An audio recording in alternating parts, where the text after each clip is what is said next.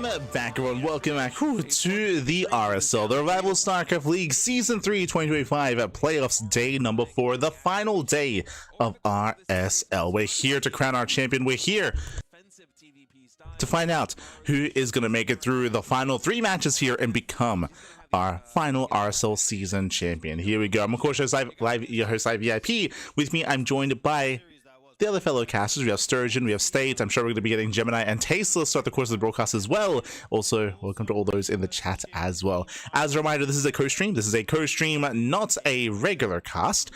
Basically, what this means is that this is almost like a react stream. We will be listening to the commentary of the other casters, of course, at the same time, reacting ourselves, adding what we have to add to the series and to the commentary alongside them, and enjoying the show, enjoying the finals. Let's go, let's go.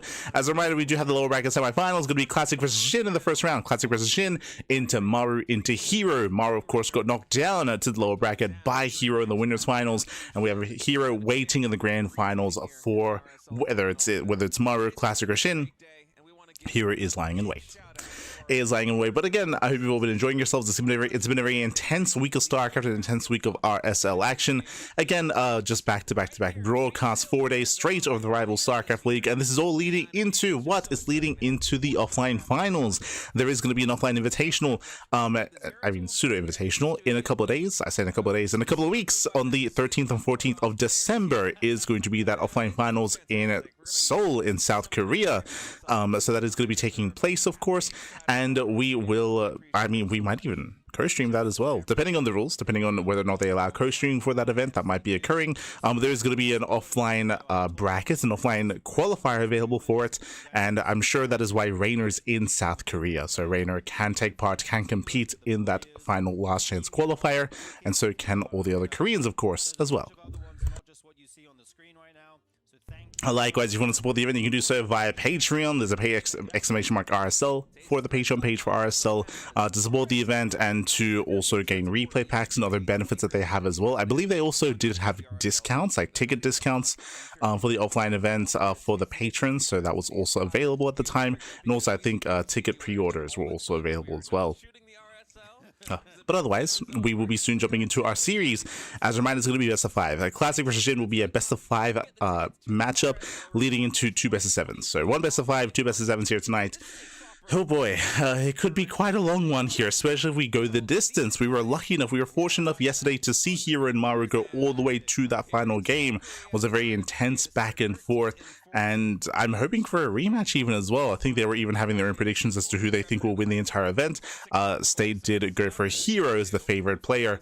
I think I'm probably going to have to echo those sentiments. Maru's been playing really well. In my opinion, it still comes down to the maps. It still comes down to how they approach each series.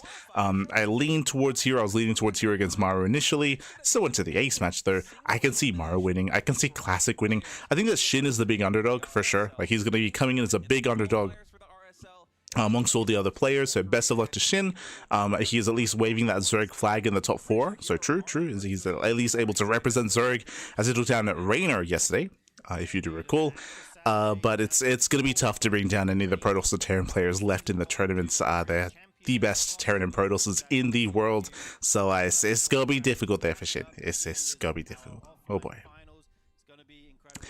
For now though, likewise, you can also check us out on YouTube, !YouTube in the chat. We do stream and upload to YouTube on a daily basis. Likewise, RSL also do upload to YouTube as well. So that is going to be available as we are getting ready for that first series, getting ready for those vetoes to be revealed, as I'm hoping that they will. Hopefully we're able to have the cams, have the vetoes available, and get a glimpse of how this series will unfold. Get a glimpse. Word out there on YouTube, and it's just been spectacular, man. What a great season thus far. What a great year for RSL. Of course, this is the final day of Season 3, but we do have that offline finals coming later. And man, 3 really exciting series to close it out. Classic versus SHIN is going to be kicking off in just a minute as the players are getting ready. Best of 5 PVZ. And I have to ask you, Sturgeon, who do you give the advantage to in this best of 5 series? Who do you think is going to advance? Once again, Classic sipping on his whiskey back. I think SHIN's actually looking very strong in this matchup. I think he's playing what is strongest in the meta right now, which is a lot of Hydroling Bane timings. We saw him you know, we saw Reina take out Classic before, so he has those VODs to look at to see kind of how to pick apart the defenses of Classic. I think it's going to be very close. I would not be surprised to see this game to go to game 4 or even 5, but I'm going to say SHIN. How about you?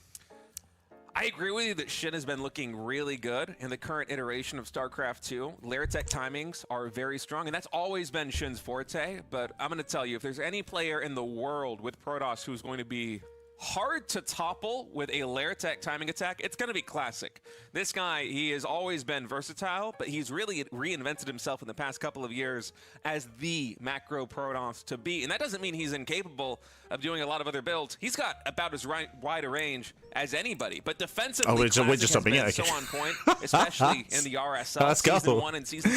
I was going to say that I probably have to, for the most part, agree with State. I say for the most part, the map's going to be an interesting one. I would agree in the previous map pool in the previous season that Classic would be favored against SHIN, but in this map pool, and if you looked at the vetoes, there are a lot of aggressive maps available. For now, in the bottom left-hand corner, we do have a SHIN representing Weibo Gaming. In the top left, we do have a Classic representing Virtus Pro. Predictions open. Predictions are now open. If you're in the chat, get your Gamba going. It is Gamba time. Place your bets on who you think will claim the series. Personally, I do lean towards Classic, but I want to believe that SHIN can take it. And based on the vetoes, SHIN can even 3-0. I mean, again, we're going to be getting into Persephone, getting to Evil Heart as well as Magnetic North. These 3 maps do allow for some aggressive potential here. So if SHIN can end the game early before Winter Madness, before Maganatha, then this could be a bit of a shorter one, but we'll keep an eye on things here. I do think that Classic has a really good shot at being defensive here on Persephone. I would say this is a really good shot for Classic to start things off with a win, depending on how we decide to open up though. We'll see. We'll find out. Let's go. Let us go. Despite the changes to that ability, and Storm is still good, but it has been reimagined a little bit. It's undergone a redesign. It doesn't do damage quite as quickly, but the duration is longer. The size effect is larger, so there's a bigger AoE.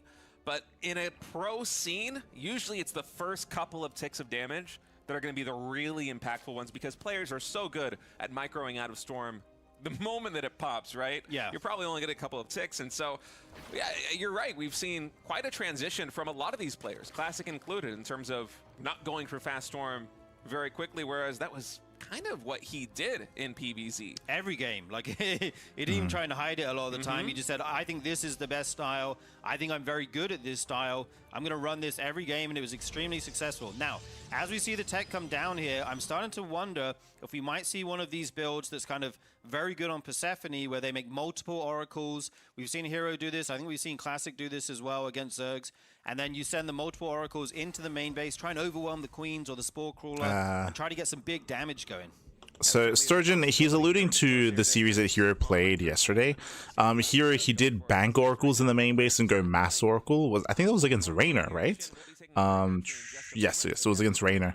I would push back against that, and I would say that's more of a herO build. I don't really see Classic going for something like that. Yes, we've seen that be successful here, but that was very stylistic to herO. Classic isn't one to mass oracle. So that's more of a player thing, less so a race thing, less so something that Classic is very fond of. So we should be seeing a standard opener out of Classic. We'll keep an eye on the tech nonetheless. We'll keep an eye on the Twilight Council timing, but we're expecting a standard build. And again, based on the vetoes, based on the map order, I would say that this is maybe the best map that Classic has, at least in the first 3 games, to be more defensive. So we'll keep an eye on it. Now, like you said, there's 2 of them joined up. This is where the potential to one-shot drones is on the table here. We'll have to see if he wants to commit to the Shade or not. With the Lings following, though, it's always risky. And we have a first Oracle and a second one on the way right now. Yeah, Spore Crawler about 75% done in the main base. Oracle might get there before it's finished. Oh, is this going to be done just in the nick of time? It looks like it barely is. So Oracle going to get 1, 2, not a second kill. Oh, big overextension. Oh man, Classic a little bit greedy. He only gets 1 drone to show for it. This is a worst case scenario here for Classic. Not like this. this. Disaster. I mean, you want to get a couple drones, pair it up with the second Oracle, go back in, watch the shield regen. And if you were ever thinking about going for multiple oracles, I think that's completely off the table. So off the back here, a really rough start for Classic. Losing that first Oracle takes away a lot of momentum. Now, Classic did go for a bit of an earlier Twilight Council, so with that, we could be seeing Charge, or at least earlier Blink, but that was an earlier Council than normal, but that might have just been a reaction after losing the Oracle to try to be a little bit more assertive here, but I would say a better start now for Shin. Not bad. Likewise, also going for the Eva Chamber first. The advantage in the mid game hinges on.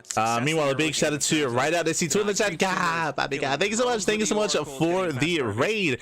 Hope you had a great stream. Hope you had a great ladder session. I'm assuming a ladder session was involved. But thank you so much, and welcome to the RSL. Welcome to the Rival StarCraft League. This is a co-stream, so I don't know if you can hear, but we are listening to the main stream in the background, and we're kind of like reacting to it. We do have permission, of course. We do have permission to co-stream. So this is not quite the regular casting that we do typically have here on the channel. Instead, we have some layered casting instead. Assisted by a relatively low HP Oracle, but it's really the Golden 3, let's go. That I'm honing in on. Good to hear, Pappy. Good to On hear. the side of Shin, we saw a +1 melee build coming out of him. They can deal with Stalkers in large numbers. He's going for Leia now. He will add on those Hydralisks eventually, but for the moment, he's going to have to rely on just his Lings to deal with these Stalkers and Adepts. With that upgrade, once it kicks in, they're definitely, you know, able to do so. But right now, that gateway down here is the big kind of issue for Shin. Yeah, if you recall, we spoke about this, right? We spoke about how Classic, he went for an earlier Twilight Council. We did point that out as soon as he lost the Oracle, and you can see a Gateway Explosion. A Gateway Explosion here with a proxy across the map. So Classic, he's committing very hard to those Blink Stalkers, and the goal here should be to break the fourth base, of Shin. The Overlord is not going to spot it here in those speed zones. In Classic, I'm expecting at least 1 or 2 more Warpins before he tries and get the kill on this 4th hatchery. If he can take this hatchery down, he is back in this game. Oh, absolutely. This is, I mean, there's not like a quick Ooh, Shin going into mutas, not Hydras. Quite a lot into this Blink pressure. And Shin has to find that out and not take too much damage. As you said, he's actually droned a lot. 72 is maybe a little bit more than you would want to hold off a committed Stalker pressure. And right now, they're going to work on this 4th hatchery state. Yeah, Classic. And the hatchery's getting low. Those linked over this round on the down to half HP. Okay, now is my time to go for 3 more volleys. More stalkers are warping. 2 more. Oh no! Oh my god. Classic doesn't go for the final blow. Instead, he retreats to try and protect the pylon and the proxy gateways. Well, +1 melee attack is completed right now. Blink is on cooldown. Finally able to use that ability again, but the pylon falls despite Classic's attempt to save it. Yeah, that was a bold move by Classic. He will lose the pylon, but he will still get the base. He still gets the expansion, so in the end, it was a good call to pull away. Still snipes the expansion, gets a couple of drones, traded better against the Lings, and now he's even trading even better here, pushing towards the 3rd base. Now Shin is down to 3 expansions. 60s or even low 60s against the committed pressure is what you want, but he has a Spire coming up behind this. He does have that Spire. He has a lot of minerals and gas. I mean, the Spire's not going to help here. A ton of mutas enter the field. Really, there's a decision to be made by Shin. Do you go for mutas or do you go for there's a recall. As the Stalkers will get recalled out. Now, this was a timing attack from Classic. If the pylon didn't go down with the gateway, he might have been able to go for a lot more damage. So for Shin, as you said, it's not the best case scenario because he lost the hatchery, but this could have been a lot worse, and Classic invested a lot in that attack. Yeah, definitely. The issue here is I mean, he's talking about how, like, oh, Classic didn't get the most that he wanted. I mean, he wanted the 4th, and he got it. Like, that's the minimum amount of damage that Classic wanted. And he got the 4th base, he got drones, he traded well against the Lings. I would say that Classic is now in a better position, and Shin is in trouble. Now, thankfully, Shin's Spire has been unscouted. True, right? The Spire is unscouted, mutas are on the way, and there's a chance that these mutas might help Shin recover, but he's heavily reliant on them being unscouted. Still on 3 bases, going for 2 hatcheries at a time right now. And I wonder how much static defense we're going to have at the home base of Classic. I did see a photon cannon or 2 in the production tab right there, but a lot of mutas are going to be a threat here, both in the main base and in the 4th. Those are the most exposed expansions right now here for Classic as Shin. He's making the way over. He's turning out 14 plus Ooh, more Zelsa hit the 4th. So this is going to be a full-on mutaling Baneling game coming in from our Zerg player. And what's in the main? 5th base gets denied. Then you go back into Hydra. Nothing in the main base, again, unscouted. To these mutas, so he needs to get good damage. This is a great start. You're going to pick off up to about 10 workers, just 9 so far. The Warpin will save the mineral line for now.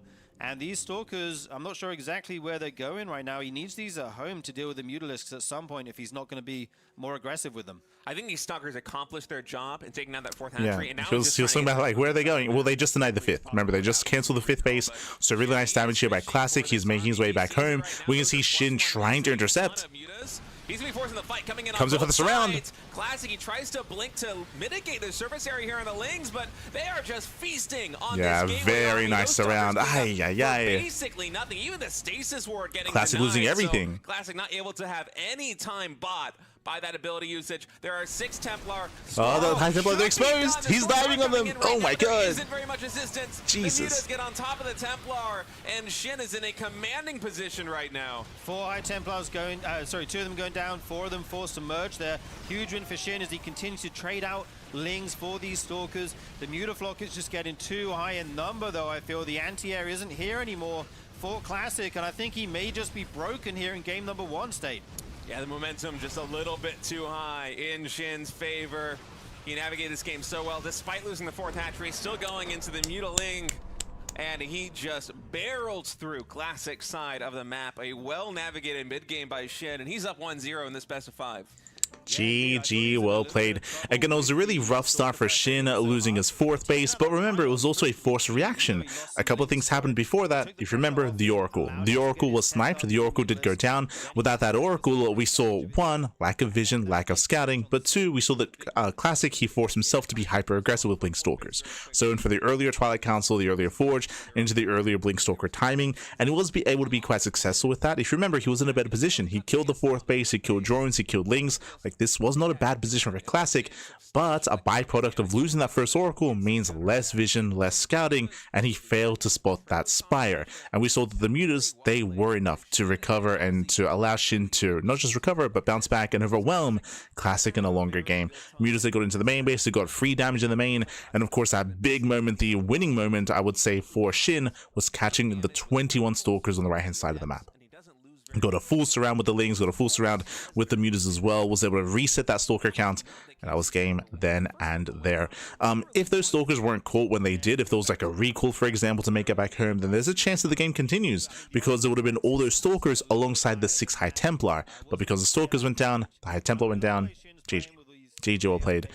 Whew. And with that, we're now getting into game number 2. So far, SHIN takes the lead in the series. Now, my big concern here, if you recall what I mentioned earlier, based on the vetoes and based on the map order, I would have said that Classic would have had the best chance to make it into the mid to late game on Persephone. But lost the first Oracle, went for a more aggressive build instead, like things occurred and everything kind of fell into chaos. And now I'm concerned because game 2 and game 3, Magnetic North and Evil Heart, they favor Zerg aggression. They favor 3 base all-ins. A lair tech Zerg play is highly favored, and we've been seeing a lot of this out of SHIN. It's going to be difficult for Classic to be the defending player here. So suddenly, with SHIN winning game 1, I can see this being a 3-0. Like Classic, he's up against the wall, and the maps are not going to be helping him. From this moment forward, we're going to have to see a more aggressive version of Classic. Being defensive, playing standard is not going to be easy as we load into Magnetic North. Let's go. I think we'll see anything like that Oracle harass go as poorly for him in the future games. I feel like that's kind of a one-off. It's pretty rare to see that happen at Classic's level. And yeah, let's go into map number 2, guys. It is going to be on Magnetic North. Classic spawning in the bottom left, SHIN in the top right. As we continue on in this best of 5 series, very early probe scout coming in here by Classic. He will be trying to deny the hatchery at the natural expansion. Yeah, we'll go ahead and try and block that. Force the Zerg to take the 3rd base hatchery.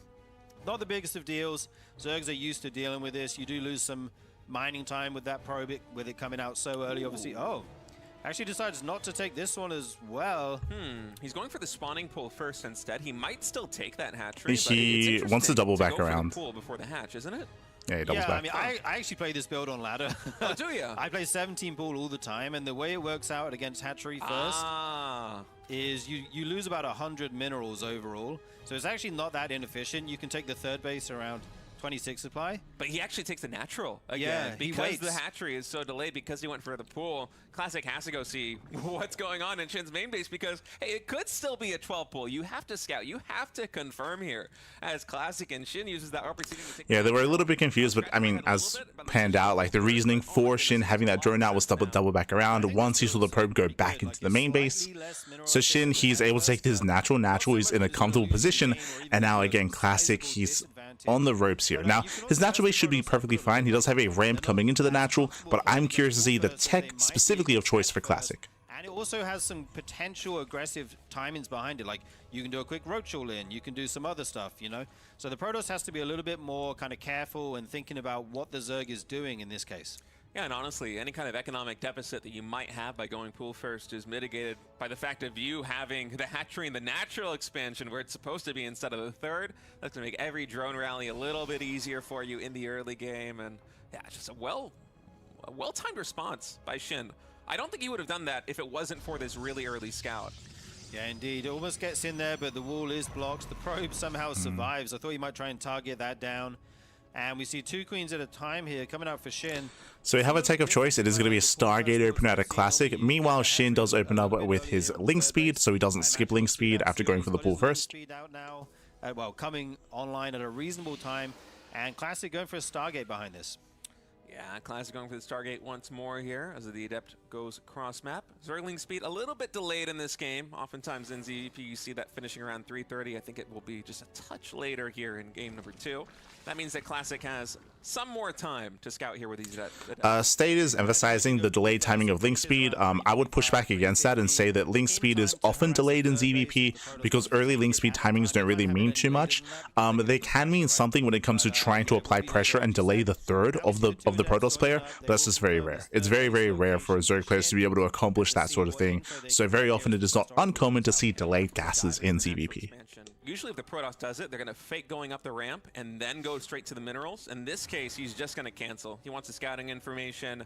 SHIN has been playing quite delayed gases, delayed link speed. Throughout the entire RSL, he may need a couple more lings there just in case Classic goes for the dive with 2 Adepts. And so, yeah, Classic, I think he knows that coming into this one. He's definitely the kind of player that will do his research on his opponent. And so he's respecting the defensive capabilities of SHIN here in the early game. He's going to pull back with those 2 Adepts and just try and get some damage done with this Oracle. Ooh, Nice look at that. So once again, early Twilight Council. Sorry, like my eyes were glued to the production tab. So it was a Stargate opener into a third base, but bam, really fast Twilight Council here at a Classic. This is even faster than last game, and this time there's no Forge alongside it. So as this progresses, if we don't get a Forge, this looks like Glaive Adepts, not Blink, as a follow-up. So a much more aggressive follow-up here by Classic, which is what we expected specifically on Magnetic North. If you remember, I spoke about how aggression is favored on Magnetic North in Game 2 and Game 3, and Classic has to try to be aggressive himself. There it is, Glaive Adepts. All right, yeah, that tracks. Okay, finally getting some drone damage here. This is nice. Yeah, for Classic, as long the as other cast is caught on. alive. And now it's kind of up to SHIN to sniff out this Adept timing that's going to be coming out and see if he can defend it without losing too much. More Adepts being warped in right now by Classic. SHIN is starting +1 melee attack, but it likely will not be done by the time this attack commences here by Classic. And the Adepts is something that always gets mixed in to a best-of-5 series, it feels like, in PvZ. You just never know which map it's going to be on. Well, I was expecting map 3, which is Evil Heart, but Classic kind of mixing it up here, going for it on a Magnetic North instead. I like that choice because you probably expect this build to come out on Evil Heart. I would disagree, and I would say you expected it here. I mean, there's a reason why, if you remember, we were emphasizing even last game how specifically Game 2 and Game 3, Magnetic North and Evil Heart, we expect aggression here. So I would say that this is a little bit more expected, and we'll see if SHIN can confirm that Classic is going into Mass Adepts, as Adepts are pushing out across the map as we speak, and SHIN, he has yet to confirm this. Classic is what SHIN's going to be wondering. Probe's going to make a citizen's arrest. He has no roaches, I believe. Yeah, just lings to defend. And now the Adepts already cross-map. The Baneling Nest is starting here for SHIN, but it's not going to be done for the first wave of this attack. Yeah, you have to there's rely so on just many the Adepts clean here. Defense, which can be so tough because you also have to follow the shade. Classic going to move in here, takes out Just 2 two queens. uncontested. Stasis Ward's going down, set off by just 1 or 2 units. That's very nice by SHIN. But the problem is he's going to start to lose drones here. Yeah, again, no roaches. No roach warren, I should say. No roach production. Lings, they're trying to delay, but Adepts, they just mow through the Lings. They bust into the mineral lines. GG gets called, and Classic ties up the series 1-1. Not done in time, and Classic with a cheeky little 4-gate glaives after the 3rd Nexus. He's going to be able to take game number 2 in pretty quick fashion. Yeah, indeed. I mean, like you said, you got to throw this build in there in a long series at least once. I think for SHIN, the problem is we saw his Ling poke in at the end there, but I think it's just a little bit late. If it goes in earlier and sees those Adepts warp in, or he sees more Adepts there than he's used to, he can be ready for that and start to make units earlier. But as it was, he was kind of surprised by it. He was trying to. Yeah, it's one of those things where, I mean, as Sturgeon is mentioning, the Link Scout was delayed, and the Link Scout came in from the side and checked the mineral line, didn't check the Adepts. Even if he had seen them, though, I don't think he would have been able to hold on. Remember, the Baneling Nest was already on the way by then, and it was delayed as well, and there was no Roach Warren. That was on SHIN being greedy from the get-go. So winding it back here, again, we expected aggression at a Classic on Magnetic North. We also expected on Evil Heart as well. Bear that in mind, that'll be for Game 3, but we expect that sort of thing. And despite that, SHIN did play greedy. He skipped his Roach Warren. He skipped his Roach Warren entirely, so there was no potential for Roach production. Without Roaches, defending against Glaive Adepts with purely Link Queen is insanely difficult, especially on a map that favors aggression like Magnetic North. So there was a lot working against SHIN there, and again, he chose not to play safe. He chose to cut corners. GG. GG, well played. With that, we're tied up 1-1, and now we have a back and forth. And I was concerned. I was concerned that Classic was going to play defensive and standard every game despite the map. Clearly, that's not the case. And things are about to get chaotic as we load into Game 3. Game 3 is going to be on Evil Heart. That is the most aggressive map in this tournament map pool. We'll get there. They're going to be cutting to a break. After the break, we'll be back with game number 3. See you soon. See you soon, Pappy. See you soon.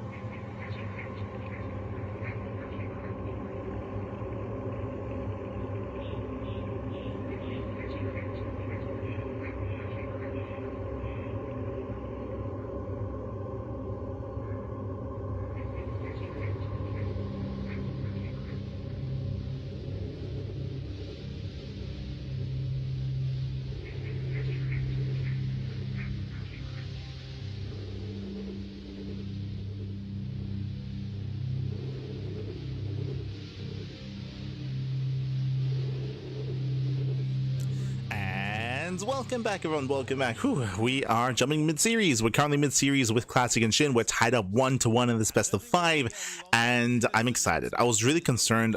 I feel like a lot was really hinging on game 2. A lot was hinging on game 2.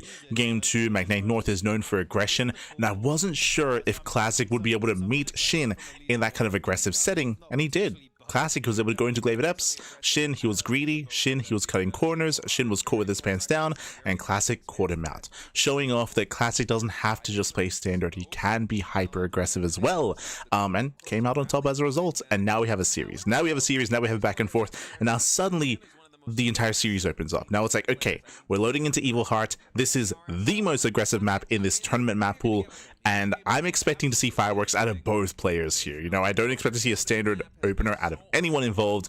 I'm expecting early roaches, I'm expecting early Twilight Council, early tech, early aggression. Show us what you got. Spawning in the top right, Shin down in the bottom left of Evil Heart. Yeah, we did see Reyna go for a cheeky pull first in a proxy hatch on this map in this matchup. So curious if Shin has any kinds of ideas of something crazy aggressive like that. We actually do see a drone moving out right now, so okay, maybe let's go. He does. I mean, why else would you send the drone out if not to make a hatchery somewhere, right? Wait, is the top left base? There's no way that's a gold, right? Is he gonna? We never actually seen anyone expand. Oh, it. is he? He's going for the let's go. So It always take a ends corner before base. we see He's the going for the bases. ninja base. Wow. Oh man, we have the gold. And base see, coming this in. is the kind of like it. crazy It's stuff that actually we a shock to expected me coming now into that I Evil think about it, Heart. that we Let's have go. not seen a Zerg player go for a fast gold on Evil Heart. Or at least I haven't casted those games yet in the RSL. I don't think it's happened so far, but here we go. Shin going to be setting the meta here, and the problem for Classic is, do you find this? I mean, when you see there's no natural and no pool, Wait. you're going to know there's one somewhere, but It's a gold with 8 mineral patches, too. This income's going to be through the roof, man. yeah, That's a lot of mining. Hatch cast that's pool. going to be so much income for Shin once he transfers some drones over there.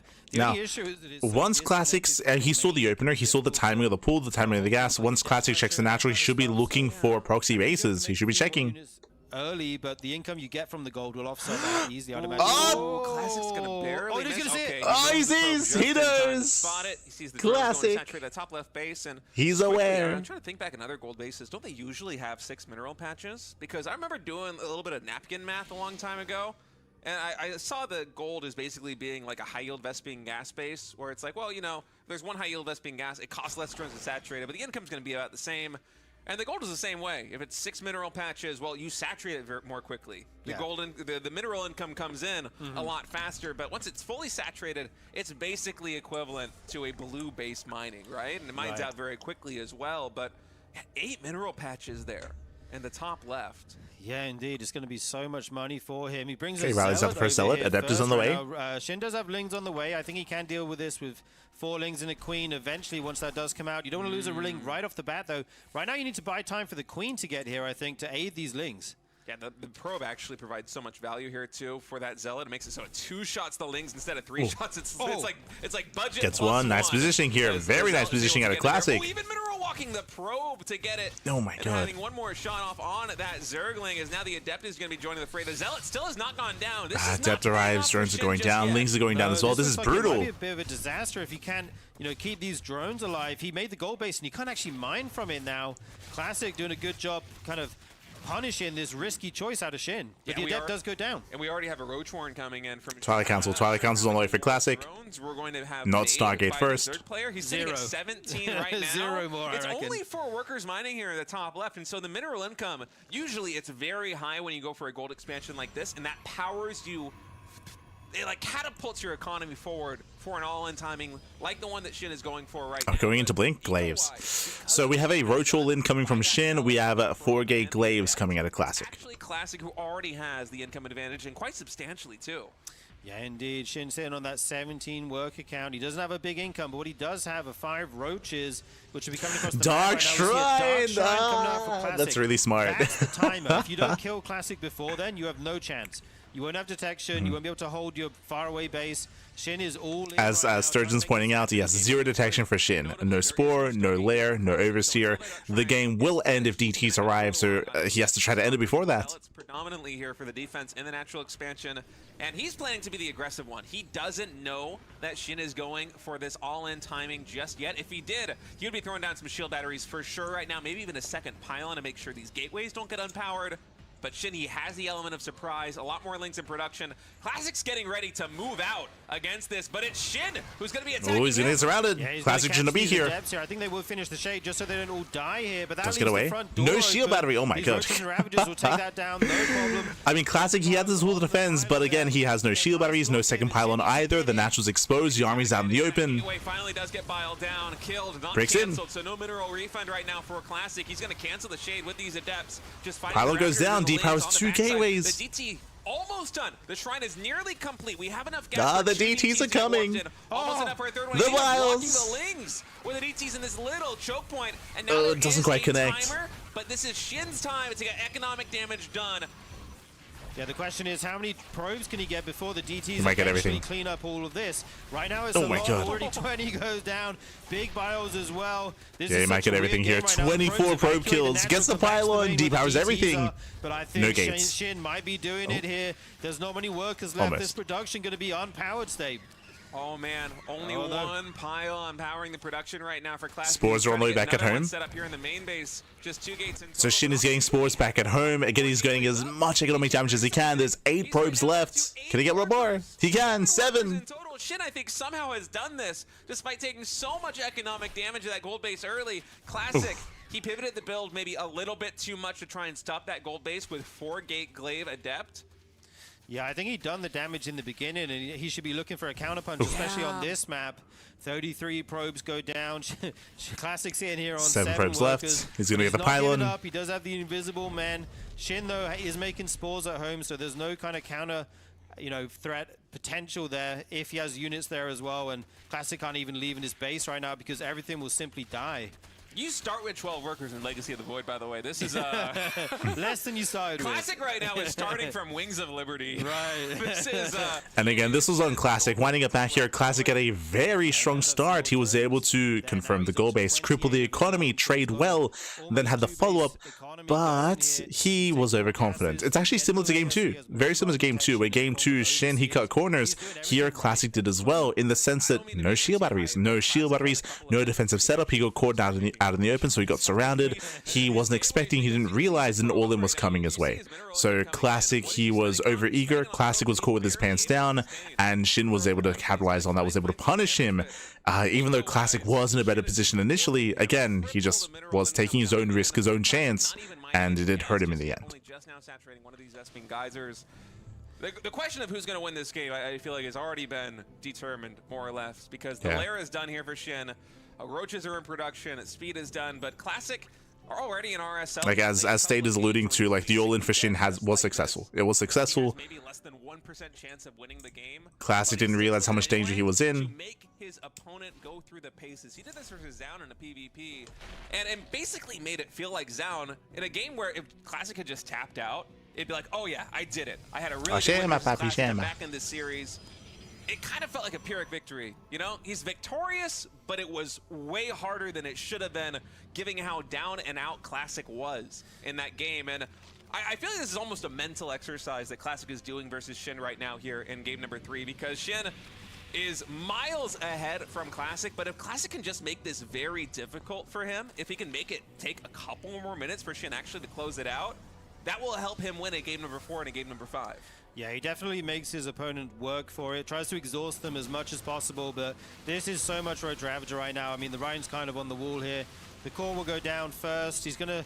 I don't even think he can come out and fight this right now. He'll just instantly lose all his expensive units if they move away. I think this is the second time they've done this in the playoffs. I don't think I agree at all with the sentiment, but the idea of like, oh, Classic is staying in this game because he wants to wear him down for the next game. That's why. It's like, no, he wants to hang in there. You know, like it's frustrating to be ahead and to have the game slip away from you. The reality is that Classic was winning this game. He was in a better position. It's just that he, again, as we mentioned before, he took the risk, he took the chance, and didn't quite pay off. So it can be kind of like a frustrating position to be in.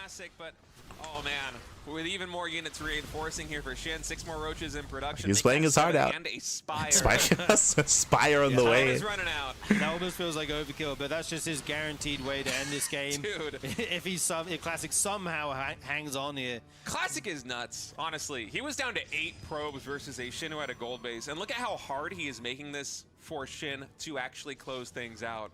There is no question that Shin is going to win this game. It's like a 99-1 odds in the advantage right now of Shin. But this is what Classic does. He's been doing this throughout RSL Season 3. If his opponent is winning, he will make it as hard as possible for them to finally seal the deal. And you got to be wondering here as Shin, it's like, you know you've killed basically every single worker. You know that Classic was down to 6, 7, 8 probes. It's got to feel kind of bad to take another 5 or 6 minutes to actually close it out. Yeah, like, yeah, I really don't like this this talking point that they keep going to. But I get to talk to you for a while. That's pretty sweet. I'm down. They're like, oh, they're forcing Shin. He's forcing Shin to keep playing, so he's getting into his head. It's like, what? It's not what it's not what I typically lean into. I feel like you're reaching a little bit. He's just, and Classic's just sitting here on 2 bases, only now taking his first gas at the natural. Yeah, only just now researching. But behind the Shin, he's getting into meter play. Right now, there's no good answer. There's no blink. Remember, there's no blink. There's no Stargate. So the anti-air is very limited here for Classic. So mutas are going to be a secure way to just once again keep Classic contained. Just get into the mineral lines, pick up more probes. Shin's actually been joining up as well. He didn't like all in, you know, all or nothing, try to break the natural. He's been pressuring, taking out buildings because he has the army to do so, but he's macroed behind this very well. And the question is, what is Classic going to do when these mutas... It's like chess where if you are in an unwinnable position, you literally can't win. These guys are pros. I don't really see anyone getting one out. Yeah, 100%. Right? Like, this is the first series of the day. Like, it is very common for pro players to, like, have, like, 8-hour-long grind sessions, right? And they play in these big LAN events as well. So... it's a way that the casters are portraying it just to be a little bit meta here. I don't know if you noticed. The reason why they say it is because they believe that Classic should leave and Classic should tap out because the game has ended.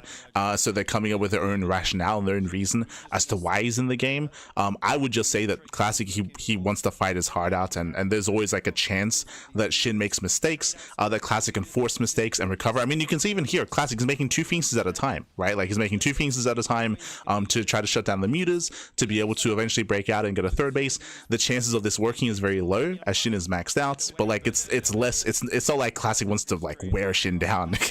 It's like, you could argue the opposite is happening right now. I don't think that future is what we're living in right now. Classic, he is going to try and take the best fight he possibly can. These 3 Phoenix being microed with his 3 shield batteries as well, getting some pretty good damage on the mutas, but there's just so much Roach Ravager here on the ground. As Ravagers, they break through. He's pushing through. You can see Classic, I mean, he's microing his heart out with the Phoenixes. The Phoenix micro has been so on point. He wants the mutas back. Right now, 174 to 46. GG. GG is called.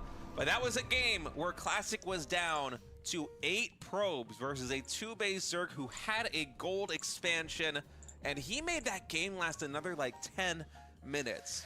Yeah, I mean, he was dead the whole time, but like you were saying, for Shin, that can be draining, that can be exhausting. It's a mental game. Yeah, it does stress you out having to I guess that.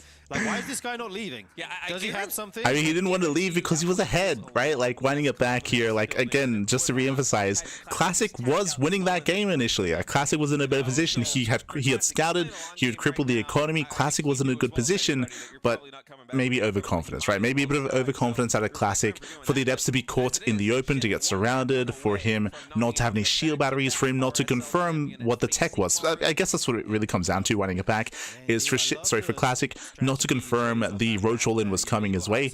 You can make the assumption that that should be happening because of the goal base, but again, Classic didn't confirm. Classic wasn't ready for it. GG all played. That's when Classic got knocked down to 8 workers, and with that, we're going to be giving Shin a lead here. Shin, he does have a lead 2-1, and we'll see if Classic can recover. Now, up next, we're going to be getting into some more standard maps. Winding it back a little bit here when it comes to the map pool. Remember, I spoke about initially, based on the first 3 maps, there's a world where Shin may be 3-0s. But Classic was hyper aggressive himself in game 2. Classic made a series out of it. And now coming into game 4 and game 5, we have larger maps, more macro maps. And I want to say this is where Classic is much more comfortable. Let's go. catch Classic basically with his pants down. He attempts to leave the natural expansion right into the arms of a ton of waiting Lings and Roaches and Ravagers, and that is SHIN going to a Game 3 victory, now up 2-1 in this best of 5.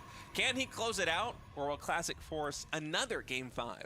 We're going to have to find out. The map here will be Winter Madness. In the top left, we have SHIN as the red Zerg, and in the bottom right, we're going to talk about the map. Classic as the blue Protoss.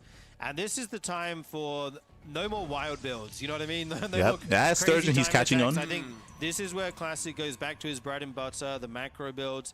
Not that he couldn't do like a 3-base Adept Pressure or something, but I don't think we'll see anything too crazy from him in this game. That's just my read, but you know, who knows? Maybe that's what SHIN expects, so then you all in. I don't know. I have some confidence back. I agree with you just because the map is so good for a defensive Protoss setup on 3 bases. True. But Classic has been varying his gameplay a lot more in this pack. So yeah, they're both touching on, which is a good thing. So State and Sturgeon, they're both touching on the fact that, hey, welcome to Winter Madness. What is this map? This is a larger map, a more defensive map on 4 bases, easier to defend on 4 bases, shorter rotations, choke points coming into them. So Classic should be a lot more comfortable here playing Standard. We haven't seen Classic play Standard yet in this series. I'm referring to a Stargate, into a 3rd base, into +1 and Blink. That hasn't happened yet, but we should see it here, or I should say it has the highest chance of working here on Winter Madness. PVZ. Unfortunately, with such a small span, we didn't really get to see too much of it, but he was taking 4-5 bases by like 6 minutes, going straight into Carrier just on the back of Static Defense and Storm. He was really gearing up for a massive Storm-based playstyle, and now after we had Blizzard back it up a little bit with the Storm rebalancing, you see a lot more variance in the gameplay. We had him in PVZs versus Raynor earlier on in the tournament. You see him going for Charge Zealot play. Even here on Winter Madness, he went straight into, what was it, 3-base Charge before going for Predator Tech. He's played a little bit more out of the box than you would expect from Classic, who, even though he does have a wide range, for the longest time was just known as the GOAT PVZ defensive player. I mean, it was like basically 2 years running for him. Yeah, indeed. And so, I like that you mentioned that patch where Storm was super strong. That just happened to be when RSL was. State, he's trying to lean a lot heavily into the patch being the reason as to why the meta has shifted. It is part of the reason why, but a bigger reason I would say is the map pool. We were discussing, as the 3rd base gets thrown down, we were talking about the map itself, talking about Winter Madness, how this favors more standard macro play. That is true. Hey, so far in this series, this is the only map that we can say that about, right? Regarding to Persephone, regarding to Magnetic North, regarding to Evil Heart.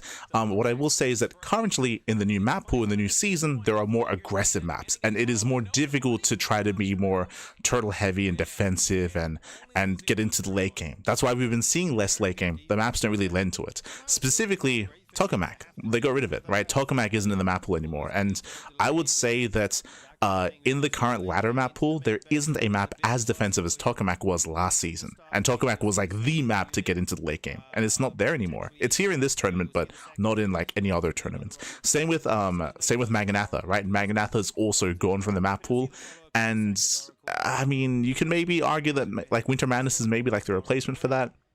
Maybe White Rabbit is, like those are the closest, but I would say that again, like there's no map that's quite like Tokamak in the new map pool, so now you have to be more aggressive. Now we have seen more aggression out of the Protoss players, more dynamic mid game, which I think is a good thing. I think it's a good thing. I do think it's good that that we're seeing more activity out of the Protoss players, and even here, that is a fast Twilight Council. Oh boy.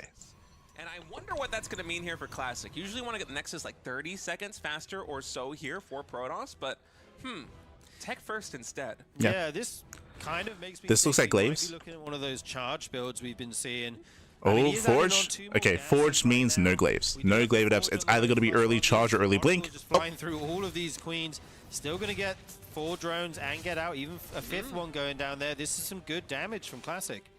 That's a lot of damage coming in. It will still be Blink here by Classic. And I wonder if this will be a Blink timing attack just because it's going to be finishing a little bit faster than it normally would. Yeah, there's definitely going to be some. State needs more confidence back. But I would push further along what he just said. So he's like, I wonder if this is going to be a blink timing. This is going to be a blink timing. You would not get blink this early on unless you didn't want to be in the face of your opponent. And the goal here should be for Classic to break the 4th base. It is very similar, if not the same build that we saw in Persephone in Game 1. So if you look back on Game 1 on Persephone, Classic also went for this really early blink timing. Behind the mineral line, this is going to be tough to deal with. Yeah, a few more units going to be necessary hit for SHIN. Even a stasis trap going down. Yeah, stasis trap going down, almost caught those 3 queens, but SHIN was able to pull back in time. Unfortunately, did not have the energy to transfuse one of those queens, and the Spore Crawler actually getting a kill right there on an Oracle. These Adepts are surrounded now here in the natural expansion, going up against the precipice to try and mitigate the splash damage. They are going to shade into the main base where there is nothing. Getting some drones. So a lot more drone damage going to be found. Meanwhile, Classic. Yeah, that should not have happened. Gateways, but also a second Stargate and a. Oh my god! Wow, okay, so it's going to be Stalkers. He's crazy. Just the minimum amount necessary to hold that 3rd, and then straight into these capital. Yeah, so early blink aggression, bam, straight into Tempest. Like double Stargate, Fleet Beacon, Tempest production. This is a crazy build out of Classic. With a Hydroling Bane timing, right? Something like that. But yeah, I like what Classic is going for here. If SHIN doesn't identify that early on and he attacks with, you know, Hydroling Bane without an Overseer, for example, I think that's what happened in the one game I'm thinking of. You can suddenly be caught unaware, but we actually see the Hydroden and the Infestation Pit. So probably looking to play Lurkers here in a later game. So this is a playstyle that we also saw Zound showcase a little bit here, where you just skip Storm entirely. Kind of. Oh, going into a Tempest Rush. Okay. So there's going to be a Tempest Rush here, not a it's going to be a Carrier Rush, not a Tempest Rush at a Classic. But very quickly, winding it back here, this is really risky what Classic is going for, but it is calculated for the map. Remember what we spoke about. This is one of the most defensive maps in the current tournament map pool, and you see what SHIN is doing. SHIN is teching. He just threw down an Infestation Pit. That tells us that SHIN is building up into Hive and building up into Lurkers, but he just scattered the main base. He just saw the carriers. SHIN, he's making more Hydras, and we'll see if SHIN feels pressured enough to push in and try to end the game early before we hit critical mass of Sky Toss. Transition. The 4th Nexus is now coming in, and for SHIN, he's sitting at 70 drones right now. I'm not expecting to see too many more for a while. Nidus, yep, he's going for the all-in. And yep, there it is. A Nidus Canal going in. 4 more queens in production. So Hydra Queen Nidus with, I'm sure, a ton of lings accompanying it. Yeah, indeed. And he's going to try and hit. So SHIN is reacting with an all-in. Remember, this is a reaction to what he just scouted. Remember, he just saw the main base. He just scouted the main base with the Overseer. So bam, Nidus, lings, Hydras, Queen all-in. Let's go. And he canceled it, and he's starting it again. I think he's trying to trick Classic into thinking that he's going for something else. You know, there's a chance that maybe with Revelation, he's going to be able to scout. After casting Revelation on the drones, the Infestation Pit once more, and Classic's like, oh, Infestation Pit. You're going for Infestors, you're going for Hive, you're going for a later game. But that's not what's happening. This is SHIN just trying to throw a little bit of bad information Classic's way so that he is not ready. Classic didn't scout the Infestation Pit. Stay is talking about how like he's trying to fake him out. I read the Infestation Pit as like a way out. Like if SHIN fails to kill, then he can try to tech up. But he is very all in here. And let's go. As SHIN is leapfrogging with this Nidus network forward. Oh my god, this is so many queens and Hydras. Only 2 carriers. They can actually fight the Interceptors directly. Okay, getting into 3. They don't necessarily need to get on top of the carriers. Interceptors are going down. There's just not that many Interceptors right now. Yeah. Once those go down, the carriers are out of Interceptors. Hydras will absolutely eat. One thing is, going from those... They can't do anything. They're just dead supply. Shield batteries.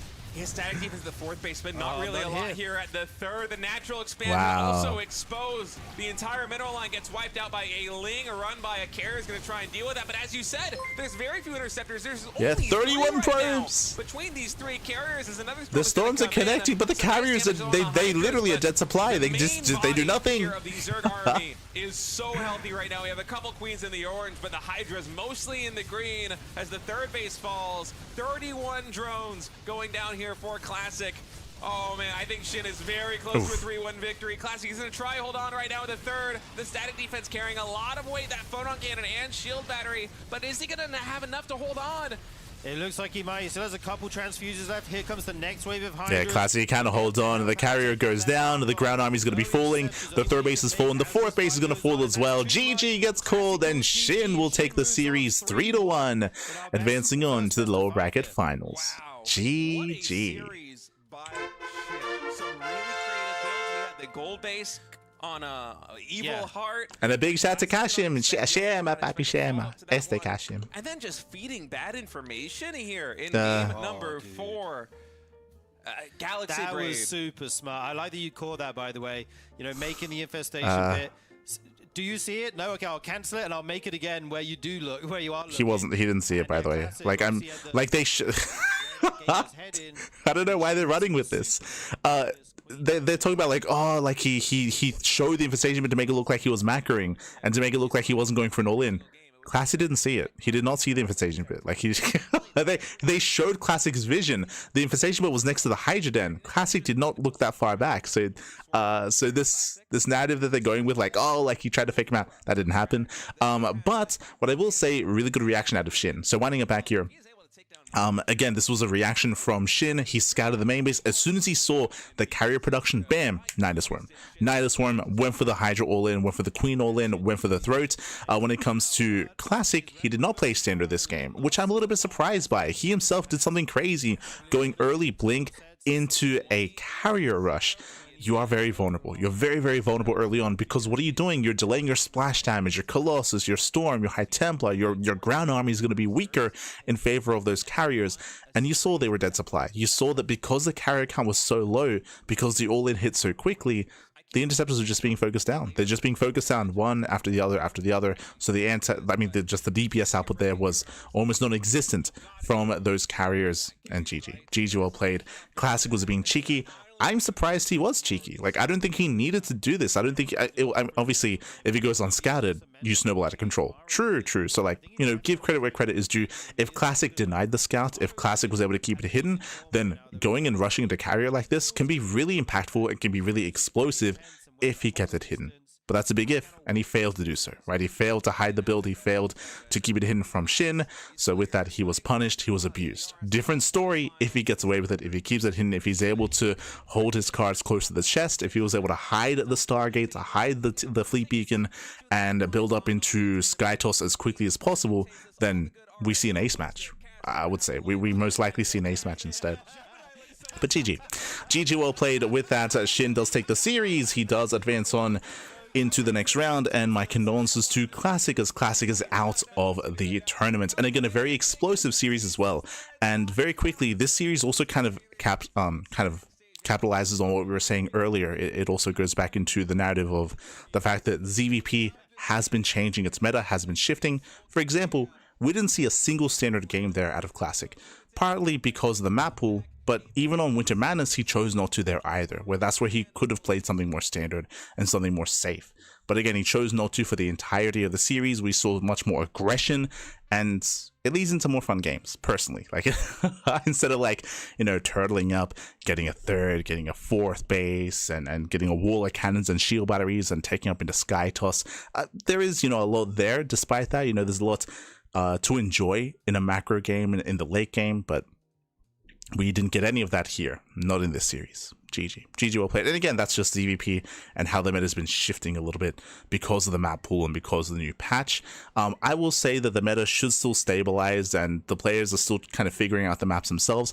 I would say there's still very defensive maps in the map pool, like Winter Madness and like White Rabbits as well. You can be defensive again to Sky Toss, but we just haven't really seen too much of that from the Protoss players yet.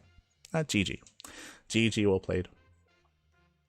I love Classic when he's doing his classic 5-minute Temple Archives Turtle Sky Toss. I mean, that's unironically, that's where he's at his best, right? Like, I should say that's where he's at his best because I would say Classic is the best late game PvZ player in the world. Like, he's better than Max, he's better than herO. Like, if you can give Classic a maxed out Sky Toss army, yo, he can pop off. Like, he can pop off like crazy. But he never got there, right? He never got there in this series. This series, we had much shorter games, much faster series overall. GG. But with that, we're going to be going on a break. Going to be cutting to a break here. And when we come back, we will have a next series. It's going to be Shin versus Maru in a best of 7. We'll see you soon. See you soon, papi. See you soon. Oh.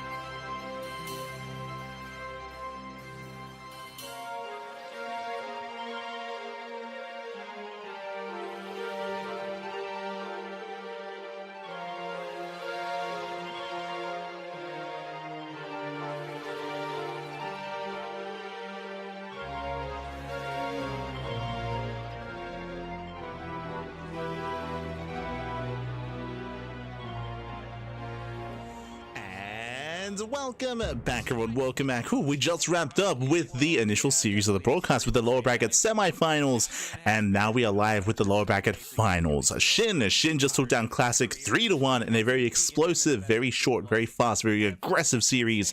And now we're getting into our next matchup. SHIN advances on to face off against Maru in a best of 7. Oh boy. Best of 7, Papi. Best of 7. Let's go. Let's go. Maru versus SHIN, they're about to face off. Vetoes are underway as we speak, and the winner of this series advances on to the grand finals to play off against herO in those finals. Oh boy. We'll get there. We will get there. Just catching up in the chat. Greetings, CranKy. Let's go. My son is 5. He loves StarCraft, but his favorite race is Protoss. Should I disown him now or send him to one of those camps to pray the Protoss away? Please help. Oh no, it's over. Not like this, Papi. Not like this. Look, never blame the child. Blame the parent, clearly. What happened? How could you expose him to Protoss in such a way? Ay, ay, ay. But regardless, as you can see here, vetoes are done. Oh, vetoes are done. Un momento. Game 1 is going to be a Mothership, followed by Evil Heart, Celestial Enclave, Winter Madness, Botanical, Magnatha, and Magnetic North. Okay, interesting lineup here. Now, very quickly, this is a rematch. Very quickly, this is a rematch. Maru did defeat SHIN 3-0 earlier in the tournament in the upper brackets, in the upper bracket round 1 match. Did bring him down. Now we have the rematch. Let's go. Maru here in the top left and SHIN in the top right. Yeah, Mothership is going to be a great map to start this off on. A nice 3-player map. The only 3-player map that we have right but there we go. In the top left-hand corner, we have Maru. In the top right, we have SHIN. Let's go. And if you're in the chat, you know what time it is. It is a Gamba time. Predictions are now open. Place your bets on who you think will claim the series. Best of luck in the chat. Based on the previous match, based on Maru's current performances, I do lean towards Maru here. Maru has been looking very impressive as of late. But at the same time, you can never count SHIN out, right? Like SHIN, he can be very terrifying. SHIN, he dictated the pace and he kind of paved the way when it came to the meta previously. If you remember, SHIN, he popularized the Roach into Ultra style back earlier this year in DreamHack Dallas, and everyone followed suit. That was, of course, in the previous meta, in the previous map pool, in the previous patch. And SHIN, of course, that's where his strengths lie. If he can get into those ultras, if he can get into that hive tech, that's where he can excel. We'll see if he can get there. Oh boy, as we are getting into game 1 on Mothership. I think the biggest takeaway, not takeaway, but the biggest reaction the patch got was mostly about Storm, but there were other alterations to the other races. I don't think it's been as much in the discussion, but yeah, let's see what TVZ looks like, because I think to this day, Maru is still kind of the leader in thought for TVZ. Yeah, I think the biggest change that everyone kind of expected to be a bit more dominant than what we've really seen so far is the Microbial Shroud change, making it basically like a pseudo Dark Swarm ability where it limits 50% of all range damage, and it's not really found a place overall. It seemed like maybe at first when the patch hit it, there might be some kind of interesting Infestor Ultra Ling styles that were benefiting from it, but nothing really caught too much compared to some of the other styles. So that's something that maybe we'll see in this series. SHIN might be trying to reach into the bag of tricks. He might be bringing out some Mutaling Bane, because mutas have become a little bit more popular again as well since the patch. So a lot more interesting things can definitely still arise because of the interesting changes. So I don't want to call out Gemini too much with what he just said, but I don't think Gemini was casting. Remember, for day 1 of RSL, they had sort of as a guest caster, and sort of he was covering the Zerg matches, and he covered Maru versus SHIN. In Maru versus SHIN, SHIN did play with Microbial Shroud. If you recall, he did go ultra into Microbial Shroud. You just heard Gemini saying like, oh, like maybe we could see some like Microbial Shroud ultra play, like, but we haven't really been seeing much of that. We have been seeing that. Again, we saw that in their previous series. Likewise, SHIN also did attempt to go Lingbane Muta as well. Both of these styles have been more prominent in the meta. Meanwhile, Maru throws down 2 more axes. Hyper aggression of Maru, Jesus. Going for the 3-axe follow-up. Let's go. See if he wants to, of course, eventually get that, because that's pretty much a staple, but no, it looks like he's going straight into a fast lair with some extra gas being mined as well. Yeah, it's a 3:18 lair timing. Insanely fast lair. Display, we could be seeing some of that 2-base Muta that could be. It looks like 2-base Muta. Extra gas as well. So both players going a bit polar opposites in terms of their build choices. Yeah. Yeah, the Muta play would be exciting to see here. For now, it's going to be a quiet game. I gotta quickly chip in. When it comes to the builds right now, this is almost a build order loss for Shin. Remember, what's Maru doing? He's 3-waxing. Maru, he's going for a really early sim timing with the 3-wax. He's not wasting gas with a starport, with a factory, with factory-based units, with medevacs or anything like that. A heavy amount of marines and stim. And remember, what is Shin doing? He is cutting corners. He's delaying Evo chambers. He's delaying 1-1 upgrades, delaying Ling Bane for mutas. When Maru shows up, Shin may just topple over and die. Because there it is, there's that Spire, as you mentioned, like Shin is going 2-base Muta against a heavy stim timing. This is disastrous for Shin. And Maru has potential, not saying that it's an insta win, not saying it's a build order win, it almost is, but Maru's gonna hit like a truck, and it's gonna be a tough hold here for Shin.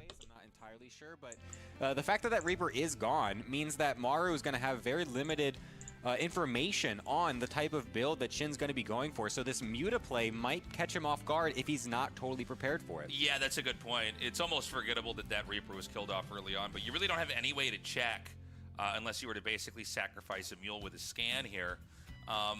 And then again, this may be just a kind of predictable way to play the game. You know, I mean, so see this Marine move out, this might just end the game. Remember, Shin, he has no baneling speed. He has no upgrades. He has no 1-1. Why? Because of the Spire, because of the Muta play. So this move out here from Maru is looking terrifying. Now, Shin, he did spot this. I believe an Overlord did spot the move out, and he is making nothing but Lings, so Shin is getting ready for this round. The reason why I was bringing it up is, like, you know, if you could... oh, hold on a second. Is he going to actually commit here? I kind of thought he was going to go halfway across the map and then run back, kind of forcing out Lings. But instead, he's going to scan. He's going to kill that Overlord off. But I think there's no way for these Marines to get back home. So now that he's this far out, he has to... You got the slow Banes. I mean... see how that's going to work with Lings and Bane. He's around. Oh, he comes in. Shin already prepared. I nice don't know if Maru Maru was fully expecting this many he gets caught. Yeah, Maru's going to get caught out. No target firing the Banelings. Oh my god. Every single Marine dying for basically just a few Banelings is not really a trade you're looking for as Maru. He killed a couple Creep Doomers and an Overlord, and then killed some Zerglings. Like, yeah, Maru, he got caught out. He got caught out. He got caught by slow Banelings of all things. Of course, he got locked down by the Lings, but Maru, he was inattentive, and there was potential there for Maru to break through. He didn't, and now Shin gets away with his mutas. Crazy how poorly that went. Now that Lings are going to come in here again, and I mean, now and he can break through the Marines. Fight because things are just beginning to snowball here. Yeah. Did the game just end? I mean... I feel like Maru about to die? We're close to that possibly happening. He may just die. You know that there's plenty more mutas and Lings. Like again, there was so much riding on that sim timing, and that was a big blunder for Maru. This may be one of the most catastrophic games of the RSL, and like, I think a pretty questionable move here by Maru that blew up in his face. He did a blind medevac. I don't know if I would say it's the most abysmal game of RSL. I don't know if I go that far. But that was Maru messing up. This open, if he just maybe split the damage a little bit more, it looks like that will be the saving grace, is the repair on the depot. I can't believe this game looks the way it does right now. Yeah, this is going to be a bit of a mountain for Maru to try to climb to get back into this game. Shin is probably going to just continue on with the tempo aggression as well. He's still making more mutas. Yo, True of State was here, they'd be saying. Drones. He doesn't need. They'd be like, oh, Maru, he's trying to tax Shin's mental. Getting into more aggressive options with these mutas, since that is the style. Wow, he's up on that. Okay. And for now, Maru. But for now, Shin, he has map control. He has map control. He got away with his mutas. Again, he was vulnerable early on to the stim timing, but he survived the stim timing. He shut it down, and now suddenly Maru's stuck on 2 bases. He's stuck. He's contained on 2 bases. Shin is an excellent start to this best of 7. Yeah, well, this is about as good of a position as you could ask to be in. Now, you know, one thing about Maru is he's really tenacious. He is, I think, probably one of the best players in the world at when he's behind, kind of being unfazed and just powering through it and ending up ahead, just based off his raw mechanical skill. But even with that, I mean, it's hard to imagine him recovering from the damage he already took. I mean, and it's also just a funny-looking game. You never really see Maru make a bad call like that. Yeah, and I think that just kind of goes back to the Reaper dying, because he just kind of went into that blindly. Oh my god, the Widow Mine's in! Not where Shin was expecting, neither what I was expecting. I didn't even see them there get massive hits on the mutas. Okay, so Nice pick off side of Maru. again, you were Very saying nice. It is Maru. He's very tenacious. We've seen him already make an incredible comeback in one of the series from yesterday. We cannot count him out when we should not do that. So maybe we were being a little bit overzealous Well, there. I mean, that a was couple more moves like that, maybe we start to talk about this. Yeah. Oh, well, you know, Ninja I mean, Ace! double Widow Let's Mines over go. there to just hit those mutas so hard. And I mean, that punishes. But coming back on kind of what they're trying to allude to, Ling Bane Muta is a very fragile composition. True, it is very fragile. And because of that, one wrong move from Shin and he will lose his army. That's also why Shin is switching out. He's already switching into Hydras and into Lurkers. So the game is continuing.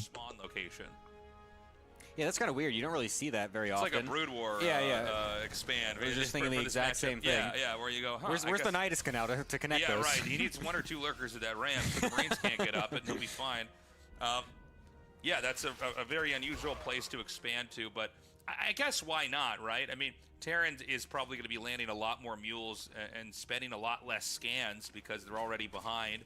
And, you know, it's hard to get anything down there, especially with the vision that Shin already. There it is. There's that Lurker Den on the way. Again, Shin is switching out of mutas completely into Lurkers. Player maps very often these days, so right. It's just something that maybe the opponent's going to overlook. You just don't really think they're going to do it because why would they? And Shin is going to take that gamble and potentially get a nice economic lead from that with a base that won't be scouted for a long time. And it doesn't seem like Maru's going to be going for it. Instead, just going to be trying to poke away at these mutas wherever they do pop their heads, and then eventually find a spot where he can push across the map. Since he has accrued a fairly large army, Shin isn't going to let that go unpunished, though, as he's going to try to no reaction to Maru, though. That's a lot of dead SCVs. For as long as possible, so that way he can always King 6? regain his forces Only and get 6. more on the actual engage. So Maru's about to max out. Shin already has.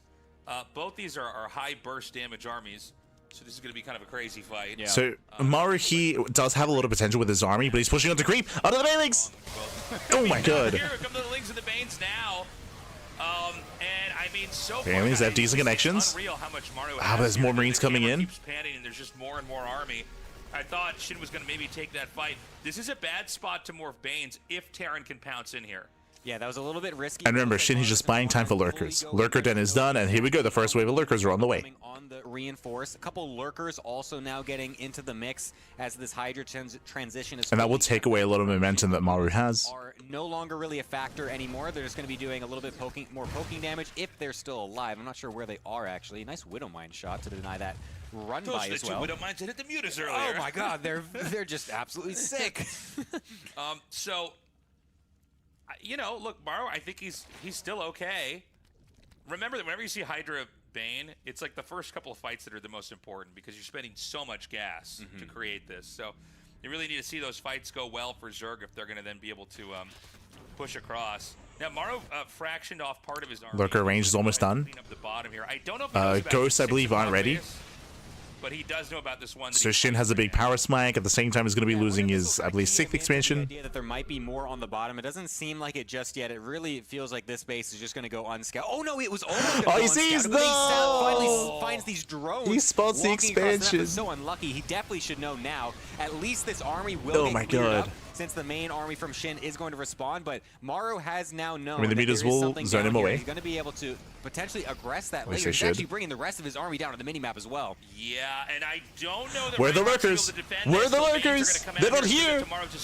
Maru, he can take this. Oh my god. He didn't do that. He just sort of ate the shots from the Banes and just pushed forward anyways. Yeah, and without Lurkers, Shin, he can't fight. Just win this game in a second. He's dead. Oh, hold on. We're missing the space, something. I should say. Counterattack at the top. That's where they are. Lurkers actually just running their way into the bases at the front. That's a quite bold move from Shin, but honestly something that he needs to have happen right now because he's just lost these two. We were like, where were the Lurkers that were counterattacking? They weren't with the main army. We have more Lurkers trying to morph in. Still going to be able to actually defend this base down here. He's got a few more units. Maru didn't leave too much there, but the Lurkers over on the left side will get cleared out, and now Shin is going to be stuck on what looks like only 3 bases. Yeah, I mean, he's got that bottom base still, but it's barely... Oh, no, actually, he's got a lot wow, more. Okay, yeah. I actually thought this was kind of empty. I also did, too. No. Yeah. Fully saturated. So he's actually in better shape, but I don't know that that base can be saved. You know, one thing about Terran is they can kind of be forced to lift off a couple times, that it's way less bad than it is if, like, a hatchery's exploded. So, yeah, let's see get what into the happens. mineral The line. counterattacks are looking good. This is It's going to be a lot of dead SCVs. a planetary over here, so this is going to be something that especially if Terran's going to be on the map, it's harder to defend. Yeah, this Ling run by is run its course. It's going to Four dead workers. Maru, he turns everything back around. Maru still has no ghosts, but the lurker count is very low. It's a very low lurker count, so Maru, he can still deal with this. This victory, he's done an excellent job of bringing this game back. Ever since those 2 Widow Mines hit the mutas, it feels like he's just kind of been on a little bit of an upwards trajectory in this game after that incredible early flop that he had. But for now, I mean, SHIN is the one that's trying to scramble around, get a couple extra bases. He's getting this top base now. The one on the bottom still is saturated. But now, look at that. It's the Brood War tactic. He's just got the lurkers at the top of the ramp. There you go. This is such a funny game, and there's just so many little Brood War elements happening in this SC2 match. Now, he does really great splitting here. He needs to scan again. Okay, or you can just kill the hatchery. Yeah, takes time the expansion, ignores the lurkers, pulls back. So he gets that, he gets out. He actually didn't lose anywhere near as much as I thought he would.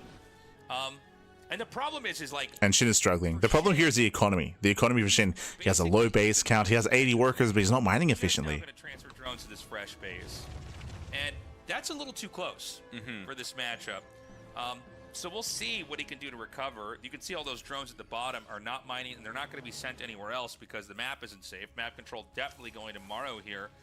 And with the even supplies, I think that there's going to be room for Maru to probably try to close the game up. But we'll see. We'll see if he overextends. You can ignore lurkers? Yes, in low enough numbers. Like, the lurker count is low enough where ghosts aren't required. You can just kind of split and just engage. SHIN, a large part of his just entire network is on that bottom base trying to get that set up yet again. There's a couple lurkers sitting there too, a Viper, like you said, a bunch of the drones that are... And now we have ghosts on the way. So now Maru, he already could kind of fight these lurkers head on anyway. Now he has ghosts to actually deal with them. Oof. More efficiently, I should say. Maru in these last couple of minutes, and so everything is trending upwards. Even he gets a free Viper. It seems like Maru is king at just finding all these little picks here and there. He's even going to try to come right back up into a nice spread, breaks through the lurkers, and potentially just wipe this base yet again. How did he split that like it was an AI? Yeah, that was just insane. They both went perfectly in opposite directions.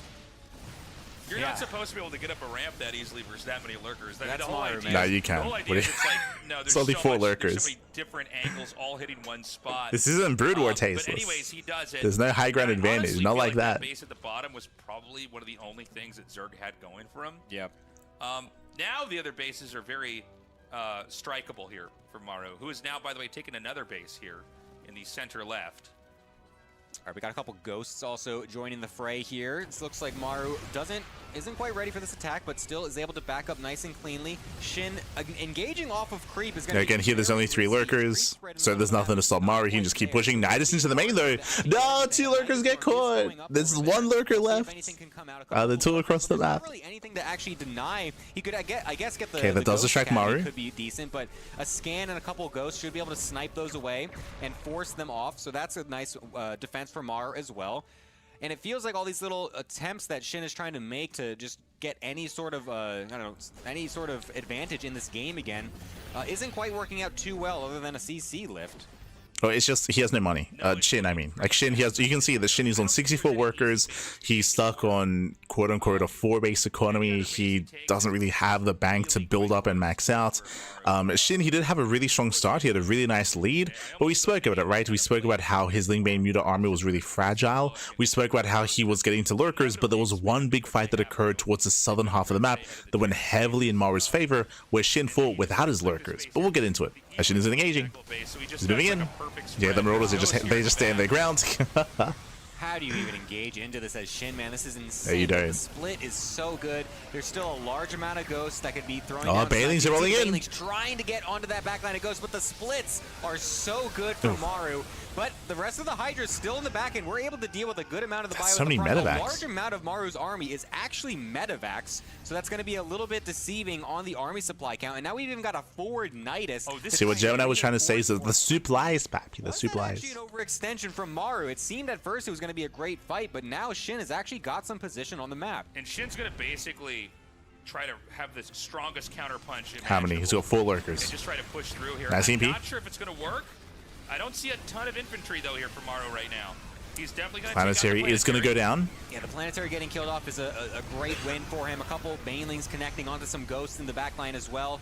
The supplies for both these players are getting so dangerously low at this point. 13 more SCVs are getting killed off, which means SHIN will actually have the eco lead again, despite everything that's happened in this game. Yeah. And Maru, he's got a massive army again, though, for the counterattack. So while SHIN was able to do a good amount of damage in that counterattack, now Maru, I feel like, is going to have a bit more tempo going towards his side to potentially try to end this game once and for all. You know, it's funny, like, I really like what SHIN did there, but I don't think it's enough for him to recover. Like, I think it's a good Well, SHIN, he had a really nice engagement. He was able to break the Planetary, which was great and all, but it still comes down to the economy. Look at the, I mean, again, Maru, he almost remaxes instantly. Like, Maru, he has more efficient mining. I can't say the same about SHIN.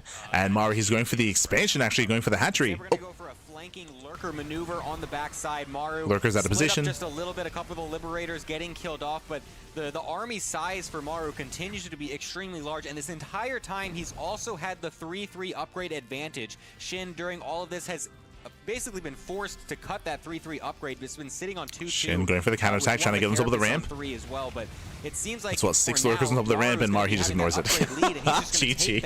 And honestly, SHIN just completely starved out towards the end of that. You can see he was trying to find anything to get any sort of engagement, but it just wasn't really working. He's like, all right, I don't want to deal with this anymore. Let's go to game number 2. GG, well played. Again, SHIN, as they were alluding to, he was out of resources, out of money. He was running out of steam, of course, as he was losing base after base after base. In the end, the ninja expansion that SHIN took did hurt him because it was so difficult for him to maintain that ninja base. But more importantly, it came down to the fight just outside. We were kind of trying to get into it. But initially, SHIN had a really strong start. He had a really nice lead for himself, but it all came down to the big engagement outside of his ninja base. If you remember, he kind of dragged his army down to the southern half of the map, where we saw a greater CranKy from Maru. Maru pushed in, and at the time, we were like, hold on. If you remember, we were like, where are the lurkers? Where are the lurkers for SHIN? They weren't with the main army. They were counterattacking. They were going for a run-by instead. And the run-by even was delayed, if you recall. So in the end, SHIN, he was forced to fight without lurkers, with only Ling Bane Hydra, with diminished Ling Bane Hydra with worse upgrades as well. Took a bad fight, and then we saw Maru snowball from there. The lurkers were able to counterattack, and they were able to get a couple of SCV kills and deny a little bit of mining, but that's it. Like, it wasn't really worth it in the end. And from that moment, SHIN was spread thin, he bled out too much, and he lost his lead. GG, well played. Very impressive comeback there out of Maru. And again, SHIN trying to transition out of Ling Bane Muta into Lurker tech, but wasn't ever really able to hit critical mass. I don't think there was ever a single point in this game where SHIN had more than 6 lurkers. I think at any point he had like max 6 lurkers, so he never really had a proper backbone to his army. He was trying to build up, but every time he tried to, he was spread thin, he was losing more and more lurkers. The Ling Bane Hydra army is very mobile, that's true, but in a head-on fight it is worse, and GG, well played. With that, we're getting into game number 2. This might be a map that he can bring in some interesting builds, some interesting cheddar cheese, maybe some proxy hatches or some early all-ins or something. Maybe Maru's actually going to be the one to throw out a proxy rax or something. It doesn't look like he's actually sending any SCVs though, so nothing too spicy to start it off, but maybe this is where SHIN can bring it back. Yeah, let's see what SHIN's got this time around. I mean, my biggest takeaway in that last game was it's like, you know, even when Maru, I think, makes a strategic blunder or takes a risk and it fails, the fact that he's just so mechanically solid, you know, he knows exactly how to take these fights. Even when he was, like, literally brute forcing his way up ramps versus lurkers. Yeah. His control was so good. That, you know, that's where it really, I think, becomes intimidating. Now, this game's going to be gas pool. I wonder what that's going to be. I mean, yeah. It's obviously you're going to try to get a couple links early on to potentially deny a low ground CC attempt from the Terran player. Being able to kill off the SCV is the best thing you can hope for in that regard, but maybe SHIN might want to go a little bit heavier with the aggression as well with this gas here. Could be trying to follow it up with some sort of Roach-Ling Ravager all-in or something to that effect as well. Very quickly, we're getting to Evil Heart. Evil Heart is the most aggressive map in the map pool. Bear that in mind, so there's a lot of aggressive potential. But very quickly, there's someone saying in the YouTube chat, casting over the casters. lame. Hope they gave you the okay to do that, or that's low. If you're maybe a little bit newer to StarCraft, maybe a little bit unfamiliar, but it is stated in the title of the stream, of the Twitch stream, of the YouTube stream as well. This is a co-stream. We do have permission. We've done this a couple of times. We were given permission to co-stream for RSL, for EWC, that's Esports World Cup, and for DreamHack Dallas as well, and I think DreamHack Atlanta, a couple of DreamHacks. So this is not the first time. This is like a co-stream, was like a quote-unquote react stream where we do have permission to talk over them, and of course they have done so, not just for us. There are other co-streamers. I think Upper Tree, he was also co-streaming a little bit. I know that Rotterdam was co-streaming a little bit. I think Berry Crunch is co-streaming, and a couple of others are co-streaming as well. So again, it's a part of the title, and again, we always do some whenever we do cast an event or whenever we do a co-stream, always with permission. Just as a heads up, I know that maybe some people are unfamiliar. So, you know, I think even though he didn't go in the main, he should probably know this is what's coming. He's basically just moving on the map. Coming back to the game, Virtual in, let's go. And if so, where is it? I like that he is checking the gold. Maybe he's seeing that last match that he had versus Classic, realizing that could be an option. So we'll be taking both into account, even going to the top left as well. Really wanted to make sure that it's not just a hidden expansion, that it is actually going to be some potential aggression. There does seem to have been an uptick in hidden bases in StarCraft 2 right now. Generally, it's like so SHIN is cutting workers at 18, is going for a Ling Ravager all-in. Maru's going for what looks to be a 3cc 2-on-1 setup here, but I don't think he's confirmed yet what's going on. The least expected thing actually can be very good because they just obviously don't expect it. The Reaper coming across will get killed off by the Lings. I like that SHIN hid the Ravagers as much as possible, because right now from Maru, this looks like just a little bit of Ling aggression. He doesn't know. Maru, there's no bunker on the high ground. He doesn't look like he's reacting. He sees nothing that he should be against a committed Roach Ravager follow-up. There's no bunker, nothing at all.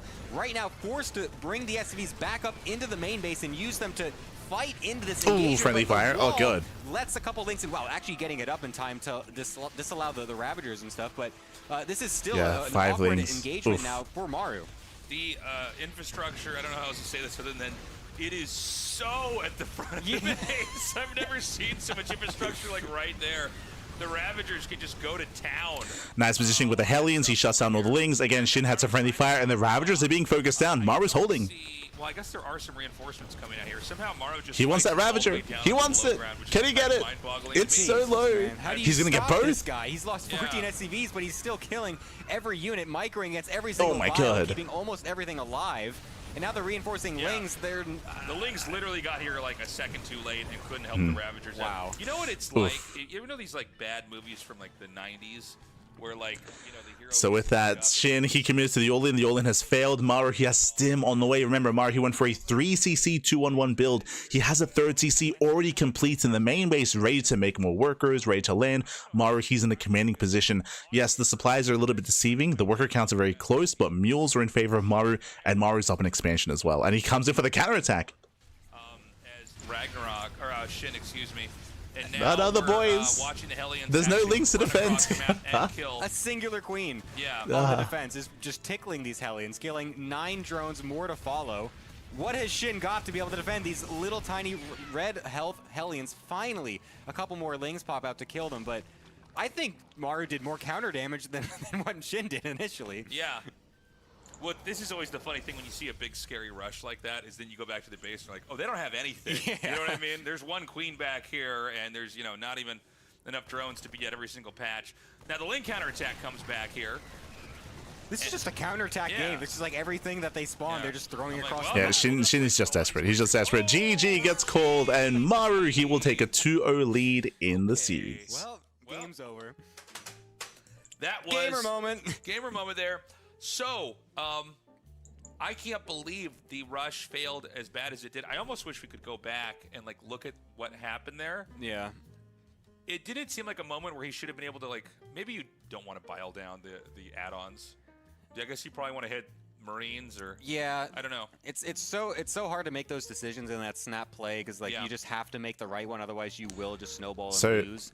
Yeah. It felt like Maru's micro against the bios was just so good. Like It looks like the casters didn't notice. The observer did. I don't know if you noticed it in the chats, but we did try to point it out. The observer specifically opened up the units lost tab to showcase it, but when SHIN was breaking into the main base, when he threw down the biles, he actually broke into the main base, the lings flooded in, and he biled his own lings, and he killed his own zerglings when SHIN broke into the main base. And that's when the observer intentionally, actually, I want to say boxed, and then showed the units lost tab. I don't think Gemini and Tasteless realized that, but SHIN did cause a lot of friendly fire. And when you're going for an all-in like that, when time is of the essence, when you have to kill your opponent then and there, every unit counts.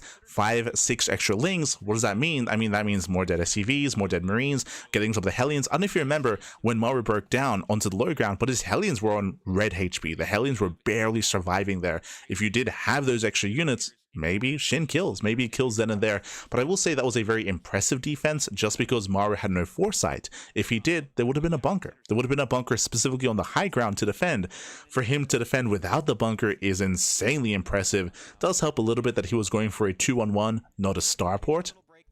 If he was going for a 1-1-1 Rax factory into CC into starport, then he would have less units to work with. But thankfully for Maru, he was going for a second Rax. So he had extra production, he had extra units to defend. So that did help in the defense, but also SHIN did fumble the aggression as well. Did fumble the ball. GG. GG, well played. With that, Maru takes a 2-0 lead, and we're going to be cutting to a break. Here. When we come back, we will be returning with game number 3, and the pressure is on. As a reminder, this is a best of 7, not a best of 5, so it's first of 4 wins. So 4 wins is all you need. We'll see you soon after the break.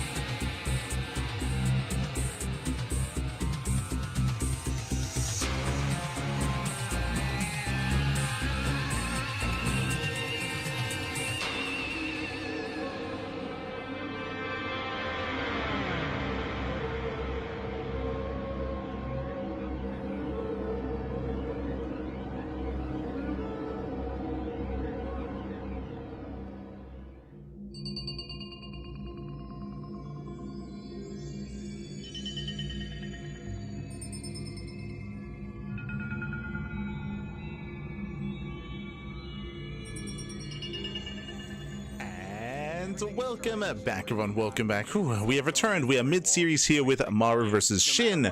Currently, Maru's up 2-0. He's up 2-0. He's up in the series, and it's a best of 7. So we still have more games ahead of us here, but so far, Maru has been looking insane. I will say that SHIN has had his own strong moments. Remember game 1? Game 1, SHIN was ahead. SHIN was in a better position, and then it slipped through his fingers.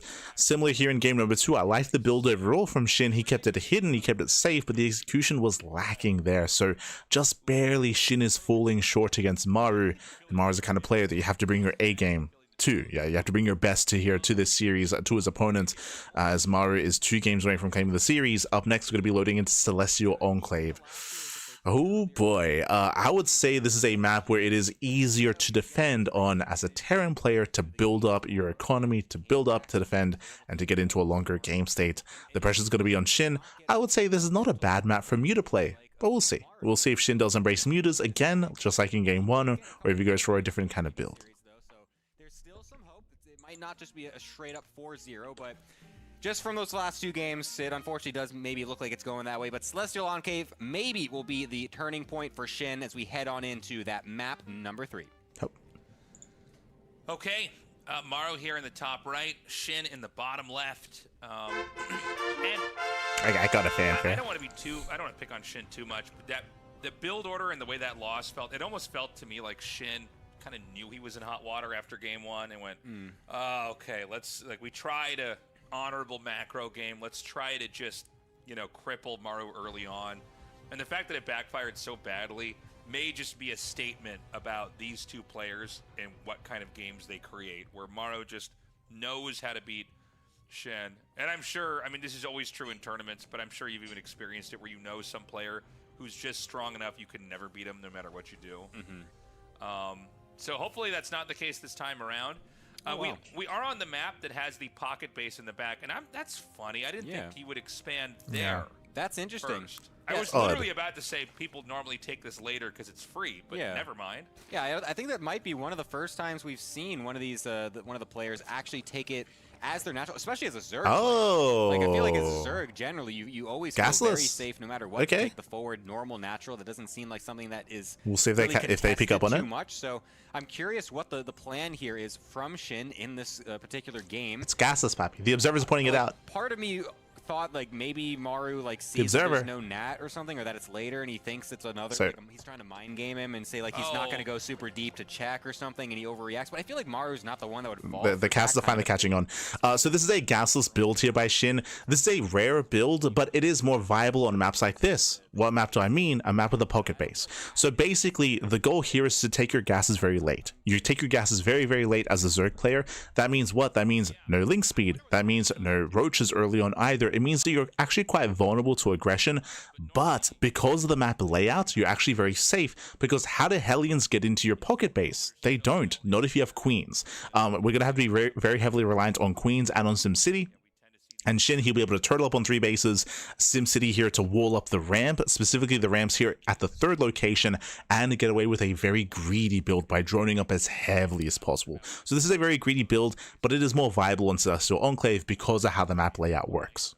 And we'll see if SHIN can get away with it. Maru, his reaction, his response here might be to go for an all-in, might be to go for a 1-1-1. Players like Clem are really good at punishing this build. If you remember, this build that SHIN is going for was very meta last year, the year that Clem won EWC against SherO. I want to say SherO went for this build 4 games in that series, 3 or 4 games, and Clem punished it every single time. But I will say it is difficult to punish here on Celestial Enclave, and Maru is going for a 3rd CC before Starport. Maru responds with an economic opener, not an aggressive one. Straight for the greed, and look at Maru also going for a straight low ground CC again on a kind of random base that you wouldn't normally see this on. This is disgusting. What am I looking at? This is criminal. No way SHIN scouts that. 3rd command center. If you lose the SCV that's making that, it doesn't finish. You know that's how risky that is. So winding it back, the reason why Maru can do this is because no link speed. So Maru should never be punished for it. No extra links or anything. Maru is making a very calculated greed move, thinking that SHIN is possibly going to send random links over to this base of all bases. He's making a great play, I feel like. This is an excellent read and adaptation compared to what SHIN is doing. It's double engineering bay 2.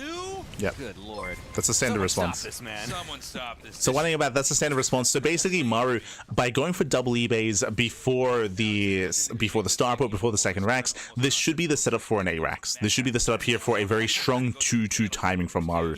Meanwhile, a big shout out to Tempo Jesus in the chat. God, my God, thanks so much. Thank you so much for the raid. Hope you had a great stream. Hope you had a great ladder session. Welcome back as well. I know you've been on a very long hiatus from StarCraft, so hope you've been enjoying yourselves. Hope you have enjoyed your return from WoW, from Kata, and hope you have a good time in StarCraft. Welcome back, Pappy. Welcome back. As we are currently mid-series with Maru versus SHIN, winding it back quickly, catching you up on the build. SHIN went for a gasless opener, very greedy build. Maru reacted with a third TC on location into double eBay, into a strong 1-1 and an even stronger 2-2 timing, and we're expecting this to become an A-Rax. Yeah, hopefully.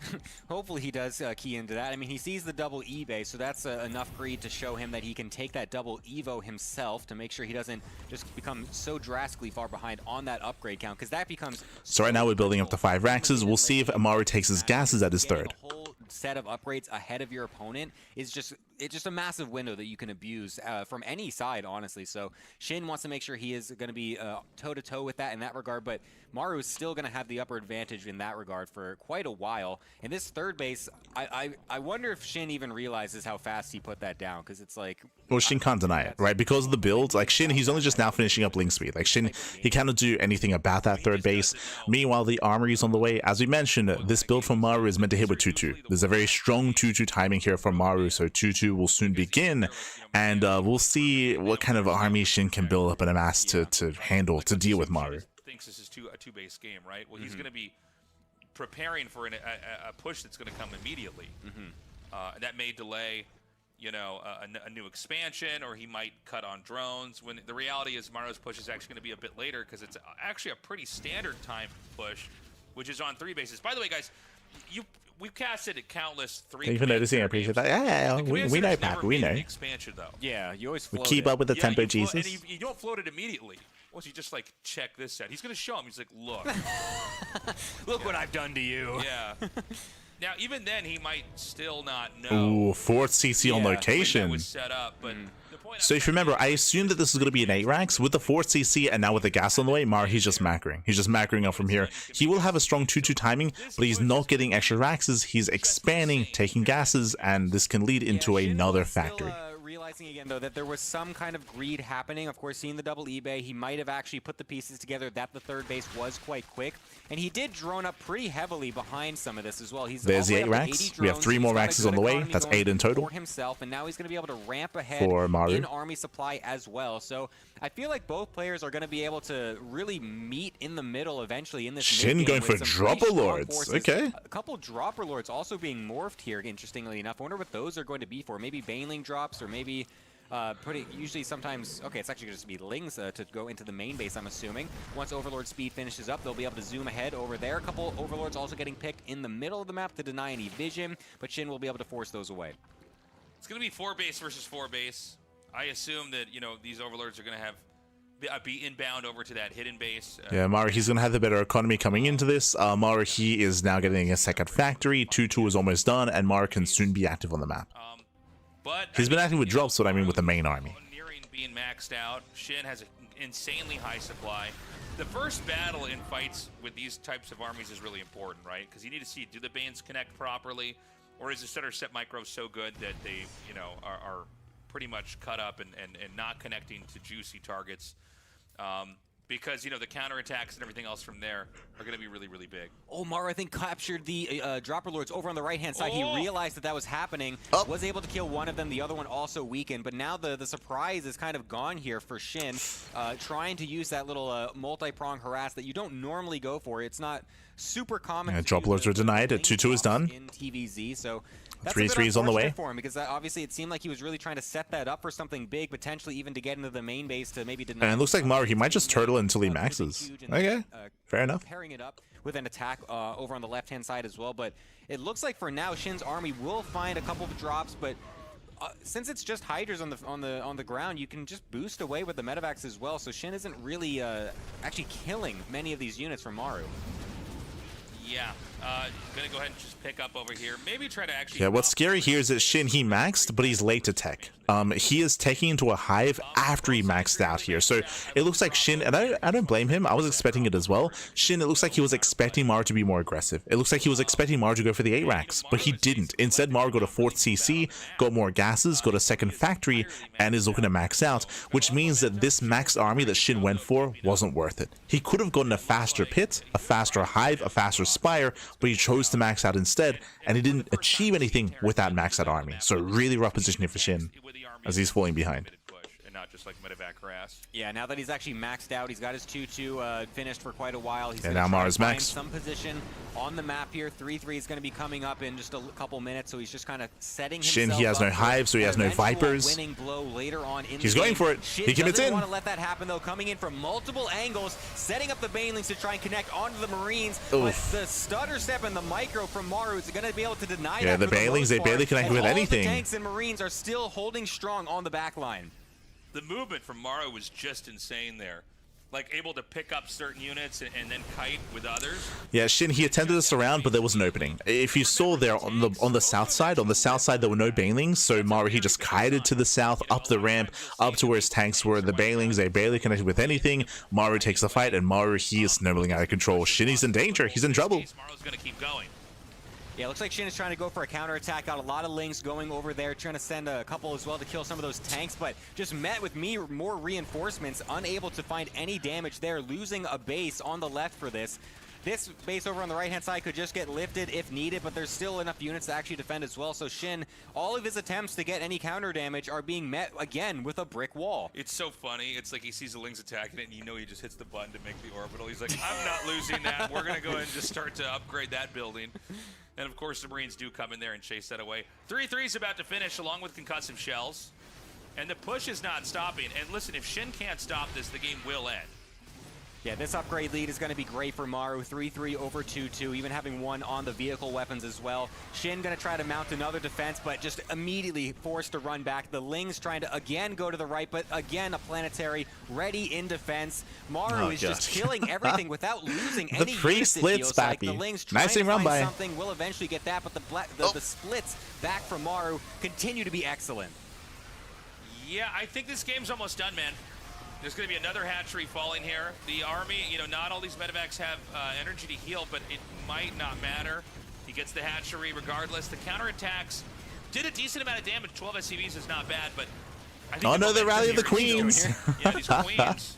It's an unfortunate miss rally, and again, we got 12 SCV kills, so SHIN was able to deal some counter damage, which is nice, but the main core of the army of Maru is still out there, is still up and running. One tank does get picked off, but SHIN, he's struggling to hold on here. Now he finally has the hive, and with that hive, SHIN, he has some vipers, so thankfully, with a handful of vipers, SHIN, he's able to barely hold on, but behind this, he has no lurker den, he has no lurker upgrades, like, he can't really make full use of the hive because he doesn't have an economy, because he's been losing his army, right? These rough trades have been killing him, and you can see SHIN, he has no bank. He has 82 workers, he's trying to saturate, but he has no bank. He cannot afford to invest into a greater form of army. He's stuck on Lingbane Hydra. He's stuck on a Lair Tech army. At least he has some Vipers, which helps a little bit. SCVs himself. He's got so many CCs that he can easily just replenish that eco, whereas SHIN, yeah, he's on 81 drones right now, but his army is not able to do anything at this point. He's got such a little army supply. Maru's right back up, nearing max again. He's already on the bottom. Does catch him out? Okay. Yeah. And that hatchery is hurting. Maru, he wasn't looking. Nearly no HP there. Bleeding out goes. They're going to get surrounded. But, you know, SHIN's barely clinging on to life here. Oh, wow. I can't believe. Oh, gets the medevac full of 2 ghosts. Finally, something going SHIN's way a little bit again. So we'll be able to pick that off. It's quite nice. So we'll be able to keep this bottom right base alive for now. Adrenal coming up as well is going to be very important for him to be able to take some more of these late game engagements and also allow his harassment, if it does start to keep going, be more effective. Because once Adrenal does kick in, the Lings really start to kill bases and other buildings much quicker. So it makes them much more effective in the late game. We'll see if Maru can stop him before it really gets to that point, as he's basically maxed yet again, trying to come on in to this bottom side of the map. Will he be able to actually kill this off? Yeah, there's going to be another big attack coming up here. SHIN looking pretty fearsome. Question is, where are the nice blinding rest of the clouds? infantry? It looks like they're slowly trickling in and meeting. Yeah, lands a couple of blinding clouds. The Hydras started stepping in, but again, there's no Ling Bane. Without Ling Bane, the Hydras, they just melt against the Bio army. Shin, he has to back off, trying to build up any reinforcements. Maru, he's rallying across map, and Maru, he has an overwhelming army supply. He's going for it. He's going for the kill. And remember, there's no lurkers. Yeah, this is looking great. There's no lunkers. He's just right in front of these banelings, barely even pre-splitting, honestly, just kind of disrespecting it. Now finally does go for it, but Maru will be able to clinch this third game, coming up very nicely so far in this best of 7. GG, well played. Again, Maru having a really strong reaction to what Shin went for. Remember, winding it back, Shin did not go for a standard build. He went for a gasless opener. He was very, very greedy, going gasless, getting his pocket base, getting his third base, staying on a very low gas count or non-existent gas count for as long as possible, being as greedy as possible. How did Maru react? I assumed he was going to go for a hyper greed into an Arax. He went for a hyper greed with a third CC on location, double eBay, into a fourth CC. And I mean, in the end, both players were just cutting corners, being very greedy in their own way, and Shin misread the game state. If you remember, Shin with his greed, what did he do? He maxed out, and I do believe that he expected Maru to be more aggressive. I do believe that he expected Maru to go for that Arax timing, but Maru didn't Arax. As we were mentioning, Maru instead got a gas, got a CC, got a factory, delayed his extra Araxes. He delayed maxing out, instead being even greedier and building up his economy and building up into a longer game. And that meant that Shin, when he maxed, he was stuck on a maxed out army, and he didn't do anything with it. He was stuck with a maxed out army, and that means that his hive was late, his pit was late, his lurker den was non-existent. Shin was ready for an attack that never came, and he fell behind. Did fall behind. GG, well played with that. Maru, he's up 3-0, and Maru needs one more game to claim the series. Oh boy. Una más, papi. Una más. You can land mules there the second it's done. I mean, that's big. Yeah. So, greedy play from Maru. Interesting to see how he mixes it up in each of these games. And we're going to go to game 4. And hopefully game 5, but probably not. It's probably going to be a 4-0 here, looking at his, the hell? how strong Maru is. We'll see if Shin can come These up guys are like, the series is over, papi. Just, yo, can we call up herO and have herO start the videos with Maru? Can we? It's like, Jesus. Calm down, papi. Calm down. Let him play. Jesus. In this series, I mean, down 0-3. It's so difficult to make that comeback. The full reverse sweep is just such a monumental task in some of these best of 7s, and against someone that you have never, I can't even emphasize that enough, never won a best of 3+ against. Like, how do you even possibly start this comeback? I mean, it's rough. It would be the craziest comeback in StarCraft 2 if he could do it. You know, it's pretty rare in a best. There we go. We're getting into game 4. In the bottom right-hand corner, we have Shin. In the top left, we do have Maru. And welcome to Winter Madness. Now, Winter Madness is one of the larger, more defensive maps in the map pool. If Maru were to play something similar to what we just saw, he could get away with it here, building up into a third, into a fourth expansion as well. What I should emphasize, though, is that the greed that Maru went for last game was a reaction. Remember, that was a reaction to what Shin had done. So we don't really expect Maru to be the initiator when it comes to cutting corners and being that greedy. So we'll see how our players do adjust. Shin is going for a standard opener this time, hatch gas pool. As we tried to emphasize last game, the gasless opener that Shin went for was very specific to the map Celestial Enclave. That was the best series of all time. Yeah, that's a pretty good rowdy voice. Thank you. You got the little sound that he kind of makes when he talks. That was very good. Well done, Gemini. So, in this game, I mean, what exactly is Shin supposed to do? Good play, I Mito. don't know. I mean, it feels like he's tried several different ideas and none of them have worked. You know, Maru, this time he went for tech into expand. And you know, he's shown such a comfortable range of play. I don't know. It's a mystery to me what exactly Shin could do better to try to take on Maru. It just feels like Maru has the answer for everything, and he can do anything. Yeah. There's no So strategy they're like, what can he do? And that, to be fair, you know, Maru, he's a really strong player. There's a reason why they're hyping him up. What I would say is, bring it back to game 1. Remember, Shin was ahead. Like, let's not gloss over that fact. Like, Shin, he was in a better position. He was ahead against Maru. Maru was losing game 1. Then he had the crazy comeback. Shin did make mistakes. We saw something similar a couple of days ago in their initial series in the upper bracket as well. So, along those lines, I would like to see us go back to something like game 1. What happened in game 1, if you weren't here for it, Shin went 2-base Muta. He went 2-base Muta. He was able to deal crippling damage, gain map control. It was the follow-up where Shin did stumble. So, we could see him bring it back and try to go Muta again and try to tighten up his follow-up. we'll see as we have Maru's build of choice going 3CC 2-1-1. Oh boy. But I mean, these guys, how many times do they face each other in GSL and other Asian? Yeah, as you can see, there's that third command center, there's that second racks. Fun fact, I would say that Maru, he's going 3CC 3 racks actually as a follow-up. This should be hard countering Muta play. This is, speaking of game 1, this is the same build that he went for in game 1. Looks like True, Maru's gonna same be build. Bringing back one of the builds that he used earlier on in the series. It's going to be that third CC into the 3 racks. I think this was on. Yeah, Gemini's caught up on it. The first map that he did. He this, knows, where Pat, he he did knows. that big marine move out that honestly it looked like it was the worst for him in the whole series, but still was able to recover from losing all the marines on the map and like 18 SCVs or something like that on the counterattack to the Ling Muta. So we'll see if he's going to try that again. I imagine SHIN won't. Well, actually, he's going for a pretty quick lair. Maybe he might try for some it's a fast lair or something interesting. But Maru, I feel like, won't be as aggressive with the marine move out this time, I'd imagine. Maybe. So, touching on what Gemini just mentioned here, as he does snipe the Reaper, but SHIN, he is going for a fast lair. If you remember in game 1, he went for a 318 lair timing. I believe this is a 330-ish lair timing, so this lair is not as fast as in game 1, but it's still a fast lair, nonetheless. So this should be for Muta play. This should be Muta play, and this is looking very similar to game number 1. Very similar from both players, from both sides. And paving the map with creep and trying to get ready for what's going to be a really, really difficult mid-game and late game here versus the likes of Maru, who just seems to be invincible in the matchup. 1-1 has started for Maru. I don't believe we've had any Evo chambers made just yet. But if they are, Yeah, there's a Spire. nobody misses a beat here. Maru will always be ahead. So Tasteless was looking for Evo Chambers, but again, we know that there was never going to be Evo Chambers because of the faster lair into 2-base Muta. So 2-base Muta out of SHIN. The downside of this build that SHIN is going for is that his Ling Bane is going to be weaker because his Evo Chambers are delayed. I'm not surprised that he's bringing this one out when all the cards are on the table, basically.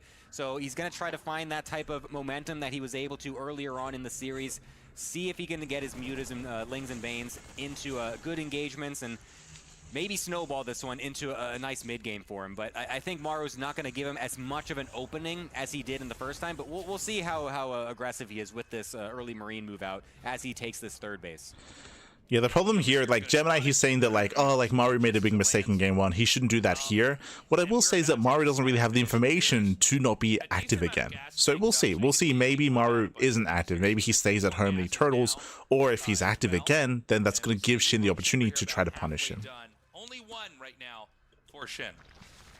Yeah, so those are going to make it a little bit more difficult to match the 1-1 upgrades and eventually the 2-2 that'll be coming out from Maru. But all of the leverage that he's trying to find in this game is coming from this Muta play. He's going to see if he can get any sort of backstab damage, take Maru by surprise a little bit by going for this fast Muta again. Zero scouting from Maru on this tech, so no seeing of the extra gases, not seeing the lair, of course, and getting a blind turret. So he he's knows. not going to have that information to know that it is going to be a fast Muta. Is he preparing for it anyways, though? I do see a couple turrets being made in the production tab. Nothing in the main for now. Yeah, wow. Like He scans, he there we sees. go. Now it does drop that Yeah, he down. just scanned the natural, Is he aware knows. of the possibility and even gets the scan to confirm at this point. So he knows that the Mutas are inbound, but where is SHIN striking first? And SHIN is going to go up here into the natural. There's one turret here and a couple Marines, so nothing of major consequence is going to happen here. So a very nice reaction here by Maru, very strong response. He denies the Muta I play. think the turrets are going to be set up pretty nicely. Will we have Terran actually push out? He seems to be forking his... And so far, this is a cleaner game out of Maru in game number 4 compared to game 1. You know, with the fourth base finishing, it is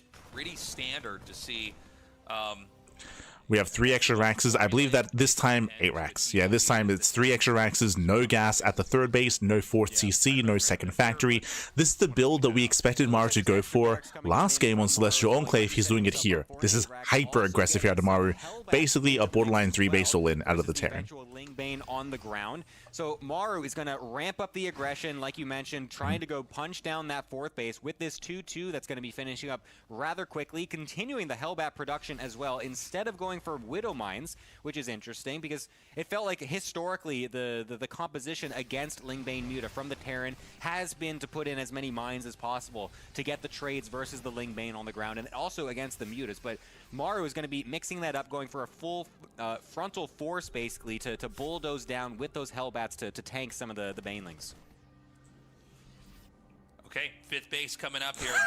Maru is not going to Okay. strike. I think Well, I do want to echo what Gemini just said, and I think it's really cool that he brought it up that Maru is mixing in Hellbats instead of Widowmines. It is it's more unique, 100%. It's more unique. It is more aggressive. It is more all-in. Again, echoing what Gemini just said, he wants to just barrel his way through. Nice contamination here on one of the eBays, but Maru's army is still looking terrifying. And again, he has no intention to macro from here, to tech away from this. Yeah, he's really just been able to deny these mutas. Just waiting for 2-2. I do like that SHIN has an Overseer in the main base, at least trying to deny these upgrades for a little bit. Unfortunately, he's delaying the armor instead of the weapon upgrade, so it would have been nicer if he could have gotten that. But basically, anything is good for him at this point. There's a massive Baneling and bold Lane move. run by over on the top right-hand side. Going for the counterattack. We'll see if that's going to be able to get any damage or when SHIN actually wants to go in for it. It looks like he's trying to draw the Terran army as far away from that portion of the map as possible before going in with that massive army, and he's going to try to trigger that right now as the bio finds its way onto the creep. Okay, the big counterattack is going to come in here now. He is going Good to try reaction. to overwhelm this situation here. Now, remember, the Banelings that are coming up here, these could have been used He's breaking into the mineral line. He's going for the natural. So this, okay, that was insane. That was, Yeah. I can't believe how many workers he killed. That's Yeah, he kills 2 mineral lines. 30 SCV is going to be going down. Liberator's getting caught out as well. Very nice catch here for SHIN, getting 31 workers. More importantly, he drags the entire army back home. He delays the all-in. So he already has 24 more. Really good. And remember, Maru, he has no intention for the game to go on any longer. He's trying to push out once again, and we can see SHIN setting up another counterattack. Plan is simply to counterattack as much as possible. Once Maru gets all the way across the map, the rest of the army from SHIN is back in the natural yet again. He's trying to make as much chaos happen as possible, so that way it forces Maru. It dives on the reinforcements. Do you commit on the? And we're going for the base trade. To defend, and for now, it looks like he's going to commit. God, we got the Baneling's nest right over here too. So when that goes down, that means you can't get any more Banes for the time being until it's remade. But I mean, Maru is just going right up towards the main. And I don't know that this army can be killed. We don't see SHIN running back. And I agree here. Like in a head-on fight, Maru will win. Without Banelings, like how do you deal with Mass Marine Marauder like this? You don't. Yes, SHIN, he does have a more mobile composition. He's trying to break down all the buildings. Trying to. So the question is, with what SHIN has, can he wipe out what Maru is hitting him with? And I think the answer is actually no. I could be wrong. Yeah. He's also remade the like the Banelings. Okay, never mind. He's got a bunch of Banelings. Of this defense. That means he can take a fight. More Banelings to defend against the 54 Marines that Maru has right now. 24 the 6 Banelings Hellbats are also going to be key in blocking some of those Banelings from getting the nice connections. You're just going to really smart that SHIN rebuilt the Baneling nest. Really smart. The Marauders also he has a chance. will be filling that role, and now it looks like Maru is going to be trying to go to the last base for He's collapsing in. Let that happen. Okay, the Banes are going to come in here. There's not enough surface area Oh for my Maru. god. A huge pickup. He's going to try to drop these back off into the And SHIN has done it. Here as well. SHIN, he's done it. Nice engagement. Pulls the coming out from boys. SHIN, forcing these, but now the Muta's actually getting a little bit over-eager as the rest of the Lings do finally come on in, but now they're forcing the bio to lift off, and that's when SHIN can get the snipes on the medevacs as well. So honestly, a pretty good defense so far from the initial attack, and SHIN also still has a good amount of drones behind us. The target firing on the Mutas. Best for SHIN. He might be trying to go a little bit too far, but I think he's actually still going to be able to kill off some of this units. Yeah, he's done it. Okay, so SHIN, he shuts down the all-in. He cleans up the army again. So crucial that SHIN was able to rebuild that Baneling nest and able to build up those Banelings to deal with the army. And now Maru's stuck on 2 bases. SHIN, he is on 3 expansions. 39 drones. Yeah, this is looking good for SHIN, I feel like. I mean, he's going to be able to keep some of his drones alive. Yeah. Honestly, those 3 Hellbats actually... Like, as soon as we panned over to the Banelings, it was like, oh, SHIN's he's fine. Like, he does have enough to deal with the army. But now Maru's got a second wave. Drones alive. I just realized Maru has 3-3. Yeah, Maru actually finished 3-3 during all of that. That's actually going to be huge if this starts to get a little bit later. Was the Spire remade? I actually don't know. I don't believe it did. No, it's not. It's just going to be Lings and Banes. So, I mean, the problem with Lings and Banes, so every Muta is really important here. You know, Mutas pair so Gets well into with the natural. Bane. Distracting Maru. Oh gosh, he doesn't really have enough to defend. Nice pickups. Yeah, the rest of the Marines are actually over 3 on the Marines attack, camping the production. To kill that top right base. So that means the main base yet again. Ooh, but SHIN, he will lose his expansion. Does he get the Marines? Sorry, the drones even. Of always backstabbing, Doesn't get them. counterattacking anytime Maru tries to take any real estate on the SHIN, map. he escapes with the workers. Right back in there in his main base, forcing off the strange decisions. Where does Maru engage? So all the tech's here, right? I mean, not that there's a lot of tech, but like the, Yeah, yeah. I mean, the spawning pool, the Baneling's nest, he's starting to get a layer again. But, excuse me, he can just camp over the infrastructure, right? But Maru, he he's won't be able to kill trapped. this off yet again, but Here there's comes the Ling so Bane. much here already again Oh my from God. Shin. He's trying to get an engagement as Maru, but Yeah, the Maru, rest he's the running Ling out of Bane steam. is gonna He's be running out of fully army. enough to deny this. The CC is even getting lifted off as Maru once again forced into one base. It's getting killed off as well. It feels like Maru is having such a hard time actually getting a punching blow onto Shin. He's able to just barely survive with enough things, enough infrastructure to continue to remake. I think Shin can win. I think there's just too many mutas. There's too much on the ground. Shin's been ahead for the past couple of minutes, yes. So I think Shin, he might have a chance. Yeah. I mean, again, when we panned over to the Banelings, like, that's when we knew. God, he made a lot, though. Yeah, I mean, he's scanning Maru, that is something. Again, Maru is down to 10 SCVs. Maru, he has no economy. Shin, he's on 2 bases. He sees no base on that one. He still has his tech. He can still build up Banelings. False interpretation of where he's at in this game, but this is honestly going to be quite difficult for Maru. I don't even think a player of his caliber can find a way back. Oh, into this no, game. sorry, he lost Shin the is Baneling doubling nest. his supply. He's only got 31 drones, but his army count is crazy. Sure, the upgrades are not good for him, but it feels like with what Maru has, you can't really get a good engagement. 7 Banelings only on the field, but 90-something Lings? Here comes this How around. engages is Maru? Collapsing on the army. He's so good at clicking down the Banelings from a distance. Banelings connect. Excuse me. He's going to pick up again and try to unload over here on the high ground. I think you're right, though, about the Lings. It's just too many. GG. Shin takes GG, well played. Shin does put a point on the board, despite the casters having no faith back. But GG, well played. Shin does put a point on the board. Winding it back here, again, it was still a very intense game. If you recall, Maru went for a 3-base all-in. He went for a big 8 racks timing with 3-3. Sorry, with 2-2 really into 3-3 eventually.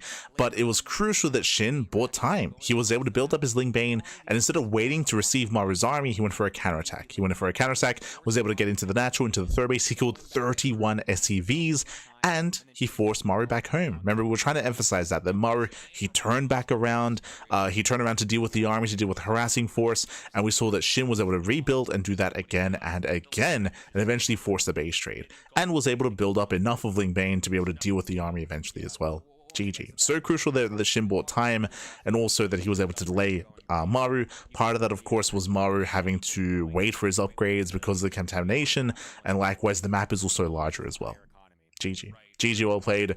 With that, we have a series, we have a back and forth, and now Shin, he's taking the game. Can he take more than that? Can he force the ace match? Can he bring us all the way to game 7? It's gonna be a mountain to climb here. It's not gonna be an easy series for Shin. He has taken the first step, the first of an important step in this series, and we'll see if we can keep on going. Very quickly, when it comes to the rest of the maps ahead of us, let's quickly double check here. Up next, we're going to be loading into Botanical. Ooh, a map that I'm very unfamiliar with. Botanical is, I don't think this ever made it into a ladder map. Yeah, never made it into the ladder map. Was a TLMC 20 map instead. Interesting. It looks pretty aggressive. It looks very versatile, very unique. So we'll be getting into that a little bit later here. I think they're cutting to a break. So we'll be back soon with the remainder of the lower bracket finals. That's where those are for sale. And we're going to take a short break. When we come Yeah, back, they come to a break. See you soon. See you soon. Maru versus Shin.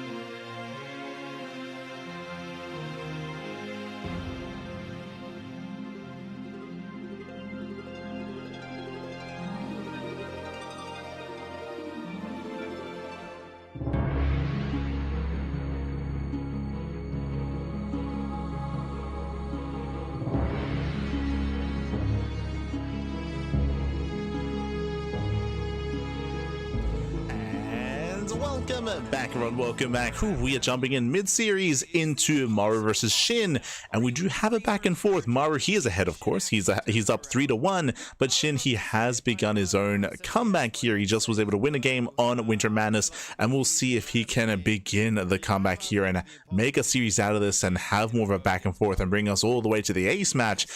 It's going to be a very tough road to travel here for SHIN, but I would love to see more games. I'd love to see more games here. Up next, loading into Botanical for game number 5, a map that I'm very unfamiliar with. Very unfamiliar with Botanical, so I don't really know what we're going to be stepping into. From my understanding, I believe this is a more aggressive map. I believe it is a smaller map, has its own quirks. We'll find out as we get ready for it. Matchup in StarCraft 2, but if SHIN can make the reverse sweep happen versus Maru, that's the stuff of dreams, man. Yeah, in the FGC, they say if you can win a game, you can win a set. It is possible for sure. We'll have to see. He looks in very good spirits there on the player cam, I gotta say. Looking comfortable, looking confident, you know, laughing it up. The map here is going to be Botanical for game number 5 state. In the top left, we have SHIN as the red Zerg, and in the bottom right, it is the Terran Hope Maru as the blue Terran. Yeah, Maru has been looking so good this series, but SHIN now finally fighting back in game number 4. And you have to wonder how Botanical is going to play into this one, because we've seen some very deadly TVZ pushes on this map. There's this junction between the natural expansion and the third where Terran can basically push almost from the high ground with this ramp location right here, and it is just so siegeable. Third base, tanks even creeping and crawling towards that natural expansion. It's very easy for the Terran to encroach on the heart of the Zerg base. Yeah, there's a ton of good tank positions around here. On the flip side, if you advance too much, there's kind of multiple angles the Zerg can come from, but the Terran doesn't often have to commit that hard, right? They can make the Zerg run into them. We'll have to see if that plays into it, but right now, T-Rex Reaper. We have a 2-Rex on our hands. I spoke too soon. Yeah, 2-Rex with a gas as well, so a little bit of a throwback to a build that Byun had popularized, I want to say a couple of years ago now, which took the TBZ world by storm a few patches ago. These Reapers on the low ground were all the rage. You get some map presence. You can potentially even deny a third base or at least delay it in TBZ, and it's cool to have Maru bust this thing out in a best of 7 series. You don't see it all too often these days. I would say that's not true. We do see this quite often. So this is 2-Rank Reaper. This is something that did permeate and was very common, very popular 2 years ago. If you remember, Maru actually did help invent it alongside Byun. I mean, I say that's a little bit disingenuous. Juanito, especially, he was the one that invented the build, and then Maru and Byun took it from there, and they showcased it at DreamHack Atlanta. That was at the end of the year, I believe in 2023, if I recall correctly, and then it permeated throughout the meta coming into 2024. But again, Maru was a big part of that, for those that are unaware, so he did help popularize this, and we're going back into it here and now, and we still do see this every now and then in the current meta of StarCraft. If Maru is consistent with the Reaper production, that might be possible, but he's transitioning into Marines relatively quickly. Yeah, meanwhile, a big shout to Gross Papa in the chat. Ga Papa, or Ga Papa. But thank you so much for subscribing for 4 months, Pappy. Thank you so much. We do appreciate the support, and I hope you enjoy the content, hope you enjoy the casting, hope you enjoy the StarCraft. Of course, we are still mid-series, and we are co-streaming the RSL. That's why you can hear the other casters in the background. They are, of course, covering the event live, and we are merely co-streaming it here alongside them.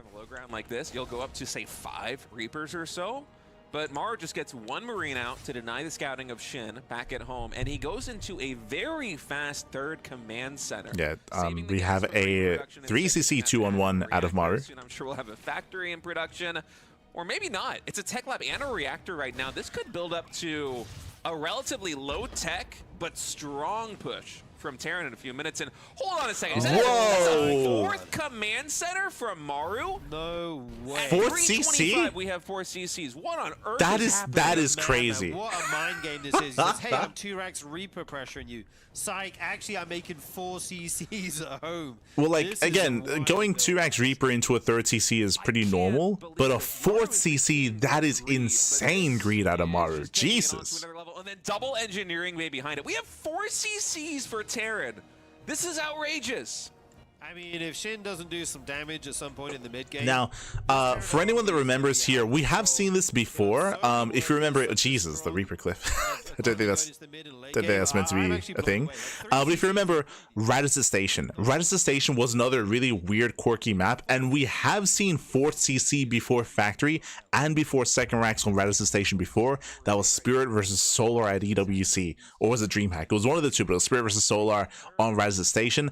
But Radisson Station was also a very extreme map, if you remember. That was a very extreme map with a pocket base, with a safe and secure natural as well. So there was reason, there was rationale behind cutting corners on Radisson Station. Here on Botanical, I didn't see the rationale for it here. Like, like it is even riskier to do here on Botanical. Crazy, baby, crazy. Possible Terran Eco, a pro-level TVZ this early on. It's ludicrous. Maybe in Spirit it was like Spirit was greedier than this. If you remember, Spirit, he went 4th CC before Second Racks. Here it's Second Racks into 3rd and 4th. So technically Spirit was greedier than this, and he did beat Solar in that game as well. Fun fact. So Spirit was greedier than this, but again, it was a safer map. Like, I should emphasize that we have seen crazier builds than this on safer maps. Did he see that or not? Yeah, I'm not As opposed to sure. Botanical. If SHIN glimpsed it, he would have glimpsed it after it had lifted, so we can't even check through the fog of war. Now, very quickly, it's gonna be a 3 racks follow from here. So we're building up to 5 raxes, fast 1-1 into fast 2-2. Yeah, it looks One way like or it the was other. close. Just like in crazy greed out of Maru. I don't think we'll see an insane reaction from SHIN. Even if he did, I don't think he's going to suddenly just start making lings and try to bust this down. You don't have any tech like, you know, Road Ravager or Banes to, or Mutant. Oh, and also, sorry, I was a little bit distracted by the build by what Maru was doing. But thank you so much to Hinter Listing in the chat for the $10 donation. Thank you, puppy, thank you. We don't really get many donations here. We get like 1 donation every like 3 months. Like, we don't really get many donations or tips. So thank you so much. We do appreciate it. Thank you. Do appreciate it. Live VIP/CranKy Ducklings, best commentator regarding build maps and strategy in SE2. Learn a lot from my own playthrough from your stream. Thank you for streaming. Oh, thank you. I'm glad we're able to help. I'm glad we're able to impart some knowledge and some strategy in some way. Thank you. We do appreciate it. Do appreciate it. Going into a layer, adding in the Baling Nest, 1-1 Appreciate the kind words. We appreciate the donation. Just had the one evolution chamber opening at the very we have 3 more racks on the way, so once again we're building up to an 8 racks. Like this looks like a regular like 2-1-1 in 2 racks 3rd CC into an 8 racks, except for the 4th CC. Like, that is throwing me off hard. This should be a 3 base all in, but it's 4 bases. So I'm caught off guard, pappy. 2 upgrades.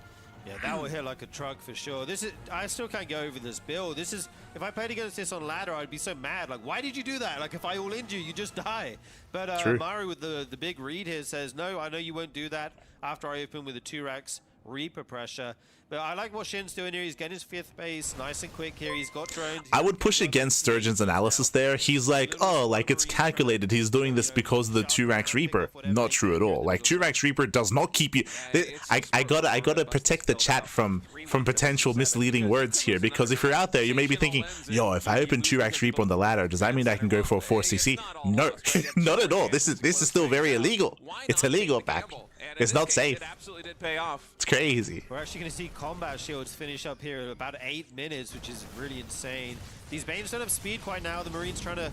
Also, thank you so much for the 1,000 bits in the chat. Thank you, Kaczynski. Kick up there into the medevacs and fly away. Thank you. Nice little harassment here by Maru. Gracias. Who's yeah, just looking at a pretty comfortable position here. Yeah, already adding an extra extra tech labs, I should say, on the barracks built on the low ground here. That's going to be for Marauders because he's anticipating fast ultra coming in from SHIN.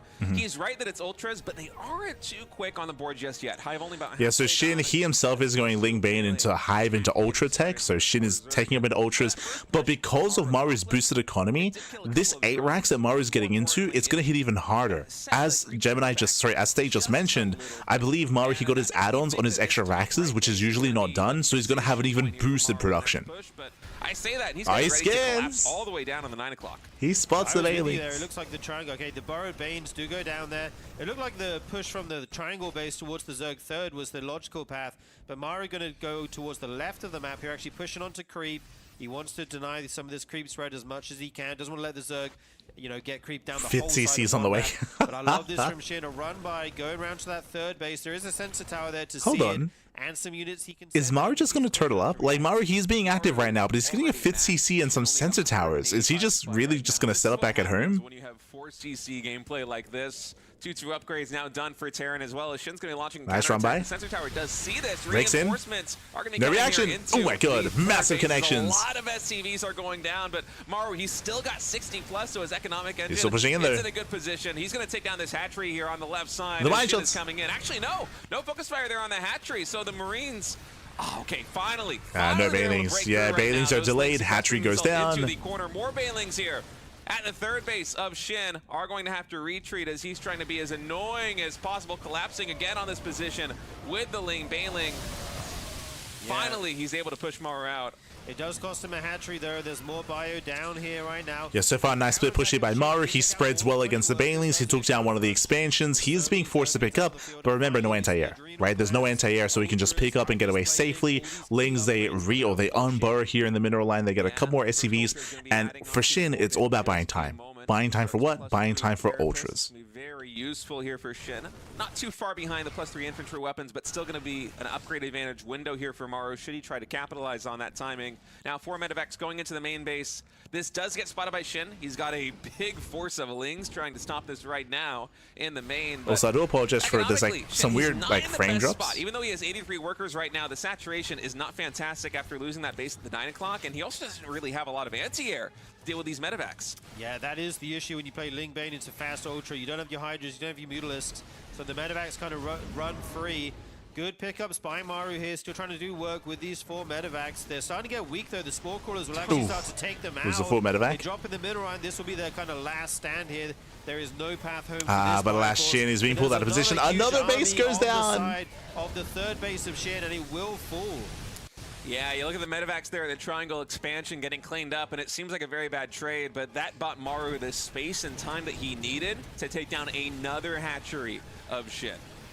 A nice little counterattack. Yeah, and Maru, he killed the 4th, he killed the 5th base, and even though Shin is squeezing out ultras, the economy is suffering here. The economy is suffering for Shin. It's getting worse. Oh no! The initial trade there from the Marines was so good into those Zerglings, and then he picks up. Man, beautiful moves by Maru right now. Shin hasn't even retaken that base on the left hand. Yeah, Maru's just trading so efficiently. He still has the better economy as well. He has momentum. Now Shin, he's slowly building up those ultras, and he can, if he's able to buy enough time to build up the critical mass, he can maybe take a fight, but he needs more time. At this point, once you factor in the mules. Oh, absolutely.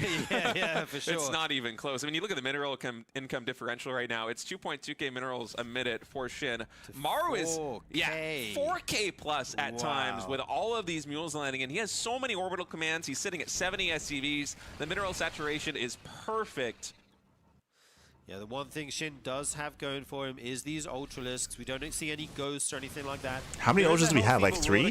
Which can try to deal I don't with think there's that many. This hatchery forced to cancel, but Lings once again get into a mineral line here. Yeah, they're going to find some more SCV damage. Yeah, but 3 there are ultras so to many defend. command centers to replenish that word count as quickly as Maru needs. He is still maxed Oh out. god, Shin's out of position. The third base goes down. The triangle expansion. Parasitic Bomb is going to drop one of those medevacs. Maru immediately identifies it, peels that one away, gets 2 queens from the low ground once more. Shin's on 4 bases, but it feels like it's 3.5 bases because these Marines have been such a problem on this mineral line. The multitasking of Maru is... Well, the problem is that, like, the quote-unquote drone count and base count is okay for Shin, but he's been losing so many bases and he's been denied so much mining here that the mining is so inefficient for Shin. Ultra goes down. There's only 2 ultras left, so that ultra timing that Shin was trying to hit, he can't afford it. He just can't afford the ultras. Yeah, the multitasking is just unreal. This feels like a war of attrition, and normally you would favor the Zerg in a war of attrition, but Maru's economy is so through the roof off that 4cc opening, now taking extra expansions, a lot of them even orbitals, not even planetary fortresses, as every single base of Shin seemingly is under fire, drones going down, just non-stop, every which way, and he's having to remake so many hatcheries right now. He's retaking the 9 o'clock expansion, but the mineral lines just cannot get saturated. Those two Marines had more than 20 kills between. Yeah, just cannot saturate the bases. The Medivacs finally go down, but he snipes the Ultra Cavern, so what you see is what you get. I believe that is a 4th Ultra on the way with 2 Infestors, so he can land a Fungal. He can try to land, I mean, he has no Microbial Shroud. There's maybe a chance here for Shin to maybe take a fight, but for the most part, he's just being pulled apart. He's being pulled apart. More drones are going down, and Maru, he's getting out of hand. He's getting out of control, showcasing why you have to punish a Terran, or why you just can't let a Terran player get away with 4 CC. That'd be crazy, crazy. And again, we've seen greedier builds from Spirit, but on different maps, right? On safer maps. I would say that this map is open enough where you could have been aggressive. You could have been more assertive here, but Shin, he was maybe just a little bit traumatized from the series overall. Maybe wasn't really feeling too confident about pushing into Maru. I don't blame him after how the series has panned out, and that lets Maru get away with the greed. Crazy. Killing bases left, right, and center. 6 hatcheries have gone down this game. It's just a masterclass of macro TVZ that we're seeing right now from Maru, and it all started with a little bit of a gamble going for that fast 4th command center. At what, 3 minutes and 30 seconds or so, he did that 4th CC. Shin was not able to punish it.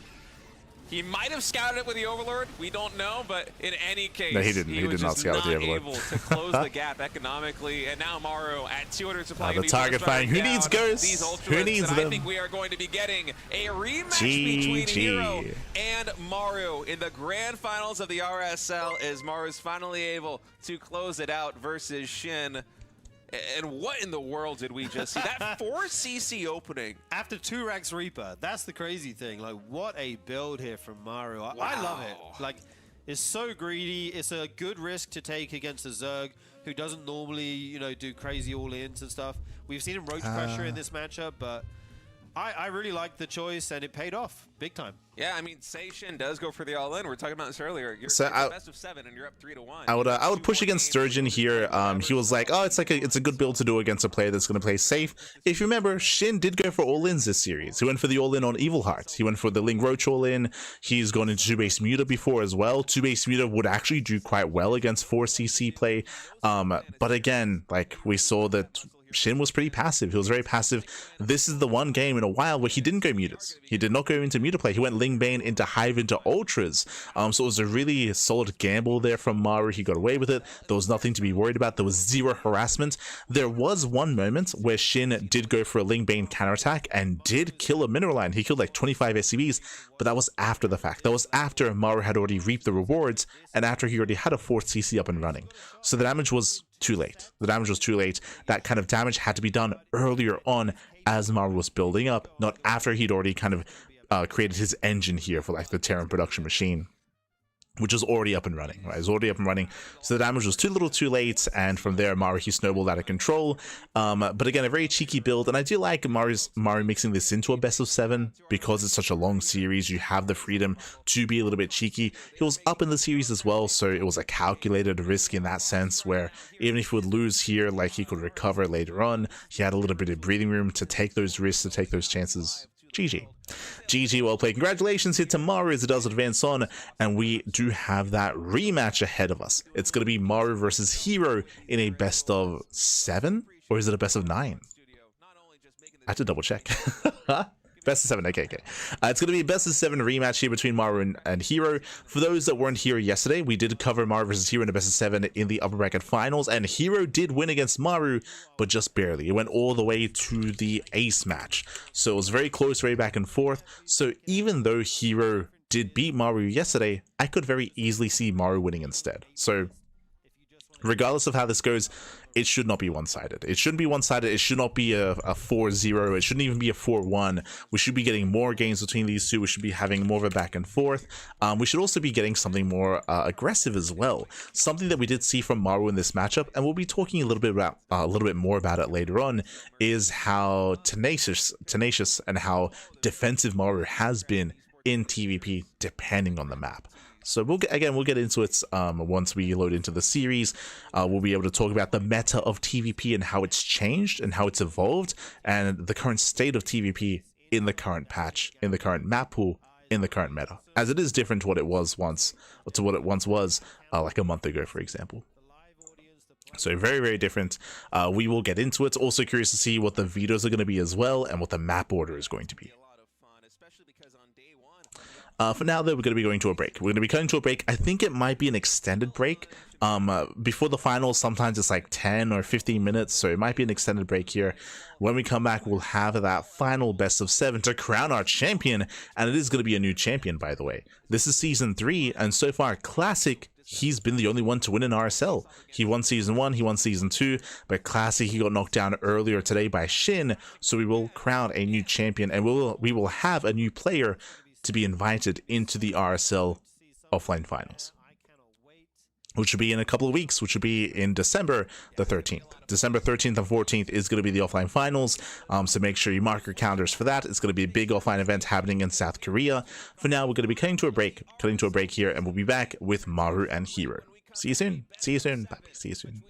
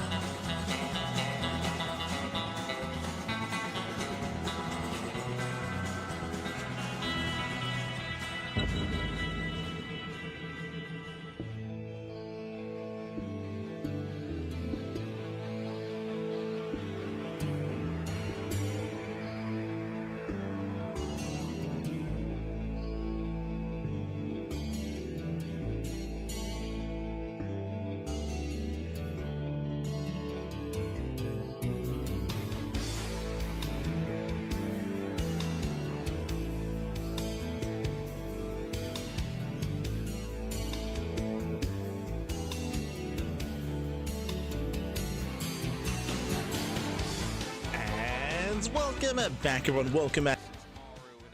Welcome back to the Grand Finals. Us Grand Finales here of the RSL Revival StarCraft League Season 3 Playoffs Day number 4. I do apologize for the extended break. There were some people that caught on in the chat, but the mainstream went down. The mainstream did go down, so there were some delays when it comes to bringing the stream back up and making sure that the internet issues were non-existent anymore. So again, a bit of an extended delay here, but regardless, we are back. The mainstream is back, and we are able to jump into our fresh best of 7. Here we go, and this is going to be a rematch. Again, Maru, he was able to fight his way through from the lower bracket finals over SHIN, and now he's up against herO for that rematch. For those who were here yesterday, herO and Maru, they faced off in the upper bracket finals, and they went the distance. It was very intense, very back and forth, a very high octane series between herO and Maru, but did barely go in favor of herO.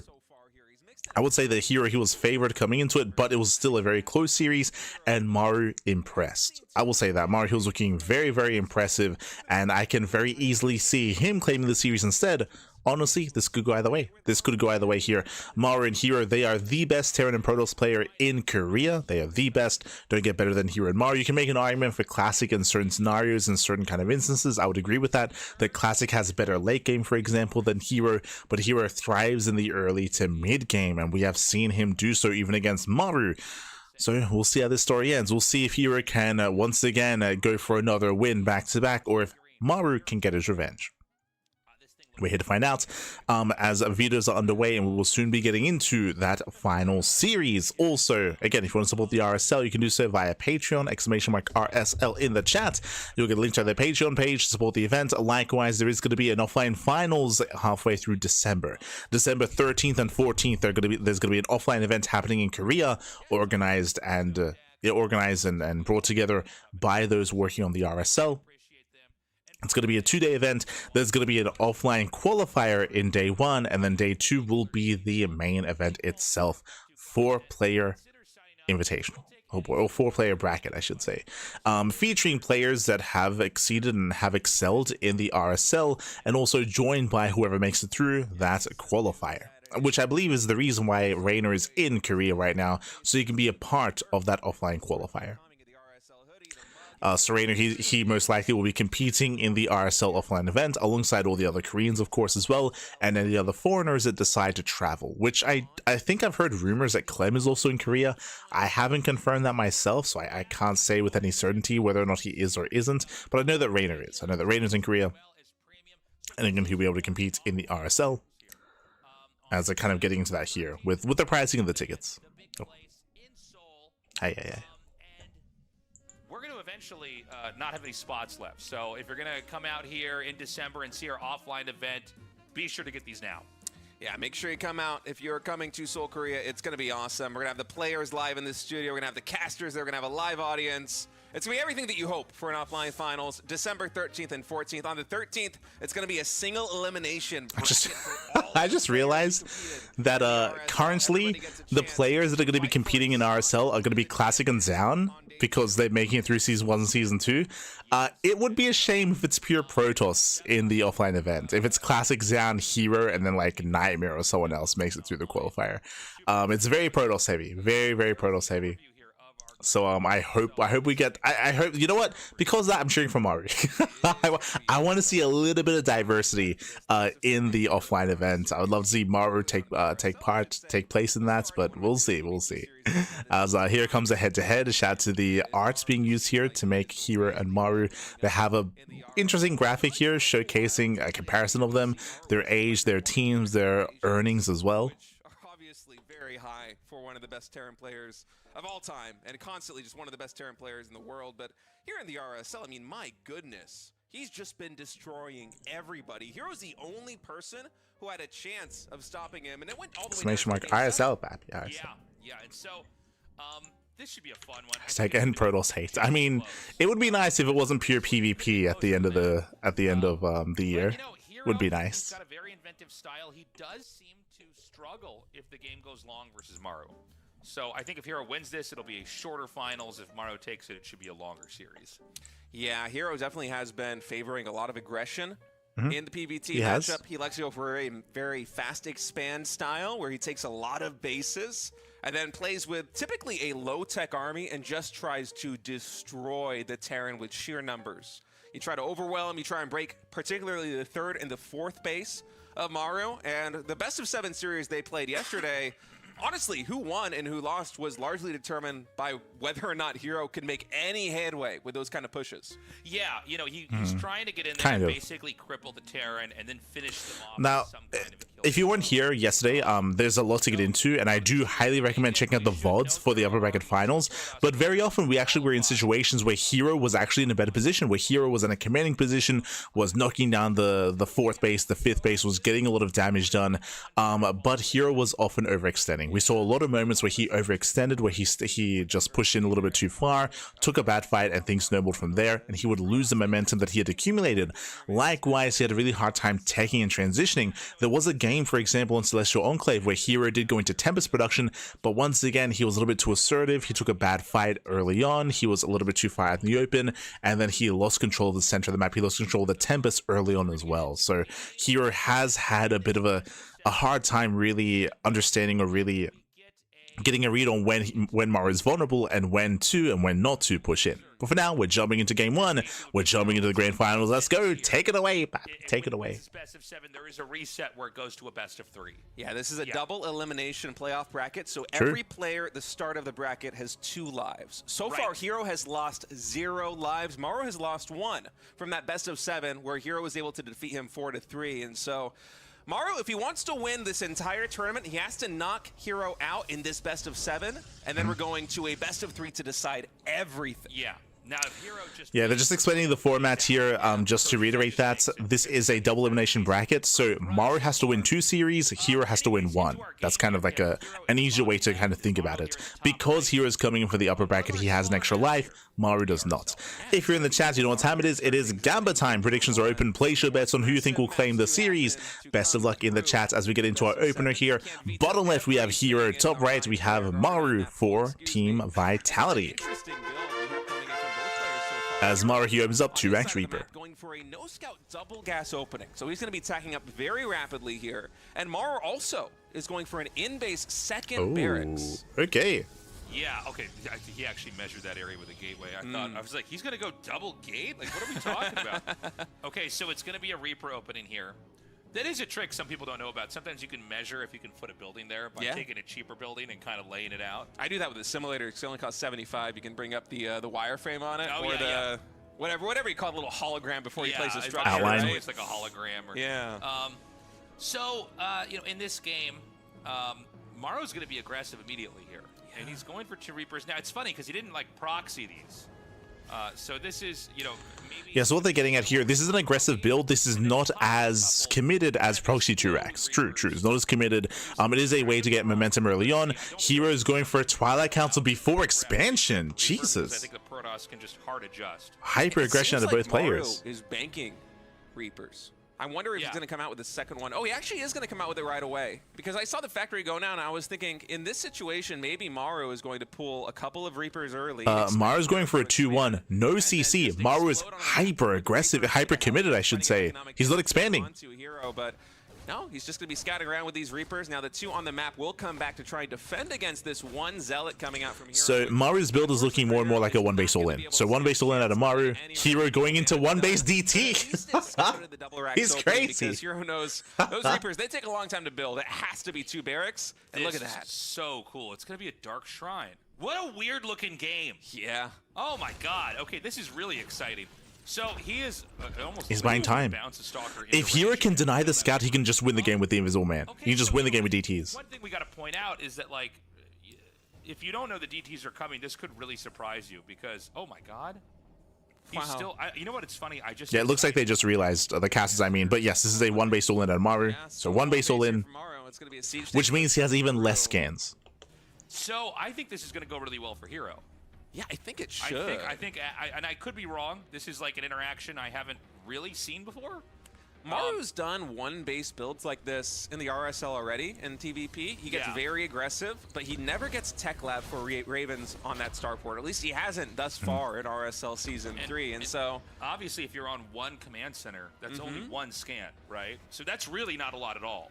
Like Yeah. two DTs can ruin your day here. So this seems like a very calculated adjustment Well, against you know, kind of unusual build. I should emphasize this as well. herO is blindly going. He blindly went Twilight Council first before expanding. herO doesn't know this is a one base all in. He was denied the scout, so herO is blindly going into DTs. Maru is blindly going for a one base all in, and blindly like herO, he's like hard countering almost. Like again, scans are very limited. There's our scan. Now one DT is revealed, the other just waiting right outside that scan. And the longer this goes on, the better it is. I'm loving the add-on swap into Raven production. Gotta wait. Raven's on the way. So he's actually going to swap the factory and the starport right now to begin the Raven. But this DT should be able to get one of these depots down at least. SCVs are going to have to be pulled here for repair. And at the very minimum, herO is buying himself a ton of time. He is on 2 bases right now. Here we go. Shield battery's on the way. Robo's on the way. Immortal production's on the way. The longer this game goes on, the better it is for herO. Very long way in defending the one base push Maru's trying to execute. A couple other thoughts here too. First of all, you could counterattack with DTs. Then it's no longer about the Raven just seeing you. But I think the idea here is pretty perfect. Is he's going to get more gateways, get immortals, and just have charge lots and try to overwhelm this. All right, DT does get spotted there by the Raven, so now Maru can finally get out onto the map. And herO, he's got Blink done already. He is researching charge as well. So with these 4 stalkers, he's going to try and kite to the best of his ability to slow the push of Maru. Because here come the boys again. It's all or nothing. A lot of time. This push has a lot of It's all or firepower. nothing. SCV's also joining the front lines. Okay, so he's going to be coming down here. If Maru does not pull this off, it's likely the game ends. There's not really a plan B here. I mean, this is a crazy one base play. He is patiently making sure that the tanks can lead enough. Also, State said that Blink was done. I don't think Blink is done. I think he's going DT into charge, right? The Archon's gonna come right here Gets one to the tank. front. It is Nice pickup. shut Yeah, down there's no Blink. immediately. And that Archon getting basically no damage in. Sentry is going to be warped in right now. Okay, boys are being pulled. SCV's going to be going down. There's 3 shield waves behind this. The boys are being Probes pulled. are going to be pulled here from the natural The expansion. probes. World trying to stutter step forward, but the Nice Marines target do firing. focus fire that down. Stalkers are getting targeted as well. Yeah, no by immortal. those siege tanks. A lot of the Marine count has been thinned, but at the cost of He's done 20 it. probes and almost the entire Yeah, Maru, he does it. He breaks through that front line. Again, we saw that herO, he was not able to get into the tanks. His immortal was trapped. He's trying to go in, but he doesn't have enough. Yeah, not enough here. I think he just did it. I think he just won game 1. That's incredible. This is insane. herO went for the DTs. They bought him so much time. He was macroing on these 2 bases, but perhaps he didn't quite respect the threat of the one base push coming in from Maru, because Maru is now in the main base here of herO. The entire main mineral line is pulled, and Maru is taking game number 1 on Evil Heart. I really thought herO was going to win that game. Yeah, no, I was looking at that and I'm like, well, he's done everything perfectly.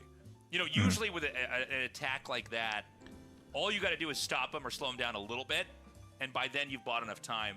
I do think what herO could have done is he could have had another DT to try to counterattack, because that would force the Raven back. Or maybe actually have 2 DTs, but you get what I'm saying. That would not. Something to slow it down. So when it comes to the game itself, GG well played. Again, I agree with the sentiment that herO did everything correctly. Like herO, he was blindly going into DTs, but it did buy a lot of time. He was even able to morph in an Archon as well. He was kiting back, he was delaying the push, but once again, I need to emphasize the power of Evil Heart. This is a very small map, shorter rush distance by ground. You have less time to react, less time to respond, and we saw that herO, unfortunately, he was unable to get on top of his immortals. We saw on top of the tanks. The immortal was stuck on the main army. He couldn't quite break through. Really nice target firing out of Maru, and you could argue that maybe herO was a little bit too premature. He was waiting for charge, waiting for zealot warp-ins, and if herO was maybe a little bit more patient, if he had maybe pulled back, been a little bit more conservative with his engage, then he would have bought enough time for zealots and bought enough time for a stronger defense. But he pushed in a little bit earlier instead, and GG. GG well played. Lost the immortal, lost the game. But a very intense game, and I would say not to read too much into game 1, because Evil Heart is the most aggressive map in the map pool. We don't really expect to see that kind of game again in this series. Now we can load into a much larger map instead. Let's go. Let's go. Sorry, I thought for a second he was going to send the SCV out to make barracks is here. Let's see if he does that one base play again. I mean, the fact that herO had a really novel answer to that, and like the first half of it worked, and the rush still worked for Maru. I feel like it's very, very tempting to try to do that again. Yeah, but Celestial Enclave, I feel like, is not the map that we will see a Siege Tank push like that again in this series. I'm glad that State spoke up. I was about to push back against what Tasteless just said. Thankfully, State is bringing it up as well. Tasteless was posing the idea of like, yo, if that build worked once, you can do it again. Not on this map. Celestial Enclave is a very large map, longer rush distance by ground, more defensive map as well. We expect to see a longer game, maybe even a greedier game here from our two players. So we expect to see something very different here because of the map, because of our tendencies. If you remember, the last time we spawned in on Celestial Enclave yesterday, herO was in a commanding position. He went for Blinkstalker aggression. He was picking Maru apart. He was killing SCVs. He was struggling to defend on 3 bases, and eventually Maru stabilized. How did Maru stabilize? herO overextended into the natural, and he lost, was it like 10 stalkers? Like herO here, this natural here, herO here extended. He pushed into 3 tanks. He lost everything. He lost control, and then Maru was able to stabilize and then get a 4th base. So we'll see if herO if he's a little bit more tempered this time when it comes to his approach. But I do favor herO when it comes to gaining map control on Celestial Enclave. We'll see though. Usually just into a couple of Colossus. He doesn't go into Tempest very quickly or Carry. But we're expecting like mid game play here. It's more maybe even late game. He has a ton of Zealots, a ton of Stalkers, but frankly, it's just a ton of Zealots. Sometimes he'll play on 3 gases for the longest time and just try and barrel down the Terran's defenses. And that doesn't scale very well into the late game. It doesn't matter if you have incredible economic. Trying to go down around versus 3 tanks seems brutal. Yeah, I think the correct call in game 1 is to wait for charge. Wait for a Zealot warp in to deal with that. herO, I think he's, in some ways, he's one of my favorite players to cast, especially with, SOS. I guess he's back now, but he hasn't been as active, right? But he just has a very interesting way of approaching matchups where he kind of sees these holes in the opponent's play that a lot of other people don't see, and he seems to be very good at exploiting that. So in this game, it's going to be a Stargate, and like we were saying earlier, this is probably going to be a slower game just due to the map. I think if Maru brings out his 1-base play, it'll probably be... Maintain we need on stream, Cass is disagreeing with Lad, disagreeing with Stateless. If you recall, State was disagreeing with Tasteless, and I was agreeing with State. If you were listening, but sure. I'm trying to think back to the games I saw from Stargate opener there, okay. And I can't remember a lot of Phoenix play in that series. And herO, even though he won that very best old of school, 7, it didn't feel like it was going to happen. Maru went up 3-1, and the wins that Maru had, they felt very convincing. But the wins that herO had, a lot of the time, it was like he was just barely edging Maru out over the course of the series, right? We had maybe 1 game. If you're watching last night, Maru's wins, I would not say were convincing. A lot of them were comebacks. A lot of them were Maru recovering from a really rough position, which is what made Maru's play more impressive, right? It was more impressive because Maru, he was clawing his way back in from a deficit, which was crazy. That was the game set on Tokamak and on Celestial Enclave as well. But talking about the builds themselves here, herO going into Stargate into Phoenixes is very risky. We spoke about this yesterday, I want to say, in a different matchup. But going for Stargate openers does leave you vulnerable to all-ins. But remember what we spoke about. Celestial Enclave is not known for all-ins. It's a larger map. There's a higher chance that Maru's going to be playing more macro-oriented. So herO has a higher chance of getting away with Phoenixes and getting away with Stargate play instead. Which again does leave you vulnerable early on. But once you can build up towards the mid game, you can gain map control and contain the Terran. This could be ideally to punish a Widowmine drop. Yeah, and that's exactly what's happening right now. Actually, it's Hellions coming through. Hellion, Marine, and 2 Widowmines. Ooh, does lift in time. Very nice. This is like a Beyond drop right here. And, the Phoenix are just able to dispatch this so easily. Variety 2 pack probes. drop. Yeah. So that is, I really like that. I mean, he's killed off 3 probes. Meanwhile, the medevac and all the units were killed. So that's a really good start, and I like what herO's doing here, and now he can really press Maru back at home. Now, Maru is making a 3rd command center. He didn't make it on spot at the little pocket base, but this is going to be a little bit more damage here for herO as well. So, I mean, this is a great start for him. Oh, he's able to even find the Raven right now, so Auditor's going to have to get nice pick up, very nice snipe. Take that thing down, so a lot of value being found by these early Phoenix, and against the more control style of Maru, where Maru's just trying to secure 3 or 4 bases and slowly build up and then encroach on a hero's side of the map, I do like this Phoenix build order selection coming in game number 2, because Maru in most of these macro games, he's still going for some kind of finesse play early on to do economic damage versus herO, whether it be Hellions and Reapers, or a Widowmine drop, or some kind of Cyclone Marine push. And so in this case, herO is able to basically just stop that in the tracks. He parries it with the Phoenix. He didn't reveal them until the drop came in. And then the follow-up is him adding on even more Phoenix. He's up to 6, 7, maybe even 8 right now. It's a pretty significant number, and he can pick off SCVs. He can force a big response from his opponent while getting a lot of scouting information and expanding on his side of the map. Nice. He actually snipes one of those Phoenixes, dropping the number. So winding it back here, I mean, just touching once again on how important it is that herO was able to hide this build and hide it quite well. So he hid the Phoenixes, he shut down the drop play. Now herO has successfully gained map control, and now Maru's contained. Now Maru's contained, and now herO can be greedy. Now I was expecting Phoenix into Colossus. It looks like we're seeing Phoenix into Storm. I also have the Temple Archives on the way, charge +1, and herO, he should be able to mass expand and keep Maru pinned on 2 and then 3 bases. I don't think that herO can stop Maru from taking a 3rd, but he can at least, you know, give him a hard time and pick off whatever he can. And herO should be safe. Seeing the way that herO has played this thus far, he's very aggressive, and Storm in the current iteration of StarCraft 2, it's a much better defensive and zoning tool than it is aggressive, partly because the duration lasts so long. If you use it aggressively, your Zealots are also going to be charging through it. It lasts a very long time. It's a big gateway explosion. And so he's morphing the first couple of Archons right now. Immortal is getting started. He's still expanding behind this, but I like the way you phrased it. This is a build order by herO that is designed to destroy Maru if he gets over-ambitious and takes a forward command center, but Maru is not doing that. He's taking the pocket base first. So this is a really smart move, and it just kind of highlights Maru's big decision-making and how solid he is. He's not going to put this game in a position where he could be vulnerable. He knows basically his opening strat blew up in his face. herO kind of blind countered it perfectly. But yeah, they're talking about how it's a really smart move from Maru. What they're referring to is the pocket base that he's taking. I would say that he's forced into it. Like, he's forced to expand here. He's forced to be more defensive. He's forced to turtle up. herO has to be careful. I'm a little bit afraid that he's getting War Prism, that hero's going to commit up this ramp.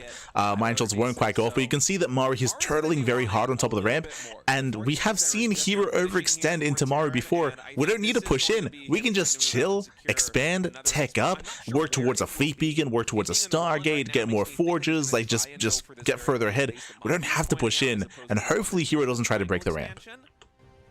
But that is definitely a position that will be siegeable by herO. Yeah, so Psystorm's about to finish. Remember, if you just are only tuning in for the finals, don't forget there was a major patch change in Psystorm last fall. I would hope that herO is waiting for Maru to move down to low ground. Like, that's okay. Like, if Maru moves down to low ground and exposes himself, then herO can pounce in, but hopefully herO doesn't get too excited. Where before, you know, the damage was basically unavoidable. Yeah, the DPS is a lot lower. If you stand in it, it does more damage than it did initially, but you're never he's going for the drop. Like Maru eat the herO, I mean, he's going for the prism into the pocket. It's much better a zoning tool. It's like an area that Terran does not want. Sorry, that's a High Templar. So it's warping in. Similar to the way you would use a force field if you're pushing into a position where Maru's not going to want to put his army there, and that might mean that herO can get a better concave, say, if he's pushing into an expansion by limiting the surface area that Maru has to work with. Nice pickup. What a cool move coming in, picking off basically every single one of these Widow Mines. One will survive, and herO's actually hero's gonna commit. He's going for it. The massive storms. Oh my god. Oh my god. I was about to say, like, there's almost no way that you could force this, right? But apparently you can. Now he's got to kind of pull through Oh jeez, the storm got so much damage. Oh my god. I can't believe this worked. herO just completely destroyed the defensive position. Oh god, the storm is getting more damage. We thought the natural expansion was safe. We thought it was going to be the fourth that was the point of contention. Like, literally our whole lead up was like, well, he can't be killed with this, and he just like ripped Maru's face off. I can't believe it. That was insane.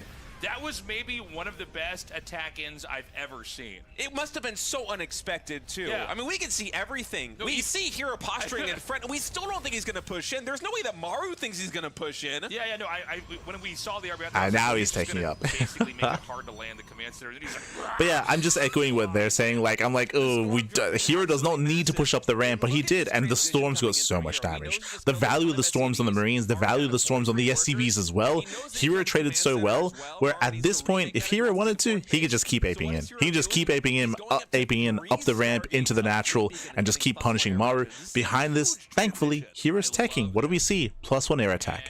Stargate, Fleet Beacon, Tempest, Skytoss, herO is getting further ahead. He can do whatever he wants here. He can either keep going aggressive and keep pushing into the natural or tech up. And herO, he's being reasonable. He's taking up. But herO's on so many bases. Uh-oh, almost flew the Warp Prism into the wrong spot there. The Viking's going to try to chase that down. I don't think that Warp Prism can merge up with the rest of the army. Nah, it's just going to fly away. And herO, no way. Are you actually pushing it again? He is. All right, here we go. There's a storm from the He's going for another push. Actually, that's going to be zoning this area away. With what, 5 high tempo behind this? The storms, they zone away once again. Oh my god, the storms are crazy. It's Maru's natural expansion work. This time, despite going for the 3 Stargate transition behind it. I think Maru is very close to stabilizing here, but we still have 3. What make that 4 Archons? Close to stabilize. He just saw 23 SCVs, Pappy. GG. Wow. herO. That was so good. Talk about killer instinct. Who looks at that natural expansion of Maru and says, you know what, I bet I can break this? I mean, it was... he did the same thing last night, and he did not break him. to be fair, to their kind of like simply because thought process going into that. But GG well played. Again, it was a really ballsy move for herO to push up that ramp. He didn't need to. He was in a good position. He was denying the drops. He was killing SCVs. His Phoenix was doing a lot of damage as well. But herO, he saw an opening. He saw an opportunity. He was able to lift up all those Widow Mines, and the storms were crazy from herO. This is where I would say the SimCity was actually working against Maru. He had some really nice SimCity when it came to his depots and his CCs and his ability to kind of choke up the Zealots and cause a defense, but that also meant that his army was choked up for the storms, right? Like the SimCity was working against Maru there, his army was very, very clumped, and the storms were crazy for herO. GG. GG. Isn't very good for pushing. I mean, obviously it's still a useful tool, but it's not the same as the storm that got all the DPS out in just a couple of seconds previously. It lasts longer, but the DPS is lower, you know? And despite that, herO still pushes in with everything and just makes it work. I mean, that was awesome. Really beautiful to see. Guys, consider joining us at patreon.com/ReviveSC2. We would not be able to put on this production without your support. We've got many different tiers. Any of them that you can sign up for, we will love you forever. And if you don't, you're not in a position. Otherwise, for now, break. So we're tied up 1-1. We're tied up 1-1 here, and we're going to be going on a short break. When we come back, we will have the remainder of the series. See you soon. See you soon after the break. See you soon. Folks, we're going to take a short break. When we come back, this best of 7 finals between Maru and herO will continue.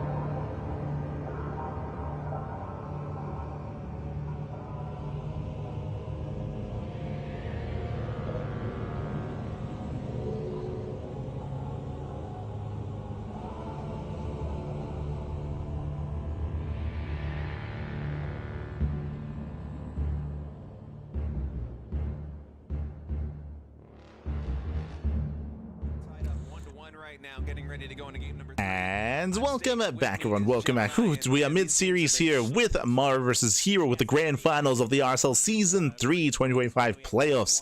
This is it. We're here to crown our champion, and so far we have a back and forth. We see herO being very decisive, very aggressive here in game number 2. I say that, I should also emphasize very cheeky. How did game 2 begin?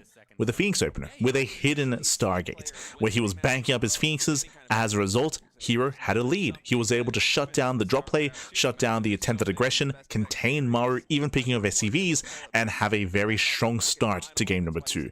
It eventually culminated, it was pointed out in the chat, eventually culminated to even using those Phoenixes to pick off all the Widow Mines, right? In the beginning of that final engagement to actually break the natural as well. So again, that Stargate opener did pay off dividends there, did pay off so well for herO coming into game number 2, giving him that comfortable start and that lead early on. That snowballed out of control. We saw that herO was still taking up, he was still getting a 4th base and still taking up into Tempest and into Skytoss, but he did not need it as he was able to break Maru early instead. And now we have that back and forth. We have Maru popping off with the 1 base all in game 1, we have herO popping off in the mid game in game 2, and now we're jumping to game number 3. Let's go. It's immaculate, some of the builds that he does. And then herO is just this agent of chaos and destruction. And the dichotomy of those two things makes it so interesting, especially when you have games like we just saw in game number 2, where Maru's developing up. He's trying to build up this big economic base where he can expand and take a 4th and play the long macro game. And herO just goes guns blazing into the natural expansion. I mean, how often do you see engagements like that? Basically never, but in a series between herO and Maru, that's almost what you expect. Yeah, that fight in that last game was just absolutely ridiculous. Getting the lifts on the mines and then just full setting with the drop with the storms and everything. Yeah, it just it's crazy. Pure. You did one of those fights that you never expect herO to take, and then it just wins the game, and you're just like, well, okay, I guess I don't understand StarCraft anymore. Like, herO's the guy that makes you question everything you know about this game, and he is for sure going to be doing something maybe a little cheeky this one too. Never mind, I thought that was an extra probe going out on the map, but it looks like he's just going to expand like normal. Yeah, so now we're settling into game number 3. Welcome to Maganatha. Maganatha is a very large map in the map pool. It's a large map, but it's also a very open map as well.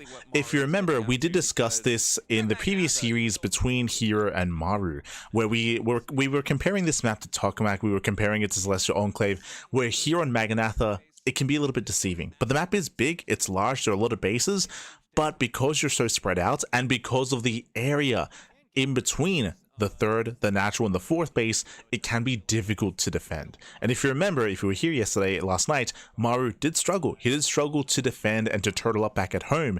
It is so much easier to do so on Tokamak, so much easier to do so on Celestial Enclave. But here, the 3rd and 4th base are more open, so you have to invest more into SimCity, into defending them, and the area in between all those bases, that crossroads area, is just so exposed as well. And herO was able to abuse that against Maru and win the game in the end. So we'll see how Maru will adjust in the rematch. Now he's just going to be sitting back at home for now. I'm surprised that he's going to whip out that Stargate at all, even in the 1 base, or in his main base, because it's not something we see as much anymore. It's mostly always going to be that Twilight for blink or charge. That's why I was hidden. It was really cool to see herO add in the Stargate in the previous game. This time it will be the Twilight Council coming in for herO. He's going to go for the more tried and true defense. And quickly touching what they just said, we should not expect to see Stargate play often in this series. We might see it one more time later on, but it's very unorthodox, it's very uncommon, it is not meta. Just because you do leave yourself very vulnerable. He's playing this incredibly economic focus, but typically low-tech style. I would say it's safer to go Stargate on some of these larger maps like Tokamak, like Celestial Enclave. For now, he's going to still be going for the Hellion to make sure that he can at least get some scouting information, potentially drop it somewhere if he wants. Meanwhile, Maru, he went for an economic opener, he went for a Rax expand into a delayed factory. Meanwhile, herO opening up Blink. With the Reaper a little bit, try to see if you can get into the natural or a little bit further away. herO trying to zone them out, unfortunately won't be able to do so, but it does get a lot of damage onto the Hellion, which actually is nice. As the 3rd Stalker, he's making a lot of Stalkers this early game. It's not normal that you go for so many. Usually it's like a 2 Adept Stalker or something like that, but this time it's a 3 Stalker opener. So he will be able to zone these units out for now, but the Reaper does find its way over unless the Stalker can meet it before it gets into the natural. Looks like, yeah, he will. So great scout denial from herO with this Reaper and Hellion. Ooh, okay. Yeah, good job denying the scouting information there from Maru. So that's, I believe that's 3-gate blink into a third base before the robo, so very greedy build here by herO, and Maru confirms. So many Stalkers come out of that gateway so quickly. How often do you see 3 Stalkers like this? Basically never. And behind it, we also had a Sentry that came. So Hallucination Scout going to be a possibility here for herO in a moment as he's still trying to chase down this one Reaper. Simultaneously, Maru is going for a double medevac drop. Unfortunately for herO, the Stalker is just a couple pixels away. Doesn't have the Zelnaga. From controlling that Zelnaga watchtower. So he did miss the drop coming in. But I'm not sure how much Maru is going to be able to get done. Yeah, where the rest of the Stalkers positioned, I think he's actually got a good amount of them still in the natural. Yeah, so what's the main base looking like? There are 2 Stalks in the main. Well, so it's not like Drop comes in. Out of position. The right shot! No! He's He next! doesn't get it in time. Oh and my God. Unfortunately, Maru doesn't actually get the click quite early enough onto those probes, so Calm down. will be able to get away. Only losing 2. Maru loses everything, including He lost the Stalker as well. medevac. Losing the medevac as well makes this much better for herO. He doesn't have to worry about a Widowmine, you know, getting stuck in there in the corner, and you have to worry about it later. So very nice hold from herO. Yeah, that could have been so bad for herO. That was almost disastrous. But as I'm mentioning, nice defense by herO. He did lose a Stalker, which is brutal to lose a Stalker alongside 2 workers. But for the most part, he holds on. And remember, herO, he went for a greedier build. He did go for a faster 3rd expansion, and so far he's getting away with it. Maru is fully aware, and we'll see if Maru throws down 2 more Raxes. Into that early push, it seems like instead he just wants to control this area right outside his natural expansion.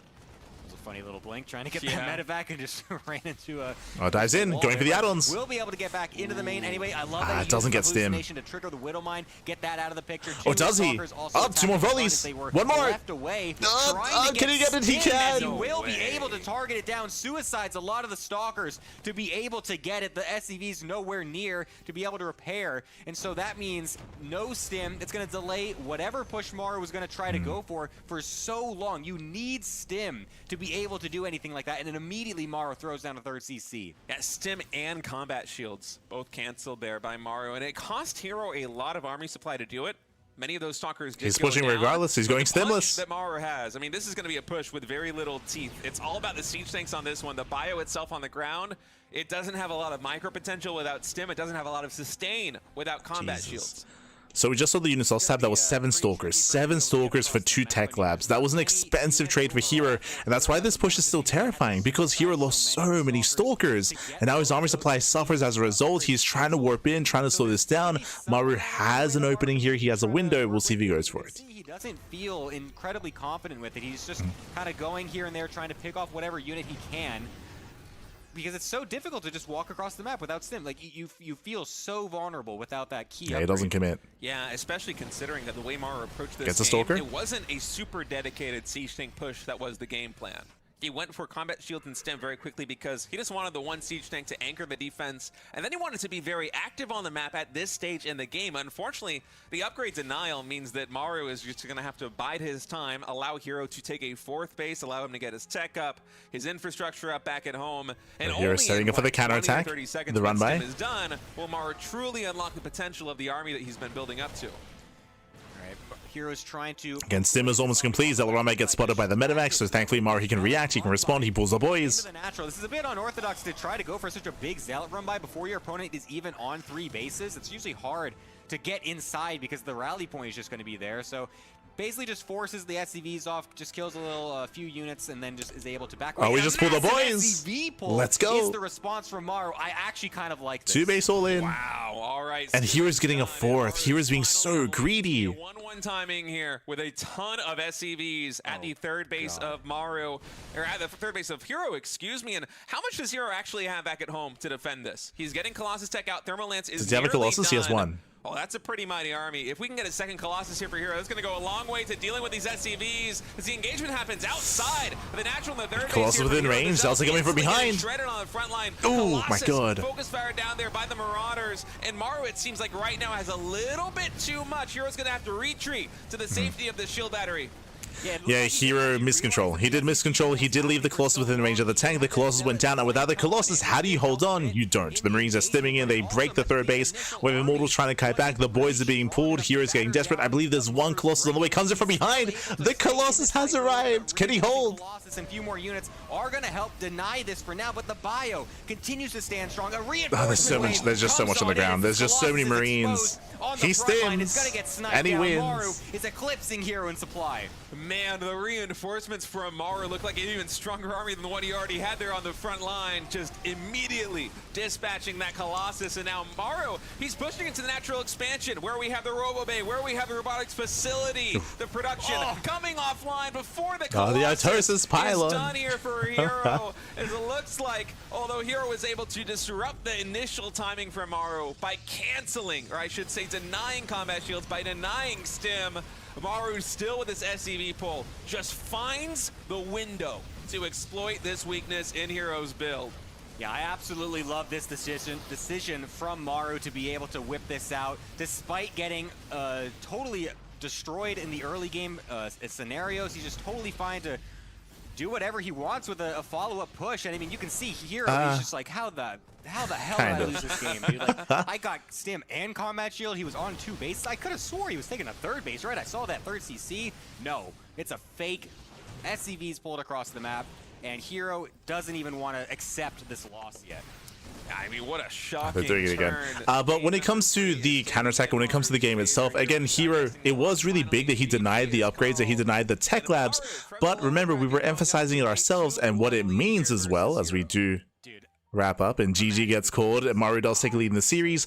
But we were trying to mention it before, herO, he lost 7 Stalkers. He lost 7 Stalkers sniping those 2 add-ons. And what does that mean? That means he has that much less to poke away at the army, to poke away at Maru, to slow down the push. Imagine, I think he only had 4 Stalkers, right? When he was slowing down the push. Imagine double the Stalker count. Imagine 7 more Stalkers there for herO to pick away at the Marines, to pick away at the tanks as well, to have a defense. That's not an insignificant amount of Stalkers. So for him to lose that many does mean that the follow-up 2 base all-in hits even harder. Not just that, of course, it also hurts that herO was getting a 4th. Remember, he was getting a 4th Nexus, by the way. Like, herO, he was being greedy. He was expanding. But on top of that, he had a smaller army because of the early game. So, again, there was a give and take when herO sniped the add-ons and sniped the upgrades. But because he lost so many Stalkers, he was vulnerable to set all in. And it was a really smart decision there from Maru to commit when he did, to pull the boys, to send it. GG. GG. And the bio's just been accumulating for minutes after minutes. It's a tough problem for Protoss, unless you have overwhelming numbers. Didn't fail the first blink, he might have gotten some Stalkers out. I do think that he was, it felt like he was a little bit late to go into the main base as well, but it was like a fumbled attack for sure. Like, it was a fumbled harass in the main base with his Stalkers. And there's a chance that maybe he gets out, maybe he escapes, maybe he snipes the add-ons faster and he's able to escape faster as well. He feigned pressure with that, maybe still making herO believe that he was actually going to commit with the push, and so really just adapting to the situation as best as possible. Maru, you can never count this guy out. He's been able to make incredible comebacks before in games and in series, and so really, no matter what happens in this early game, I feel like we have to give credit that Maru will find a way to still make it a game and potentially even win it, given that last one as well. So game 3 coming up here, game 4 on Tokamak, a more standard map overall. So I don't expect anything super insane or super crazy coming out from either of the players, but yeah, I just really don't even know what to expect from either. I mean, herO's brought out so much stuff. Maru's brought out so much interesting greed as well every now and then. So I'm very excited to see what we got. I mean, a couple different things. First things first, I mean, Maru has a lead in the series now, so Maru comes in with some momentum. I do like that Maru went for the all-in as well, Maganatha, even aside from how the game panned out, but because it is difficult to play macro in TVP on Maganatha, but it is easier here. Welcome to Tokamak, and Tokamak is one of the games that Maru did win last night against herO. How did he do so?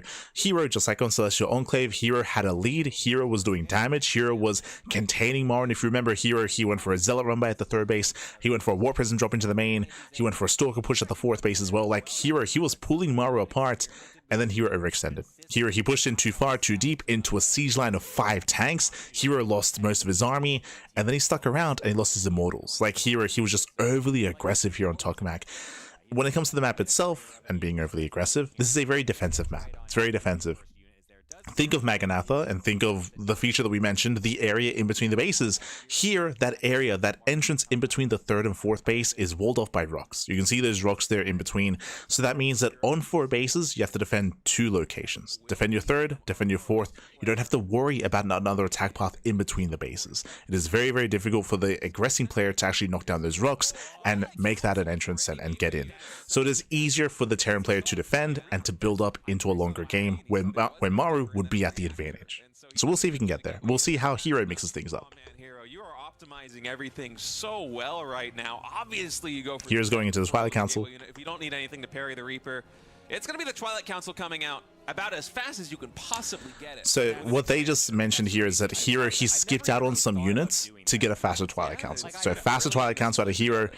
We'll see if he goes into Blink or something else. You see the Marine, you don't need to chrono the first unit because it doesn't need to be out super fast to deal with the Reaper or anything. So Fast you Blink. can use that to get a slightly faster probe count because you can chrono the Nexus. I've never really even considered just skipping the unit entirely just to get the fastest possible Blink imaginable. This is really interesting too because it's like if this times out in a certain way, the drop from Maru, if he decides to go for that, which sometimes is so common, that could be hitting at a time where he's like, no, there's never going to be Blink here, and then he just gets blinked on by a bunch of Stalkers. That's always still an option.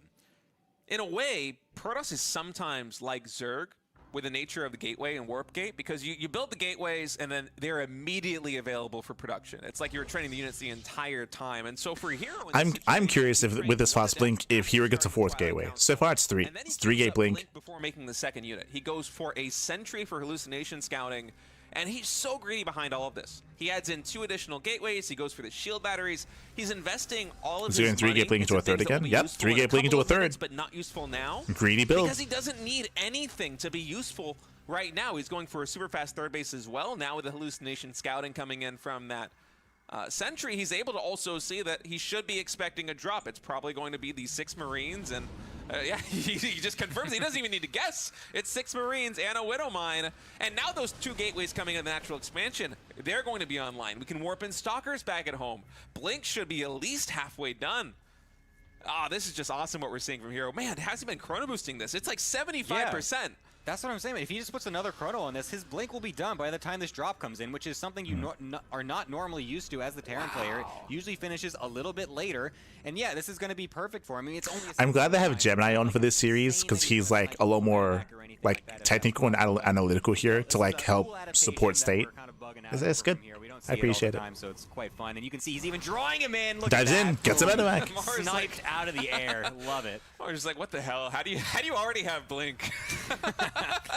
It's just so unfair, man.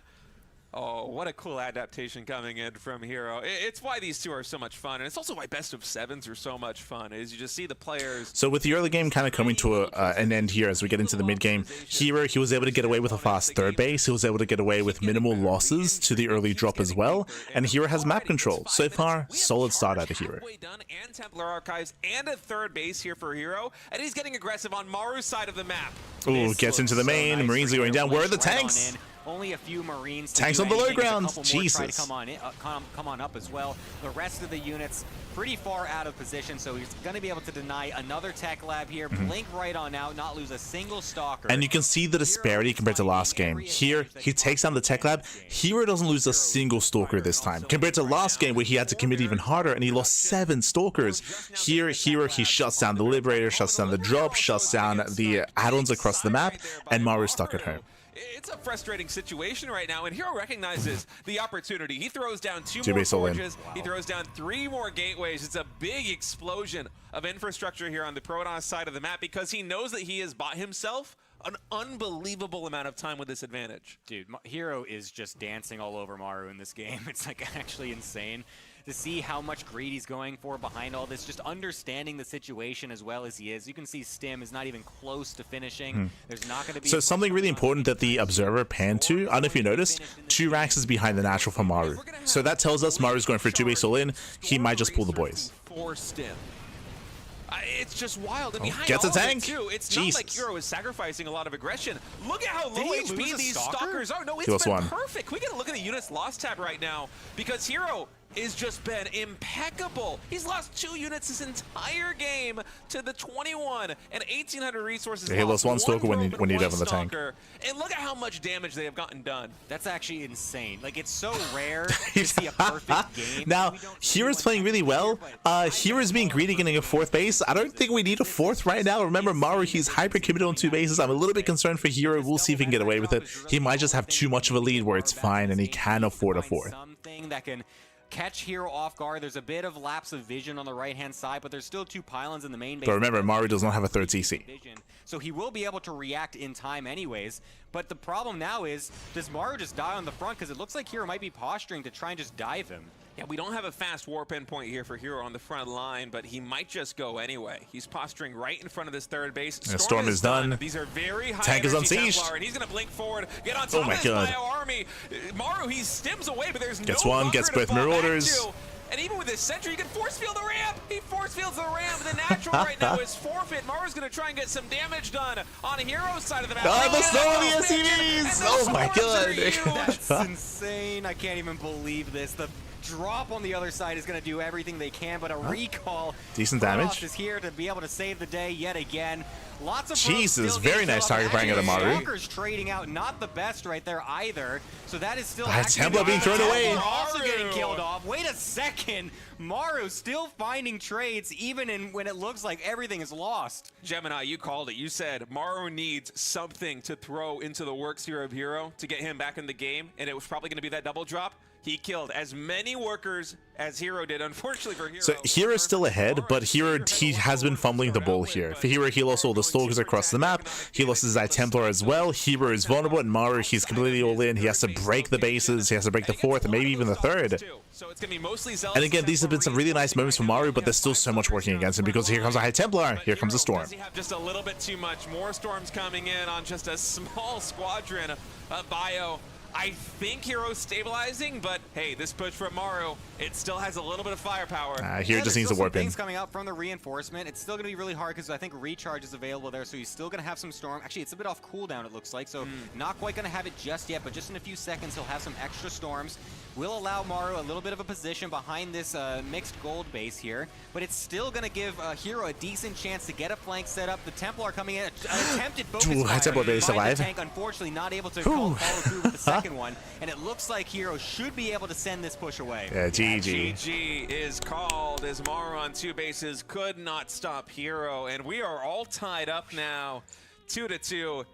We're only halfway through this series, and it has already been so exciting. I am loving these games, man. Those storms on the SCVs are a Protoss player's dream, man. It was absolutely incredible. The drop almost even looking like it might have equalized it for Maru for just a second there, but the economic situation that herO was able to accumulate before that was just too much to bear. Reading the game perfectly before that to be able to cut all those little corners to just get that advantage in the first place. herO is playing top tier. Maru almost actually matching him as well in that other game. Honestly, it was one of the best. GG. GG well played. That was a really impressive game out of herO. Like, as they were emphasizing when it comes to the intricacies of the initial opener, the initial build, and you just saw the comparison here, the disparity between this game and the last, where herO, he had so much control of the early game to be able to shut down the drop, to be able to snipe the add-ons, to be able to pick off the tank, the SCVs, the Marines as well. Like, herO had a very strong start to this game, and it should have been a little bit cleaner. We saw that herO did fumble the ball in the aftermath, where he lost the Templar, where he recalled back home. We was caught off guard by the drop. Like, Maru, he still made things as messy as could be, but the lead early on was just too great, and Maru was forced into a 2-base all-in, right? Like, he didn't have a 3rd base behind it. He had no intention of getting a 3rd base. He was forced into an all-in, and in the end was barely not enough because of all the earlier losses. GG well played. With that, we're tied up 2-2, and they might cut to a break. Yeah. So it looks like they'll be cutting to a break here, so we're going to be back soon with the rest of the series. Also, I did see Leone said in the chat, Maru has to win the best of 3 if he wins the best of 7. Yes, because herO already beat Maru yesterday, it means that herO has a life. So if Maru wants to be the champion, he has to win 2 series back to back. He has to win the best of 7 and then the best of 3 thereafter. So Maru, he does have a greater challenge ahead of him. herO, he has the luxury of only having to win 1 series because he already beat Maru previously. That is the format of the tournament. Is the format. And honestly, any engagement you guys can give us, it helps a ton. Yep, we're going to be coming back after a break in just a little bit, guys. Here over But for now, we're going to be coming to a break, and we'll see you guys soon. We'll see you soon after the break. See you soon. Bye. See you soon. back in a little bit. Lost my words. We'll see you soon, Come back fellas. soon.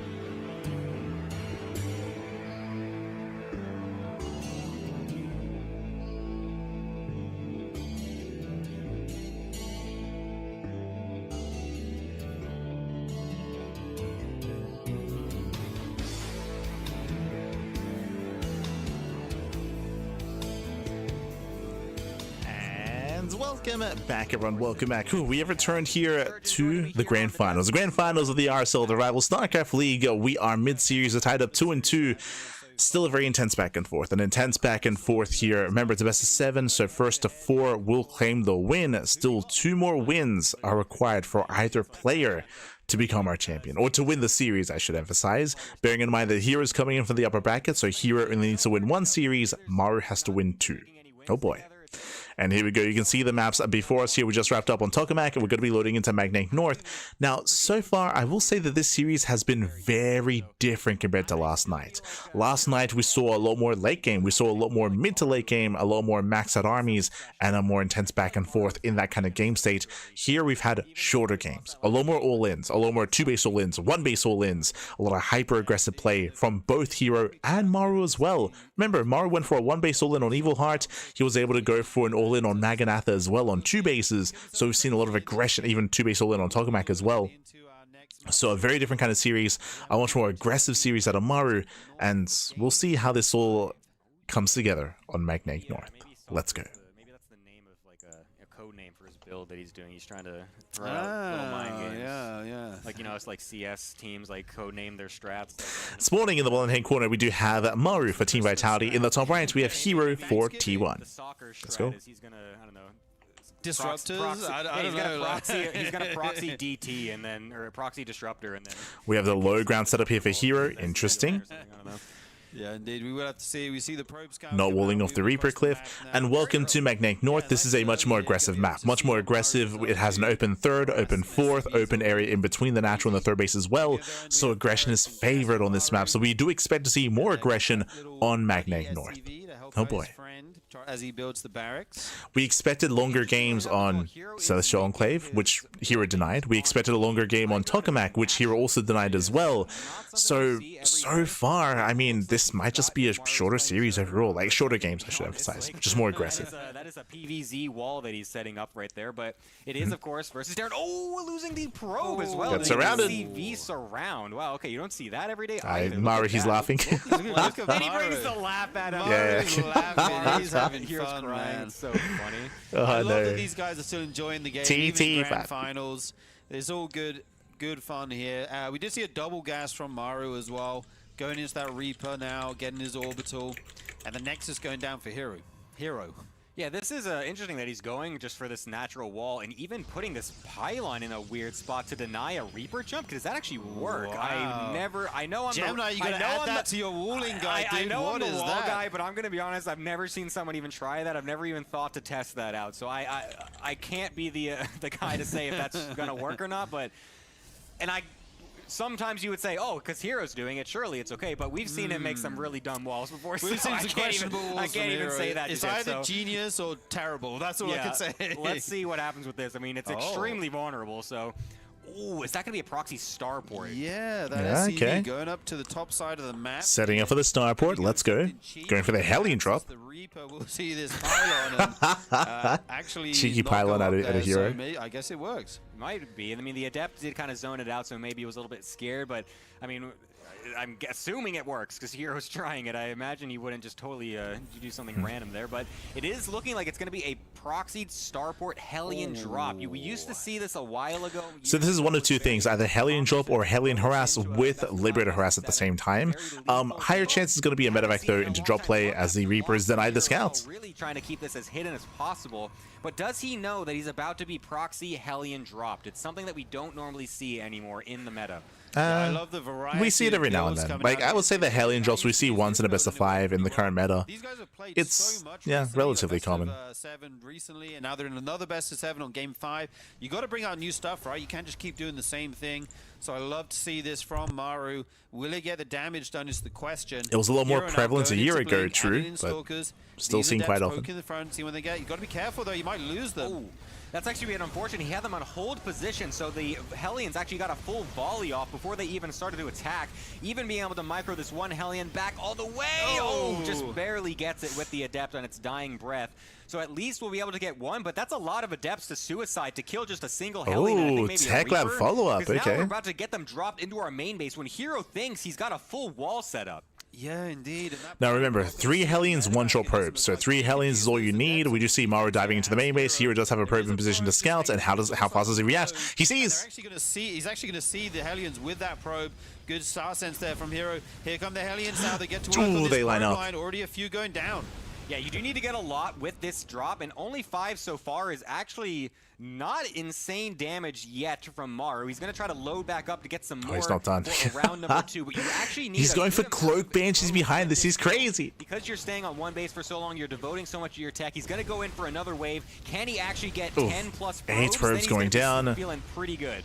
Yeah, losing up to looks like he will be able 13. to. Nice target. They're firing lining on up. that bunch of probes down there. Already 15 going down. This looks like a success from Maru. He will lose the Hellions, but the medevac gets out of there, and the follow-up is Cloak Banshee. Oh, that's just so brutal. I love that he's committing to this proxy as well. It's going to make it. And so I mean, I might have missed it, but I believe there's no robo. Yeah, there's no robo. The robo just now began. With 0 detection, the Banshees can end the game. They can just straight up end the game. Sure, we see herO going for the counterattack, but we have a tank in position. Marines are amassing, and Maru, if he can hold the line here and now, then he can win the game with the Banshees. But now the Cloak Banshee also coming into the main base will Hero's diving. make it very difficult. Gets a medevac. Yeah, indeed. And talking about Cloak, we don't have detection yet for herO right now. He's making it a Yeah, the casters have caught on. Remember, there's 0 detection. Or anything, so he doesn't have an Oracle. This Banshee going And that might to just be game. work on this mineral line. And Yeah, what is here to that's it. defend? Stalker's come over, but with no detection, this is going to be so much damage here. I love that he waits to cloak it as well for as long as possible, waiting until there's actually units that'll threaten it, so he saves the energy to make it. And so that we again, can 0 stay detection. cloaked The for as robo's long as just possible. now There's not even finishing. a battery down here either. to Observers help on the heal way. Probes. This Critical Banshee's going damage. Unchecked this entire time. 10 more probes getting killed off as a second Banshee also joining the fray. Oh, the damage is going to keep continuing here. I don't think we even have. We do have 1 observer now, so this probe line will be going back to the natural. Meanwhile, another Banshee in the main.